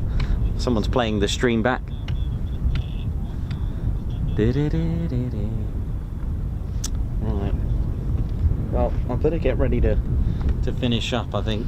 But we've still got. We'll give it another. We've still got 8 minutes. The countdown's on. But you know what'll happen? I'll finish the stream and they'll be up. I've got a funny feeling they'll be up later. Like later. It's a nice day for it, and they can fly. Well, pretty not freely as in wherever they want, but what I'm saying is that there's no typhoon training, so they've got quite a lot of airspace to use in the pattern. So it just depends how long you want to wait, and with the weekend, it's oh, there's some 2 lads that are coming back. They've clearly walked to the hangar and now they're coming back. I'm going to try and fish some info off them. Oh, I'll tell you what, here's a thing. Who likes asparagus, right? Hang on.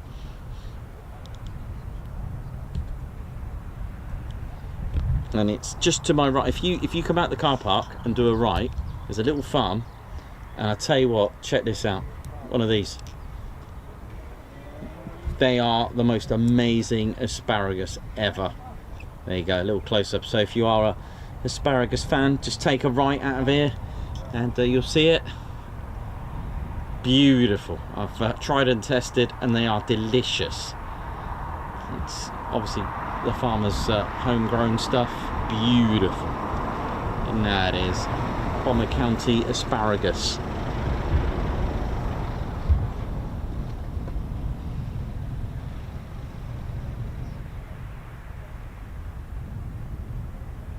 Perry, how you doing, man? Hope you're good.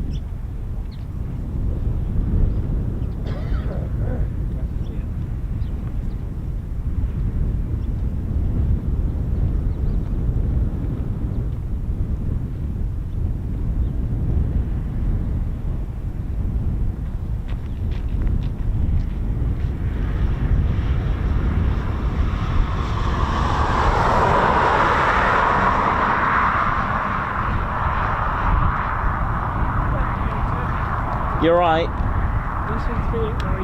Oh yeah, I thought so. When the 2 lads came out, I could tell by their, I don't know, their body language, it wasn't good. Oh no. Is it? Okay. Sorry. Okay. Okay, that's fair enough. Thank you. Is that what they said? Oh, bad play. Yeah, no. That's what Ted said. Is that what Ted made the comment? You're a legend, thanks. No, that's alright. At least we'll get some. We're just like, honestly, I've never wanted to see high-vis vests so badly. I'm like, oh.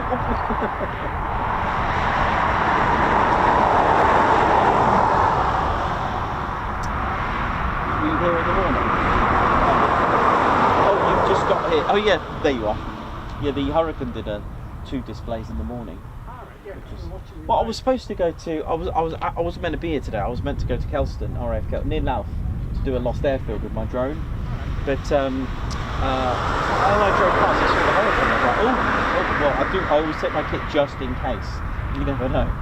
And I was like, I might have a little setup, and then I knew about the fly past later, but I was like, I could always come back, because it wasn't meant to be until sort of now, isn't it? So I thought if, yeah, so I thought I'll do that, come back in and then do that bit, but I saw the Hurricane and I was like, oh.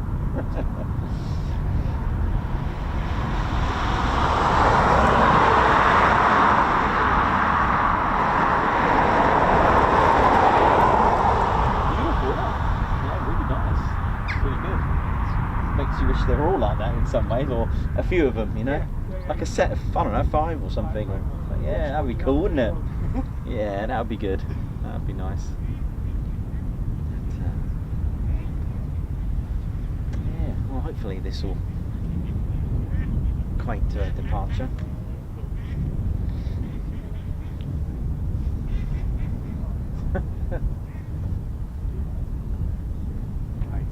Alright, well thank you so much for that.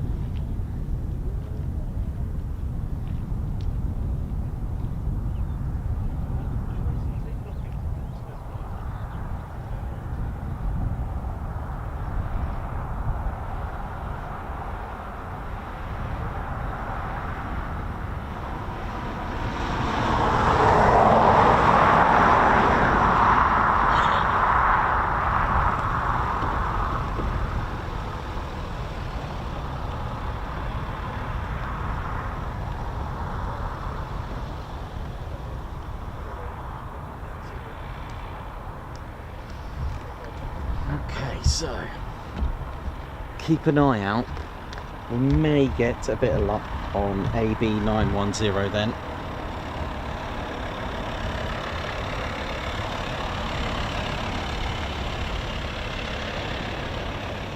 Maybe. We can only hope. But my new time, we'll give it. Tell you what, we'll give it till 1600. All right, we'll wait. We'll wait till 1600. Otherwise we will just finish. How about that? Because I know what will happen, because we'll pack at R3 and yeah, the Spitfire will be ready to go. So why don't we just wait then? Go on, why not? Yeah, let's do it. We're here now. You've given us 1,000 likes, so why not?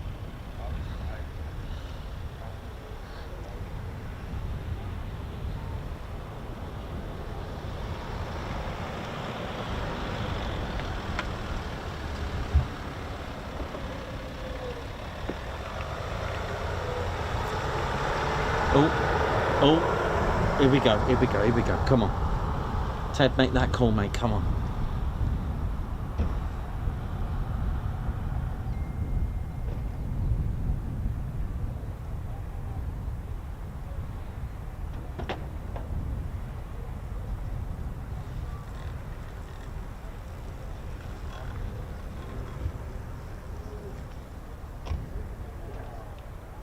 So can you see this? Can you see what would have just happened here?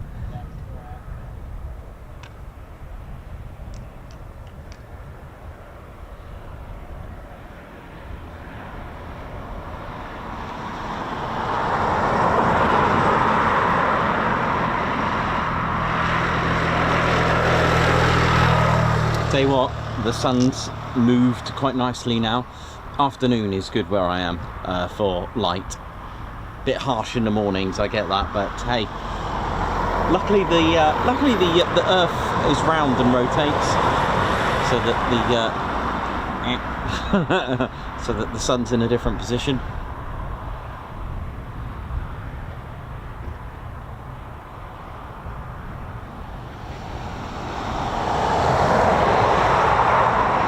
Aspen, what up, man? Come on.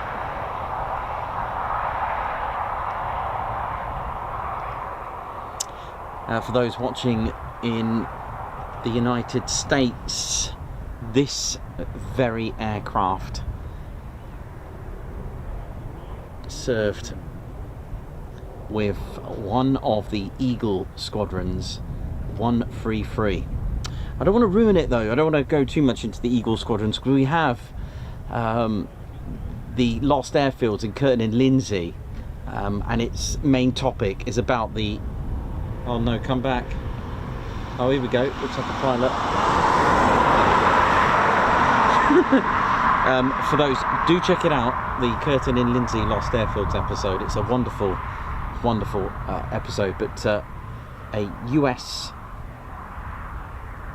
Well, I was going to say US airmen, but they weren't at the time. They were from the United States. 250 of them went for England in 1940. I know, and luckily they met up with Charles Sweeney. Now, these 250 United States citizens kind of broke the law because you weren't allowed to join an air force of another country, for example, okay, or even the army. But luckily they met a man called Charles Sweeney, a wealthy businessman living in London, who persuaded the British government to form an RAF squadron composed of Americans. The mission for these American citizens was to fight for freedom. They wanted to fly, they learned how to fly, came to England and wanted to, and with the help of Charles Sweeney and getting the funds up, were coordinated as well to set up their own squadrons, and they called them Eagle squadrons. 71, 133 and 121, and this very aircraft on the left, that's right, flew with one of these amazing squadrons. I know, 250 of the but there was a bit of a problem as well, because when the United States came to England and the United States Army Air Force came, well, there was going to be a bit of a problem, because the RAF were just about to lose 3 squadrons because, well, the United States Army Air Force did pardon them, the government did pardon them, they were allowed to do what they did, but guess what? They were the most experienced because they ended up being in combat a lot longer than the United States Army Air Force did when they arrived here. The fighter groups were learning from these. There were only 4 original of the 250. Oh, there's Andy Priest. There he is, the legend. I found out who the pilot is, and we love Andy Priest. There he is. Look at that. And it's got a an aerial victory as well with 133 Squadron as well. It's a wonderful story. Now, guess what? They were allocated to the 4th fighter group, and guess what? They're the 4th fighter wing at Seymour Johnson. Now, 71 Squadron became the 334th. The 121 became the 335th, and the 133 became the 336. That's right. They're the same squadrons today as they were. Same mottos, same everything. And they were allowed to wear their Eagle Squadron insignia on their United States Army Air Force uniform. How amazing is that? And they were given equivalent ranks as well. Do check it out if you want to be in, if you want to have a look. And they had some legends. They had a lot of aerial victories, and this one, AB 910, the Spitfire that you can see on the screen, which is, I think, as crossed, nothing goes tech or anything. Did get an aerial victory, and it's only aerial victory. It is, these things excite me, man. They really do. They really just, I love this kind of stuff. I believe AB 910 did once have, I'm pretty sure, had an Eagle Squadron markings, but today she is 40 sorry, there's a duck here, or a few of them. AB 910 carries the markings of 402 City of Winnipeg Squadron. Those ducks are quite excited. Now, I'll tell you what I'm going to go and do. I'm going to go and swap the mags over, because the last thing I need is a battery low while this is flying after all this time.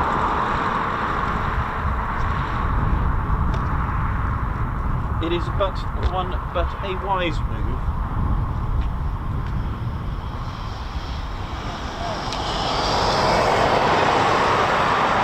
You okay? Good. Where are you going? There is a Spitfire about to go. Helmet comes off.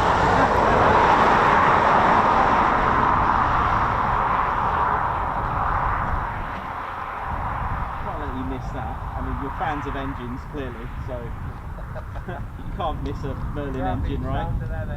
No way.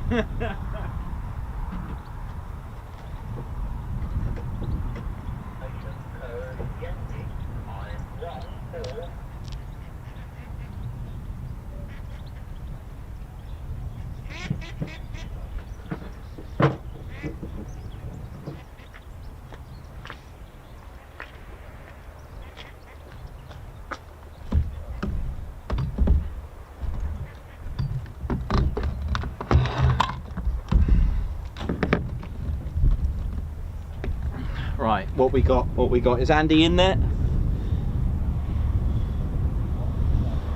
I missed it. Just trying to see if the pilot's in there. Yep, he is. Okay, so that's a good sign. The pilot is in the Spitfire. The pilot's in the Spitfire.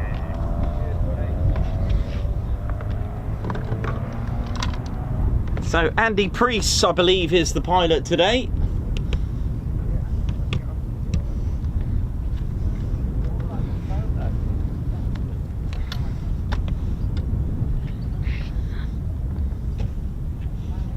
Best things come to those, isn't it? Davey, Davey, I feel like we should go for a cold one after this, mate. I know you're in Northumberland, but I'll have a virtual drink with you, Davey. Bless him. Do you know what? I'll have a virtual drink with all of you as well. There you go. You know, big shout out to all of you who have tuned in and stayed patient with us, because it does require a bit of extra patience.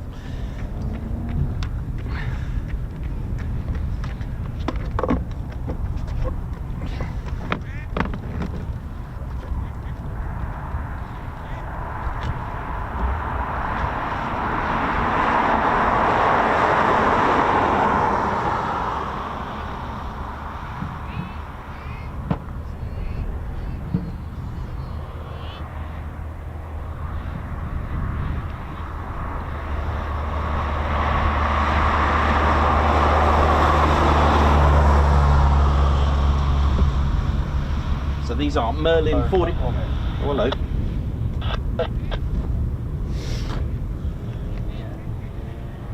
I believe it is just the Spitfire.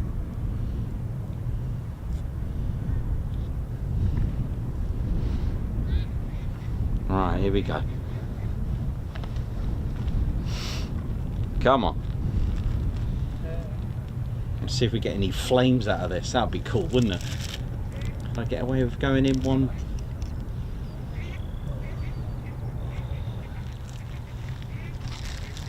Bit of heat haze, but there we go. So just waiting for startup clearance.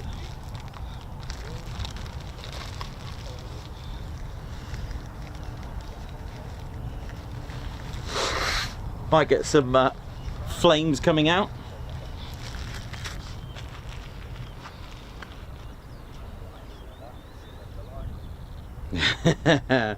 Yeah, man.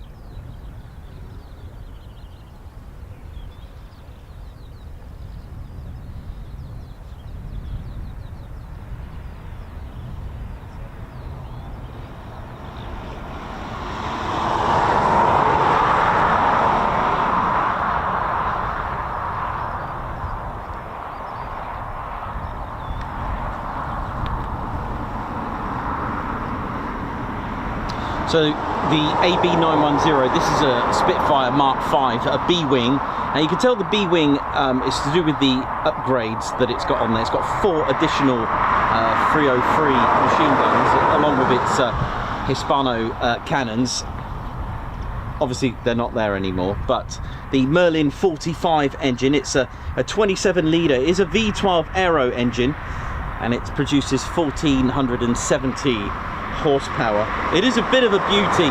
Now, a question I got asked before, someone queried that this wasn't a Mark V because of the exhaust ports. Good afternoon, it's Spitfire 9 and 6 country ground, good afternoon, start approved, runway 30. Yeah, start approved. 1018, QFE 1017. And you can, someone queried it because they said, well, that's only got the 3 exhaust ports coming out of it. The thing is, you can actually get 3 that actually do 2 exhaust ports that come through the manifold. You can actually get 6 that do each individual port. okay, but you can also get one that does 2 ports. Does that make sense? So sometimes you can have a double port which would only have 3 exhausts coming out covers, and then you'll see some photos with it with 6, and that's all to do with the design. I think there's 3 different designs. You can even get that oh, I forgot the name. I think the Harvard has it, that type of exhaust. It's almost like almost looks like some sort of like refueling probe that sticks out. Do you know the one I mean? It works its way down, almost like a mid box. Cool. Here we go. Yeah. Beautiful. Right, sorry, I just gotta do my thing, because I kind of got it on digital. There we go. There we go. There's that Merlin. Come on.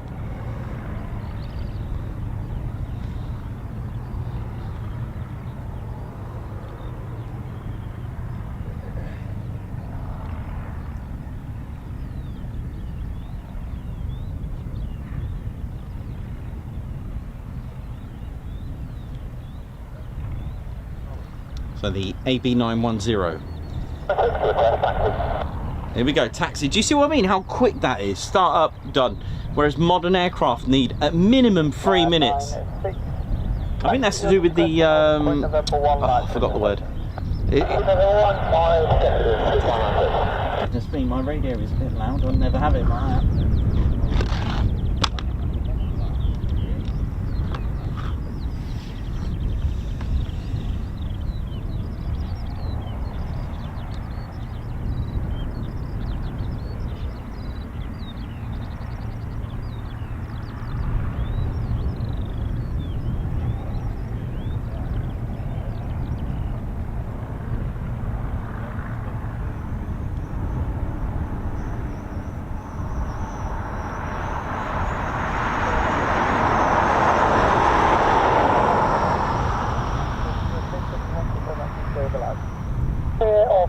Spitfire Mk.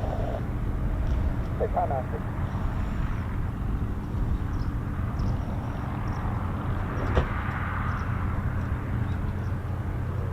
What an absolute beautiful aircraft. Look at this.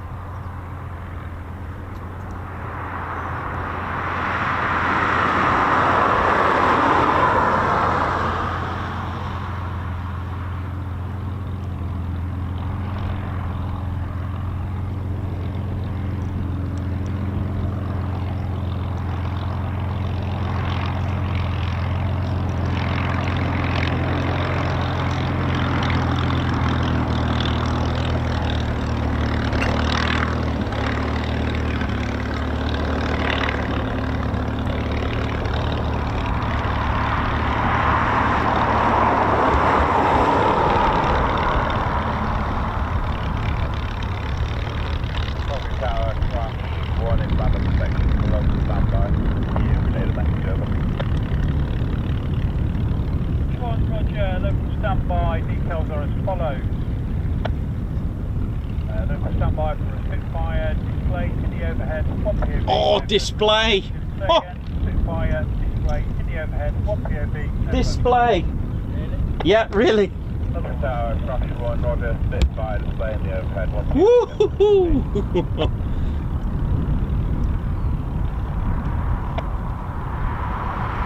Yes!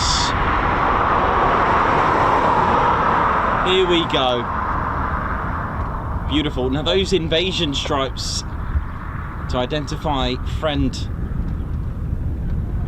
and foe. I mean, the invasion stripes, by the way, were even featured on the Fairy Swordfish as well, by the way. So that predates D-Day, by the way.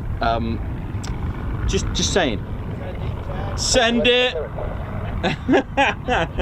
Everyone is.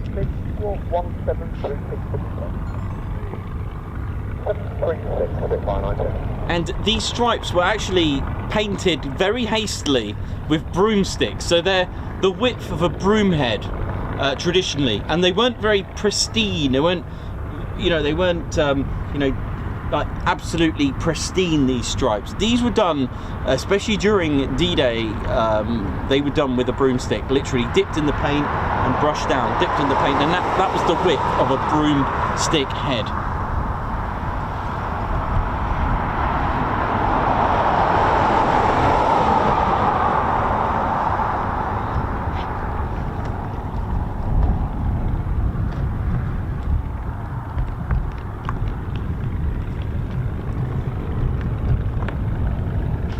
Amazing. Good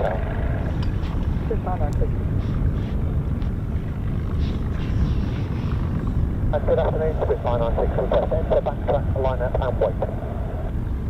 Go on, Andy. This is, I believe this is Andy Priest. Report ready for departure. Enter, backtrack, Wilco, Spitfire Mk.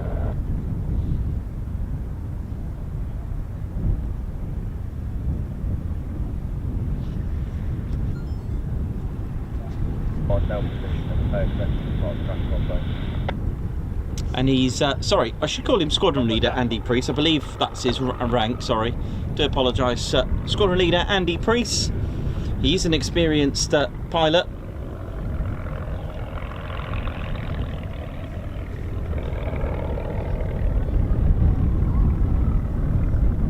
Joined the BBMF. I believe he joined this year, right? Was it this year or last year? Well, actually, no. I'm sure he's been with the BBMF a bit longer than that, actually.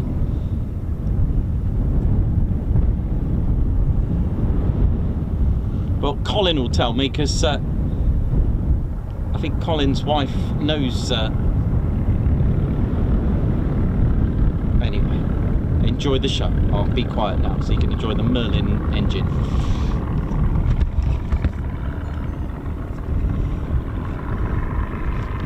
God, listen to this.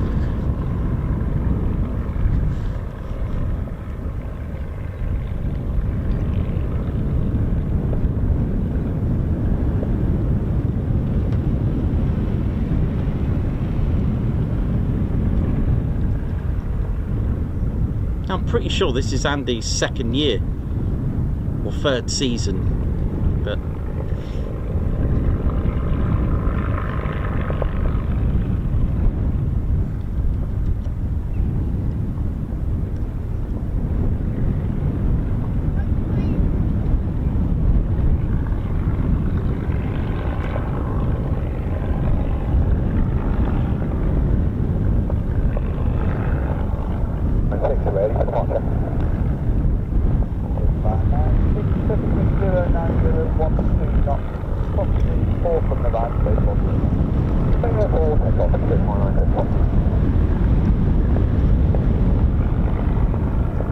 here we go.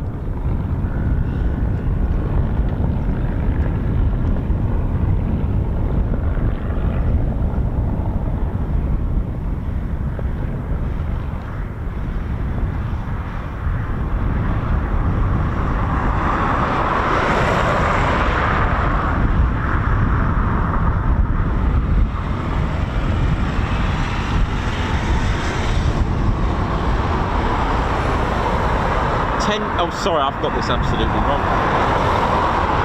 10 years he's been with the BBMF. Oh, I've got that absolutely wrong. Sorry, Andy. Do maybe see, this is why I need an interview.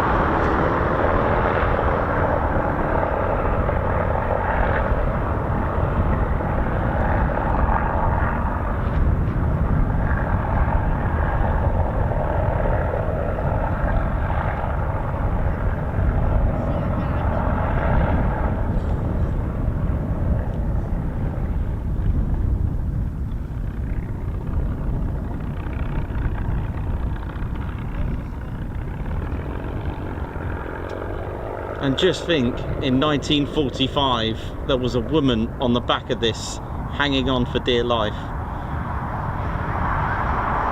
Margaret Ida Horten.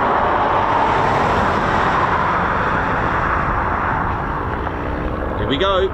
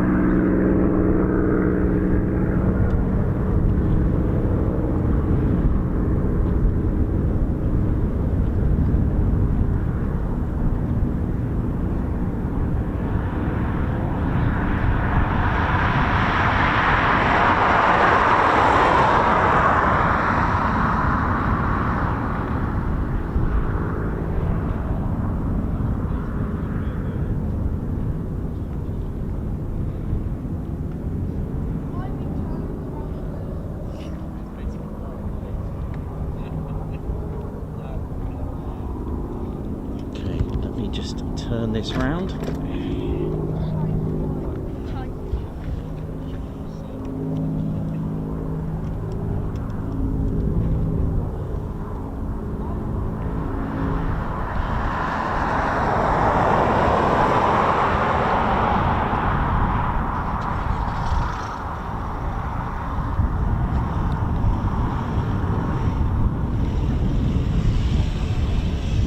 So we do have a full display on the overhead.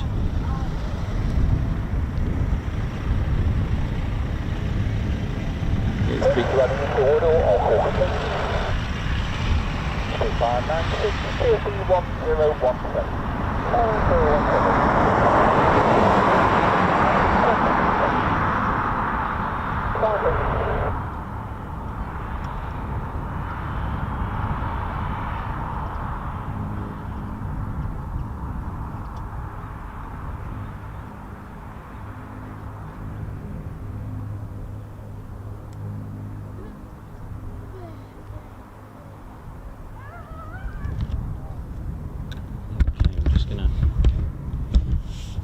I'm sure it's on the overhead, right? I hope I heard overhead.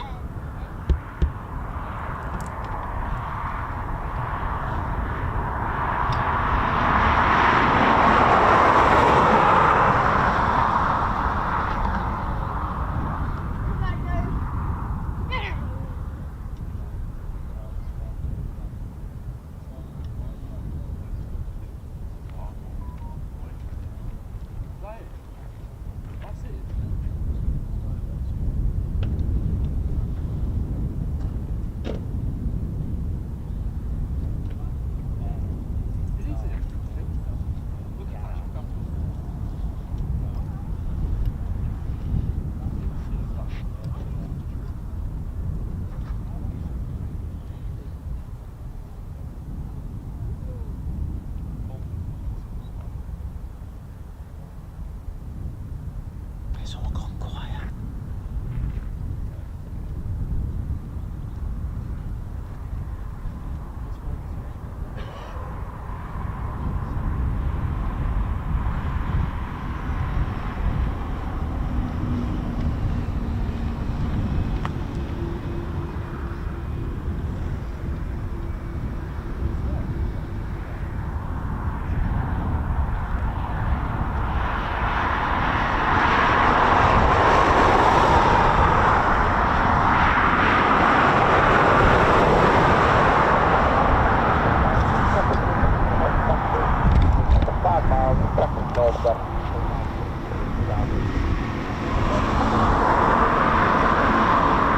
I've seen it and then it disappeared.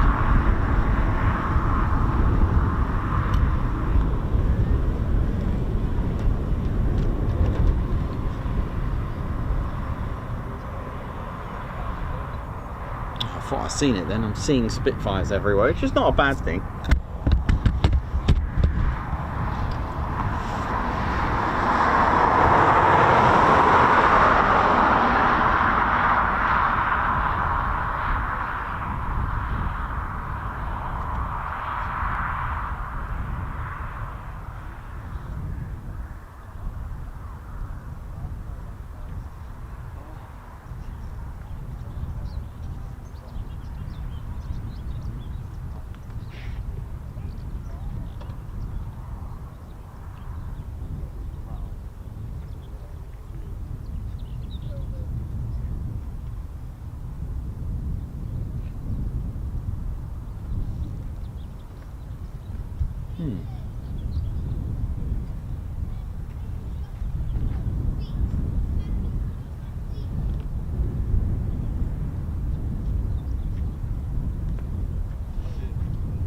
guess it's gone to Woodhall Spa for a display.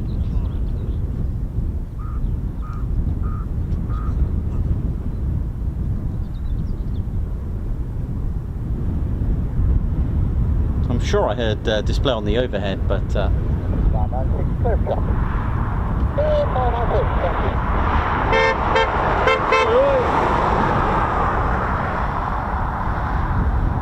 it's just waiting for the traffic nearby.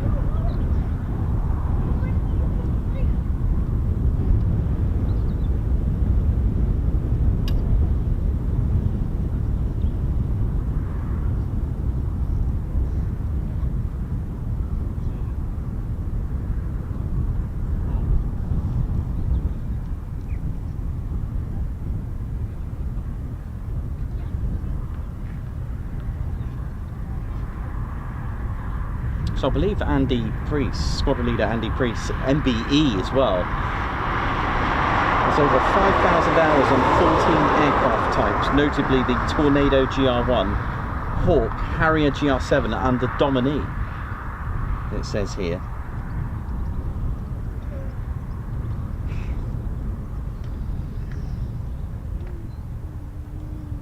Oh wow, I found this profile here.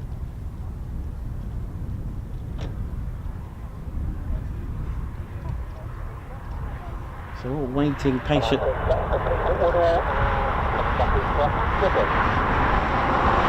so that's.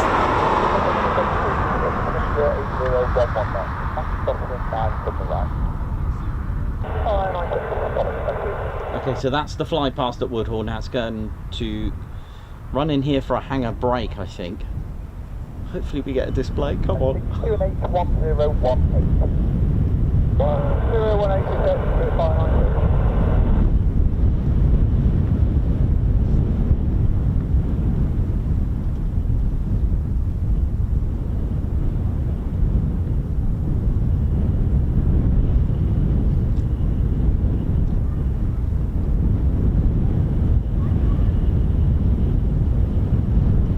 Okay, here we go, just to my 3 o'clock, here we go.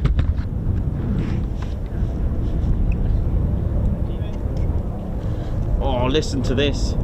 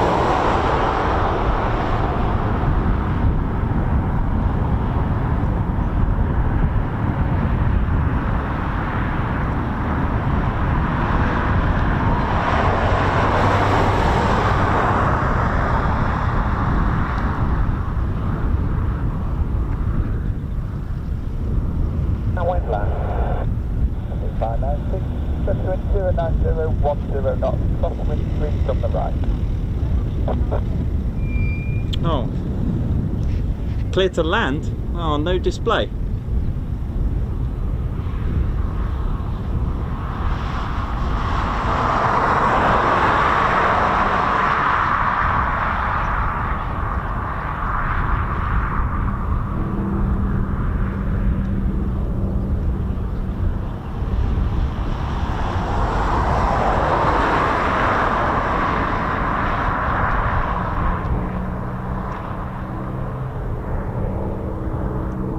That's a shame.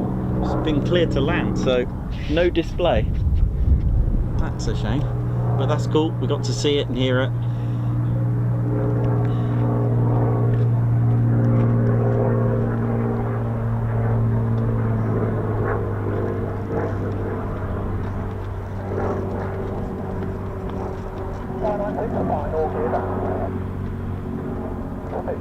9596, clear for land. Check around 2596.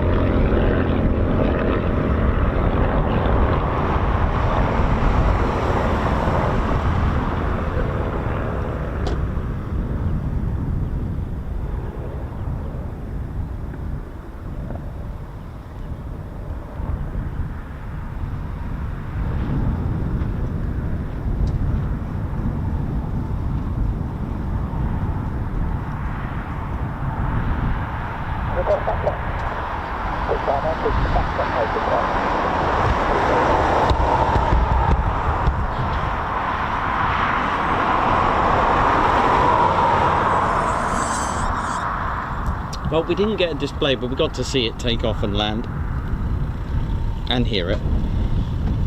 But it's going to backtrack.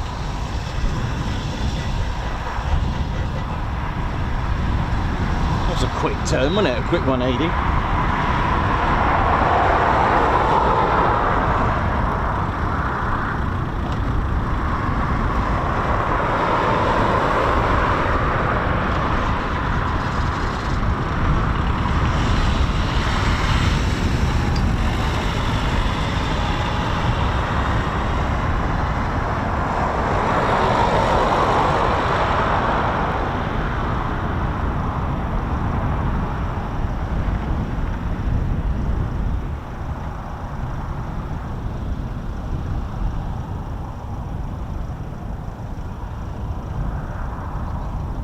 I definitely heard display on the overhead, but obviously things do change.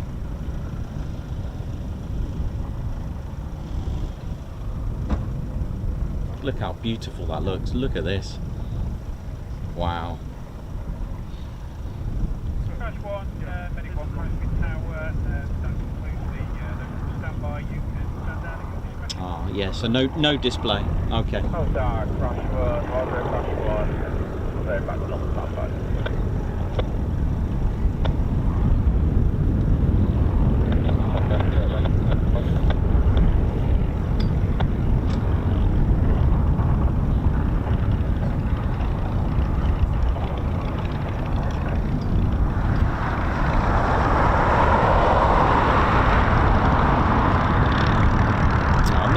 Never mind. We tried our best, right?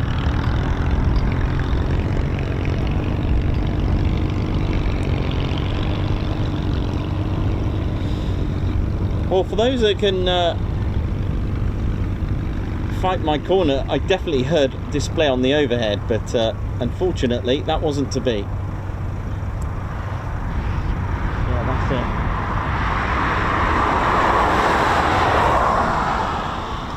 But it was nice to see anyway, regardless of display or not. It's just lovely to see these take off and land. And that hangar brake was sweet as well, so.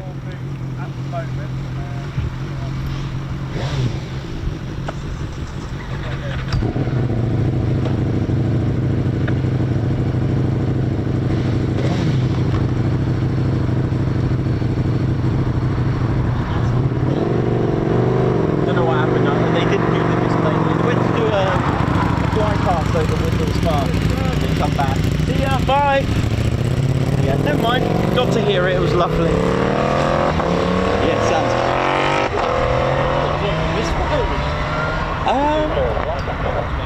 Yeah. Never mind. Yeah, no, it went to go and do a fly past at Woodhall Spa. Yeah, that was the main thing that it was going to do. So, but there we go. Better than nothing. Exactly.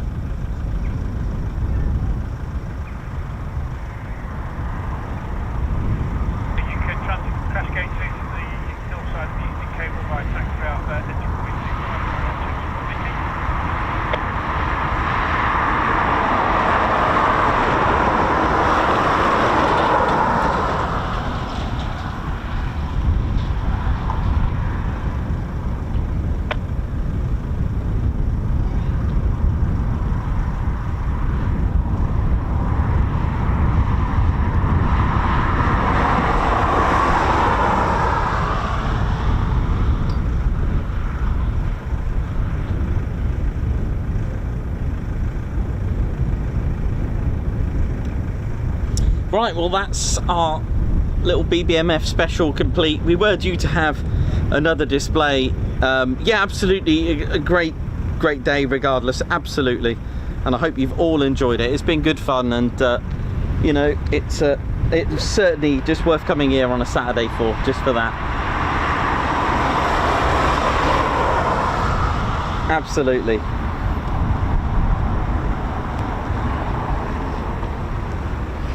I think my homework is to learn a little bit more about Andy Priest today, and that's what I'm going to do when I go home. You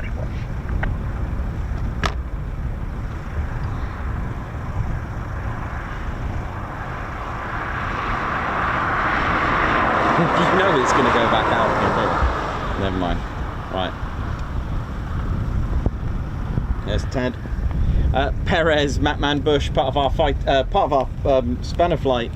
High five and a guards march. Thank you so much. And a Paul Pump there for gifting 5 Ted Coningsby memberships. Thank you so much, man. That's very kind of you. Thank you very, very much. Dylan Cobb, thank you very much for the super. Good morning. Sorry, good afternoon, Nikos and Ted. Love seeing the BBMF. Yeah, I do as well. Struer 9446, 20 months membership. Oi, oi, everyone. How you doing? LEJ Approach, high five and a guards march to you, part of our spanner flight as well, who's gifted a Ted Coningsby membership as well. Thank you so much. Right, I think we are good, Ted. One last check at the BBMF. Let's see if everyone's all right. Oh dear, I think someone's got a flat battery. It happens a lot.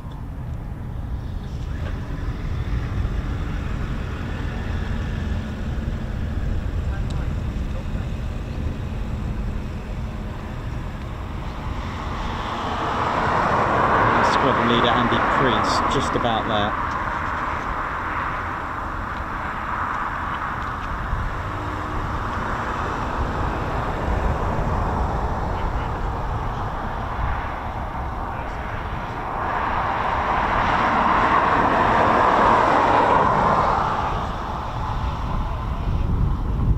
Yep, excellently done.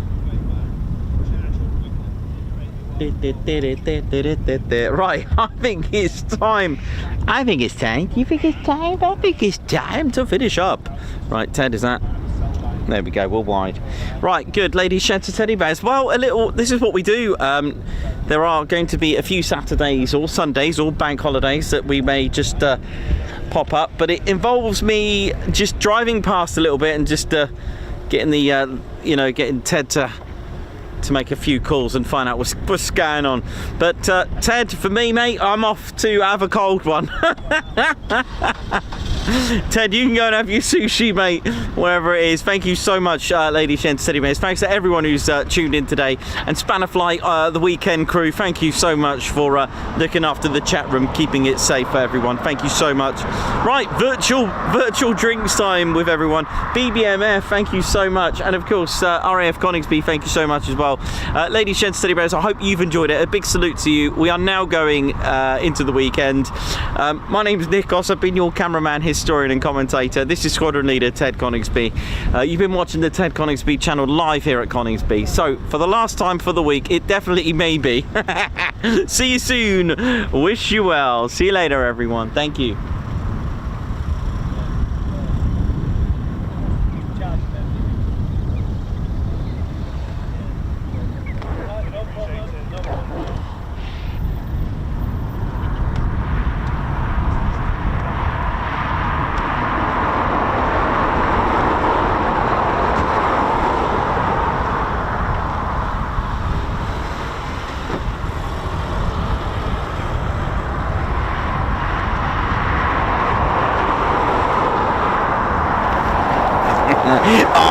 Yeah, ladies, sheds and teddy bears, welcome to the Ted Coningsby channel membership. I'm Nikos, I'm your cameraman and commentator.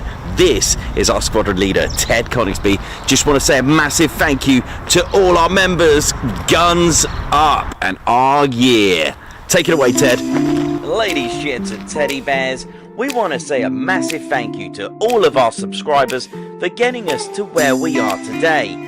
We have gone all over the country, from as far as Lossiemouth to Bryce Norton, and military areas such as air weapons ranges, low flying areas, heritage centres and special flights for TED 2. We cannot do this without your support, and your support will be rewarded.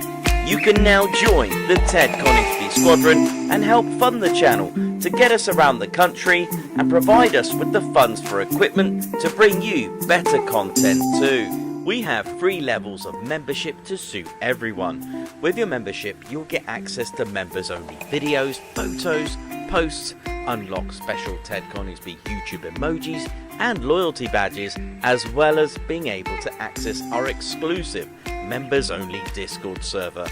All membership levels reward you with discounts to our online store. Our top level fighter squadron was inspired by many of our fans who supported the channel massively. This is more of a personal experience with me and Ted, giving you exclusive live streams and content from behind the scenes photos, special info and updates, as well as a free Ted Coningsby Fighter Squadron patch for joining. Whichever membership level suits you, we want to say a massive thank you for choosing to join the Ted Coningsby Squadron. Yeah.